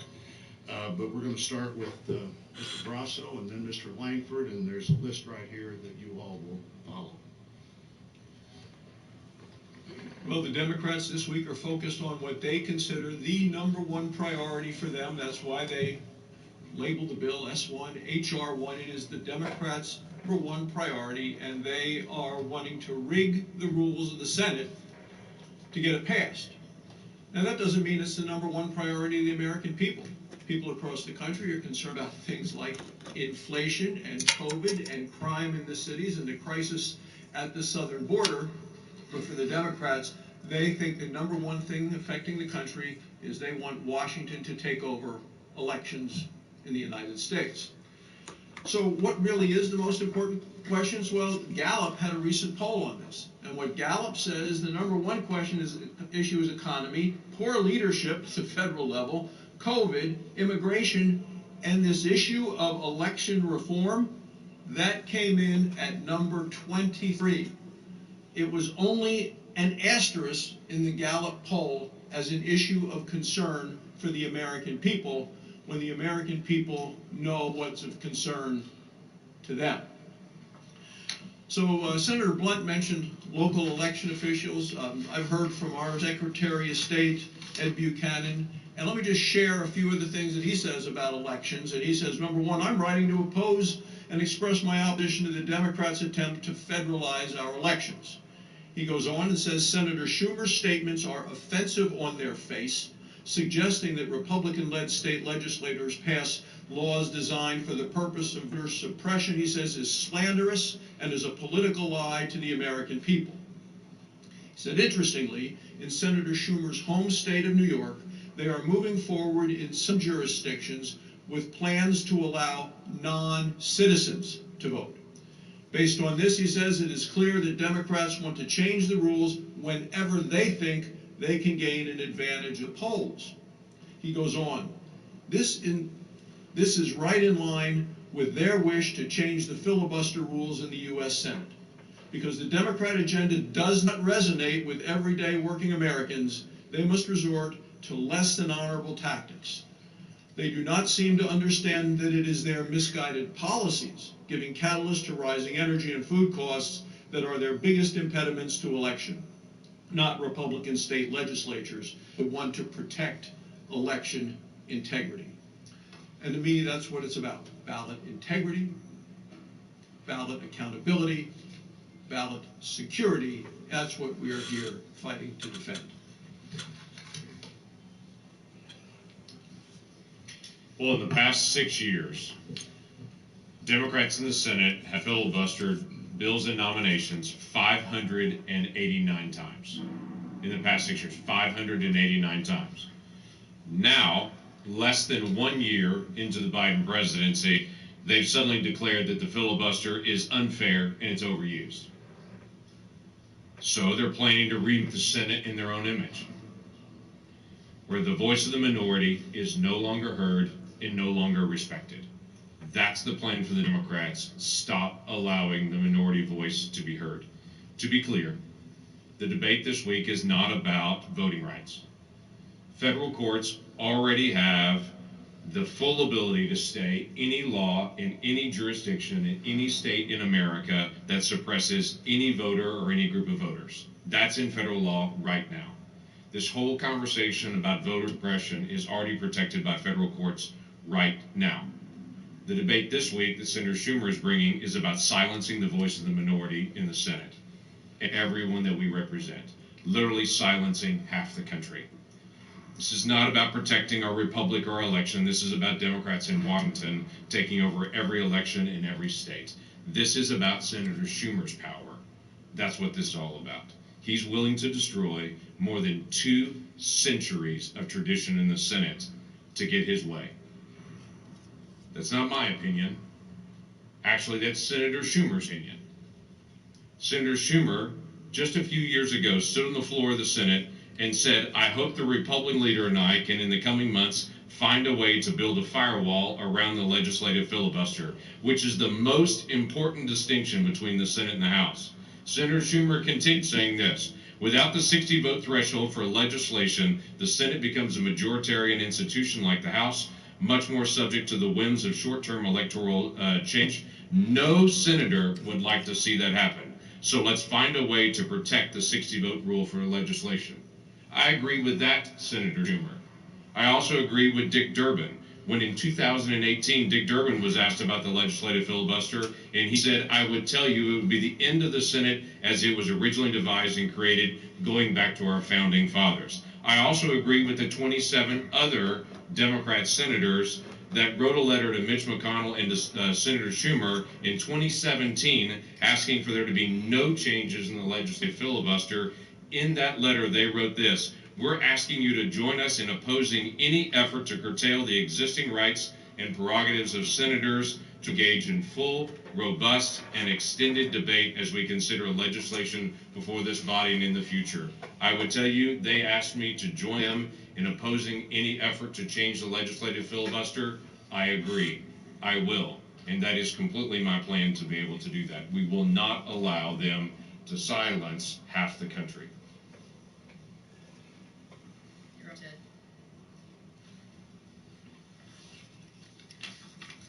Good morning. Chuck Schumer and the Democrats are desperate to break the Senate rules and try to engage in a corrupt power grab. This bill that they're pushing, the elected legislatures, and subjects them to the arbitrary veto of politically radical, unelected bureaucrats at the Department of Justice. President Biden has nominated hard-left ideologues to the Department of Justice, including 2 of the leading advocates of abolishing the police in the country. And what Chuck Schumer and the Democrats are proposing is putting those ideologues in charge of election laws across this country. What Schumer and the Democrats are trying to do is strike down every single voter ID law in the country, even though 80% of Americans support them, even though a large majority of African American voters support voter ID laws. Democrats have decided that voter fraud benefits them politically. And they're willing to go to any length to tear down the reasonable common sense protections that protect the integrity of our elections. They're willing to go so far as breaking the rules of the Senate to end the filibuster. Now, if you want to know the consequences of that, you may perhaps be skeptical of Republicans. If you're not a Republican, you may be from a different political view. So I want to point you to someone who's not a Republican, assessing the consequences of what Chuck Schumer is posing right now. That person is a person by the name of Charles Schumer, who in 2005, March 16, 2005, said about nuking the Senate rules and ending the filibuster. Here's what Chuck Schumer said. They want, because they can't get their way, to change the rules midstream, to wash away 200 years of history. They want to make this country into a banana republic where if you don't get your way, you change the rules. It'll be doomsday for democracy. We do. Chuck Schumer said ending the filibuster would be doomsday for democracy and turn America into a banana republic. He was telling the truth in 2005, and it's still true today. Well, thank you all for being here today, and I want to thank all my colleagues. You can see by the number of people that are participating in this press conference today how passionately we feel about this. Anecdotally, I would like to say on the voting reform bill, in the state of West Virginia in the year 2020, we had more people voting in 2020 without this bill than we have had in the history of our state, with the exception of one election, and that was the 1960 election, where West Virginia was very pivotal in electing Senator John Kennedy to the presidency. Also, our Secretary of State has written, as Senator Barrasso said, in opposition to this, along with 54 of the 55 county clerks. That's 54. We have 55 counties. 54 of those clerks have written in opposition to this bill. I'm going to concentrate on three things here with the filibuster. First of all, the hypocrisy. I want to thank you, the press. I want to thank specifically the Washington Post, because I pulled up a montage this morning of the statements that Ted just referred to from Senator Schumer, Senator Durbin, Senator Coons, and others, saying there's no way they would ever vote to break the filibuster. And here we are today with them eating their words. So that's hypocritical at the face of it. Supposedly, this is going to have more impact on bipartisanship. We're going to be bipartisan? I mean, seriously? We're going to be more bipartisan when you only need 50 or 50 votes with the Vice President breaking the tie to pass every piece of legislation? Why in the world, if you were the one sitting at 50 with the Vice President in your party, would you ever engage with the other party if you didn't want to? So that to me is a hollow argument, and that's one that the President himself has put forward as a reason that we should change the filibuster. I know you know I'm from the state of West Virginia, and I know you know that there is nobody that has served in this Senate besides Senator Robert Byrd, who knows the institution and traditions and has studied it more than anybody probably in the history of our Senate. He has said, I quote, and he's written prolifically on this subject, I oppose cloture by a simple majority because I believe it would immediately destroy the uniqueness of this institution. Minority rights would cease to exist in the United States Senate. Quote, rule changes must be bipartisan, and we should, quote, jealously guard against efforts to change or reinterpret the Senate rules by simple majority. So I would say to you today that the other charge that has been lodged against us as Republicans is, well, we would do this if we could. Well, guess what? We could have done this. I was on that letter that James talked about with the Democrat, the bipartisan letter that said, I'm not in favor of changing the filibuster rules when I was in the majority with the president in my same party. So I would say to you that this is more than just about one issue. This is about fundamentally changing the fabric, the fence that the Senate provides by having the filibuster in place to make sure that we don't have the dramatic swings from administration to administration, from majority to minority, Republican to Democrat, and that we keep the ship sort of going in the right direction and working together at the same time. Thank you. Thank you for being here today. You've heard some of my colleagues reference a letter that Senator Collins and Senator Coons led several years ago. I was not on that letter, but I support the filibuster. So why wasn't I on the letter? Well, I wasn't on the letter because when I was first in the Senate, I watched the majority and the executive filibuster on judicial nominations. And I remembered what so many of my colleagues on the other side of the aisle said during that debate, how we didn't need filibuster. So I questioned their sincerity in signing on this letter at that point in time. I hate to say it, but I think my questions for them really proved to be true. As Senator Capito said, we had the opportunity to end the filibuster when we had the White House and the Senate. We didn't do that. We kept our word on it. The people who signed that letter kept their word on it, the Republicans. But we didn't see that from our colleagues. I'd like to quote one of my colleagues because I agree with what she said. Because this is the Senate and not the House, in referencing not changing the filibuster, it's not just majority rule. There need to be more checks and balances. Things should take longer. There should be required consensus, which is one of the reasons that it is because of the 60-vote requirement that requires us to talk to each other, to be more attuned to other perspectives. I like that Mazie Hirono. I like her a lot. I have some issues with Mazie 2.0. Let's go back to things that we said, to things that we meant, to things that we know to be true. The minority has rights. The Senate protects those rights. A filibuster requires us to reach out across the aisle to get 60 votes, to find consensus.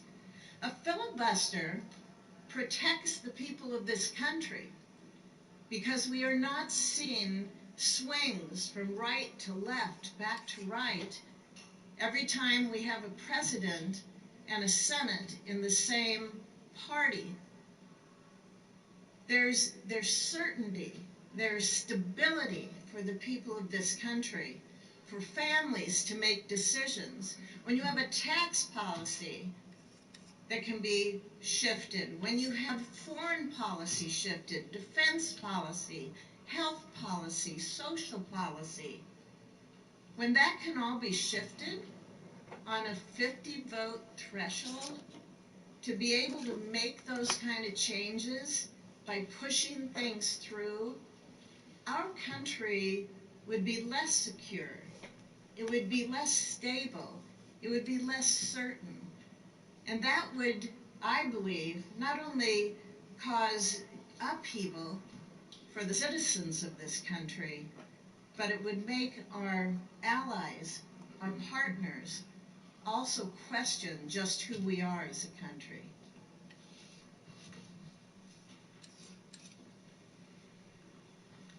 What the Democrats have coined as a voting rights bill is really just a partisan political power grab. It's a bill that would circumvent and federalize our entire federal elections process, stripping the states of their constitutional authorities. Senator Blunt referenced the fact that the claims that the states are somehow trying to suppress voter access to the polls are false. Idaho, as an example, is doing what Senator Blunt said the states across this country are doing, running their elections well and making sure that there is increased voter access and strengthened security at the polls. Idaho's implemented efforts to increase voter turnout, including same-day voter registration with proof of residence and no excuse absentee and early voting. Those are the kinds of things that are the truth that are happening around the country, not the claims about voter suppression. The Democrats' highly partisan power grab would force taxpayers to pay politicians' political campaigns, expand the practice of ballot harvesting, keep deceased people and those who have moved out of the area on voter registration rolls, federalize our election laws, which would violate the U.S. Constitution's clear directive that states should administer elections. States are best equipped to implement and enforce election policies that protect the integrity and future of their elections. Efforts currently underway by our congressional Democrats to weaken the filibuster to achieve one-sided partisan policy will only further erode public confidence and trust in our election system. It is dangerous and would be catastrophic for the country. This is hardly a voting rights bill. Eliminating the filibuster in order to advance this bad legislation would only compound confusion and distrust of our election process.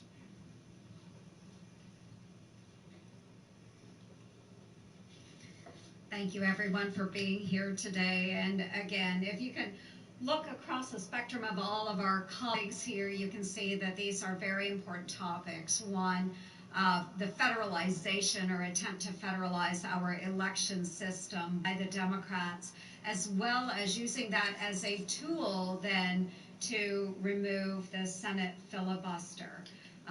One, I'm a former county auditor in Iowa, which serves as the local commissioner of elections. And I can tell you through Iowa's efforts through the years to update and modernize our elections laws has only created greater voter participation with every election. It is not an attempt to suppress the vote. And it goes directly against what Democrats are saying. Now, for the filibuster, for years, actually for decades, our Democratic colleagues have been strongly opposed to what we call blowing up Senate, because that's in effect what it would do. And Chuck Schumer had said that if we get rid of that 60-vote requirement, it would be, quote, doomsday for democracy. Then Senator Joe Biden said the nuclear option, quote, is a fundamental power grab for the majority party. What has changed, folks? Fast forward to now, and these same Democratic leaders are the ones that are now singing a far different tune, and that's exactly what I call the filibuster flip-flop, okay? So maybe we'll see Chuck Schumer and Joe Biden wearing a pair of these around the Senate floor or the White House, okay? The filibuster flip-flop. So please tune in. Many of us will be speaking about this on the Senate floor as well. So for all of our friends here in the media, I mean, we've done the work for you. We have gone back, we've provided you with the quotes from our friends and colleagues across the aisle. You know, so what's going on right now that it's no longer a doomsday for democracy? Is it not a fundamental power grab any longer?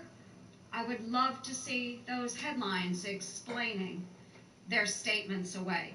So you and I both know that nothing has changed. The only thing that has changed is who's now in control, who's the majority party.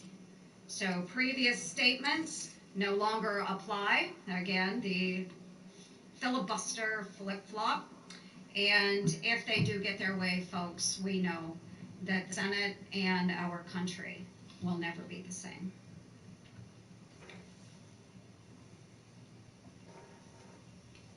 Thank you all for being here. I rise today to express my opposition to the Majority Leader's plan to change the Senate rules. It would open the door wide for filibuster to be eliminated for all legislation moving forward. The bottom line is very simple. The ideologues in the Senate want to turn what the Founding Fathers called the cooling saucer of democracy into a rubber stamp of dictatorship. They want it because they can't get their way. They want to wash away 200 years of history.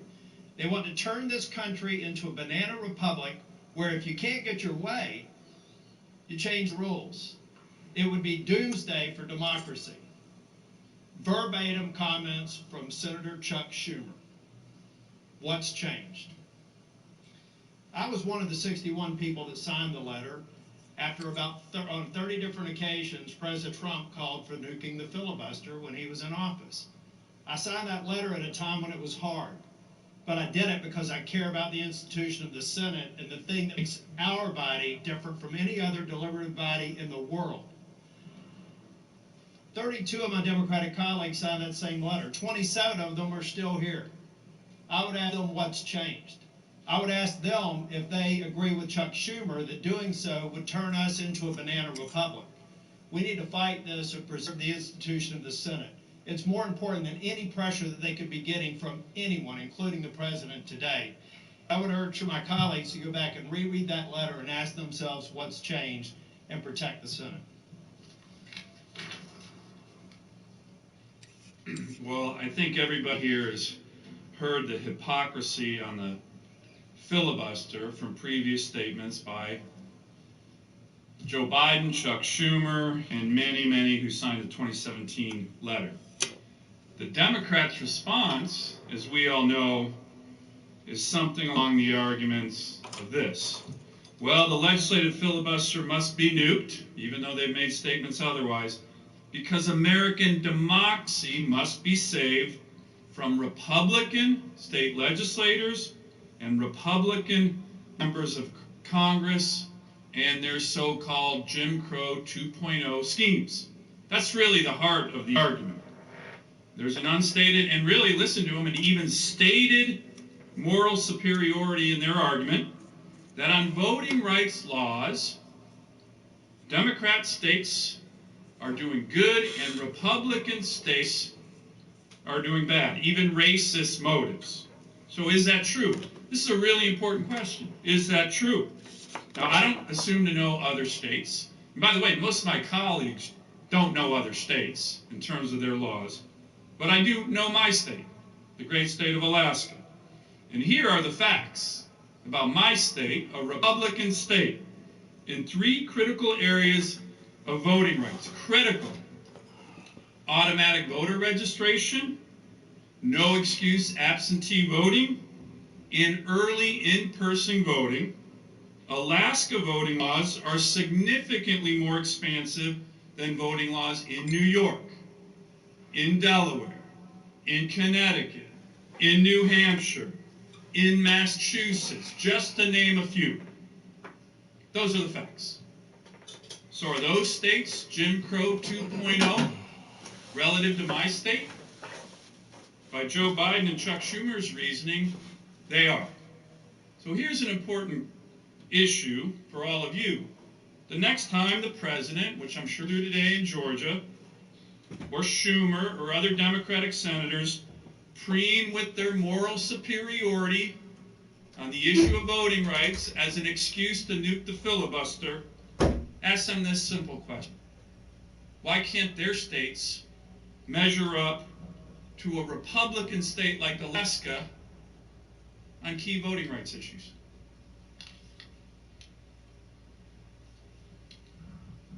Good morning, good afternoon.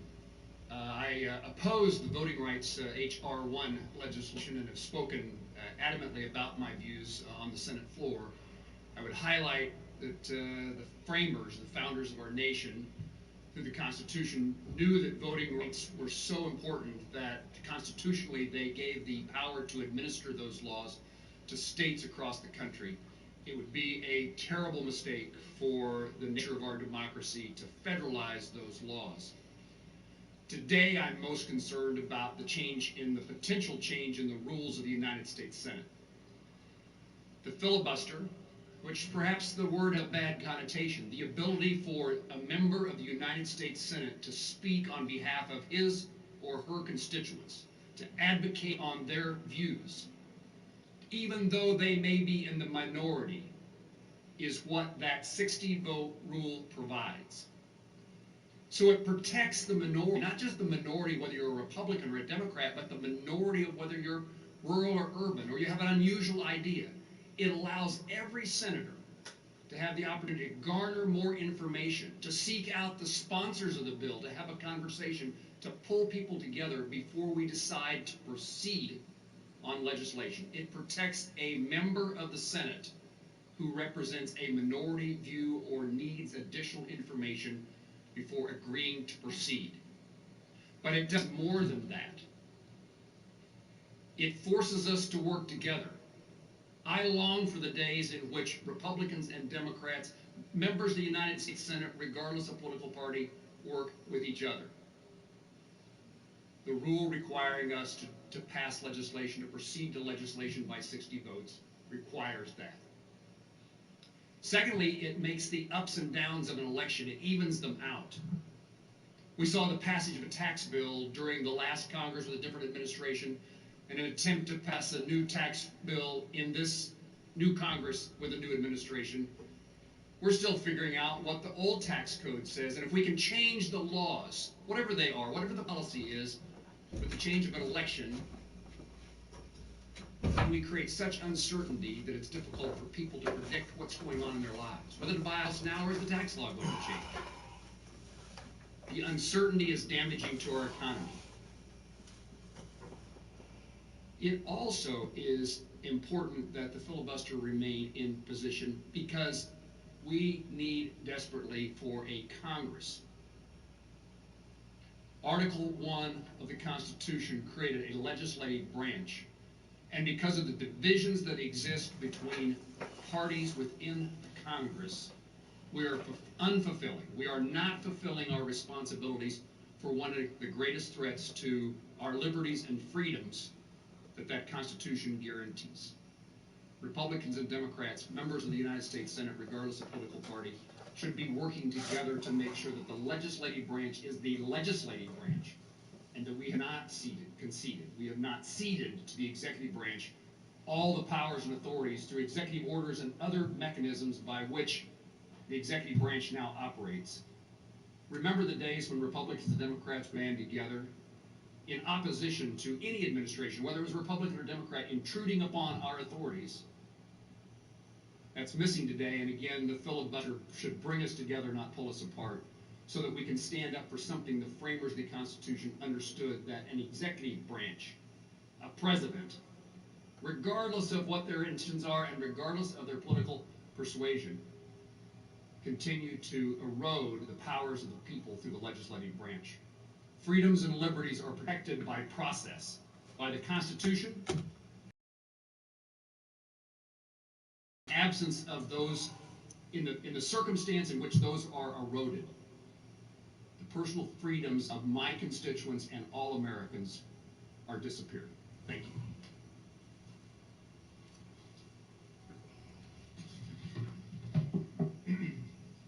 First off, I've been up here 3 years. The first thing I've learned is that if you're on the Senate floor, you don't have to remember what you said before. I mean, I've been shocked when I preside over the Senate, where people get up there and they will say exactly the opposite that I knew that they'd said before. And that's exactly what's going on here. This is not about elections. This is, well, it is about elections. It's only about Democrats winning elections. It's not about improving elections. I'm from a state that we have early voting, we have absentee voting. You can vote on election day. We want to make sure people vote, but you should be able to violate the sacred right of voting. Nobody's vote should be diluted by somebody that doesn't have a right to vote. So, in the Senate ought to not act rashly by changing its rules to satisfy a strong-willed majority acting in the heat of the moment. That's exactly what this is. Chuck Schumer is scared to death of his primary. He's doing everything he can to make sure that AOC does not run against him. He's going to go as far to left as possible, and he's mad that he can't get this done with 50 votes. We're going to do everything we can to make sure the filibuster lasts because it's good for the American public.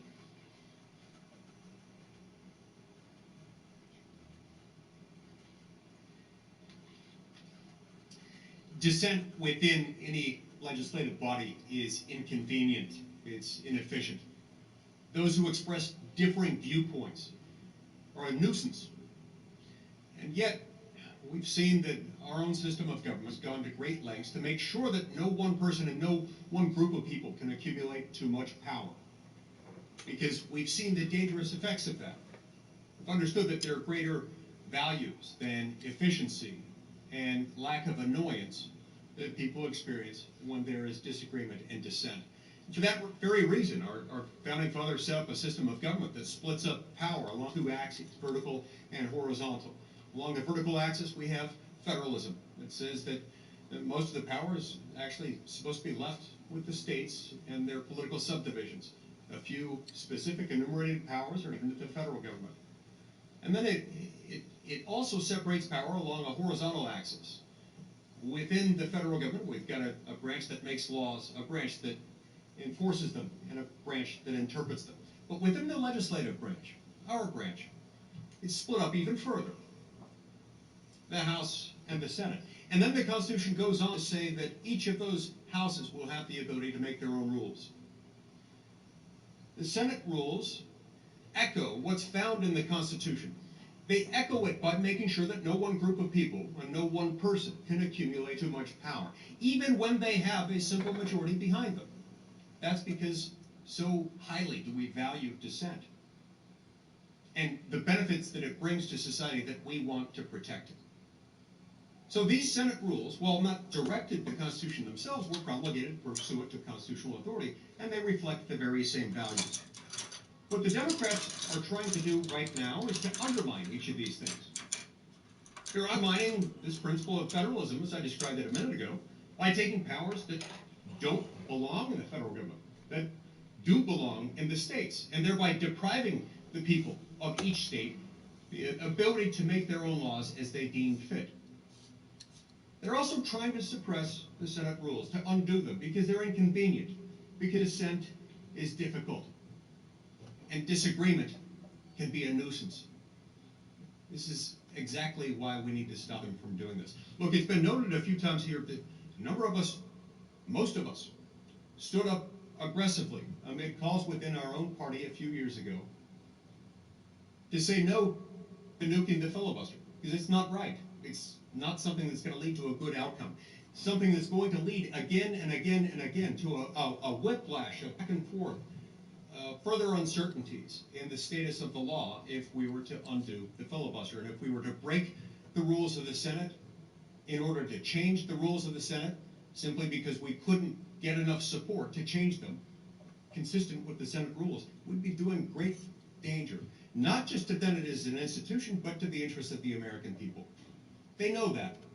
What's so strong is their push and their desire to ram through a radical leftist agenda that they're willing to ignore these features of the Constitution and the interests that have come to be embodied in the United States Senate. Look at what we're facing today. In the House of Representatives, constituents can't even get in to see their elected representatives. They can't even get in there. And now in the Senate, they want to silence our dissent within that body and break the rules of the Senate in order to change it, in order to shove through bills that would fundamentally change the balance of power within our republic ordained and established by the U.S. Constitution. We've heard other material quoted from Senator Schumer. I'm not going to rehash the same quotes, but I am going to give you another quote that I don't think has been mentioned today and that hasn't gotten a lot of airtime, something that I think is especially poignant for our discussion today. Senator Schumer said that the filibuster was one of the, quote, checks and balances, which have been at the core of this republic. Checks and balances that say that if you get 51% of the vote, you don't get your way 100% of the time, close quote. It's especially telling here. He doesn't even have 51% of the votes in the Senate. This place is split 50-50. Look, he foretold that these checks would be evaporated by the nuclear option. He was right then. And he was right then to say that this is what we call an abuse of power. He should take his own advice, and he should stop this now.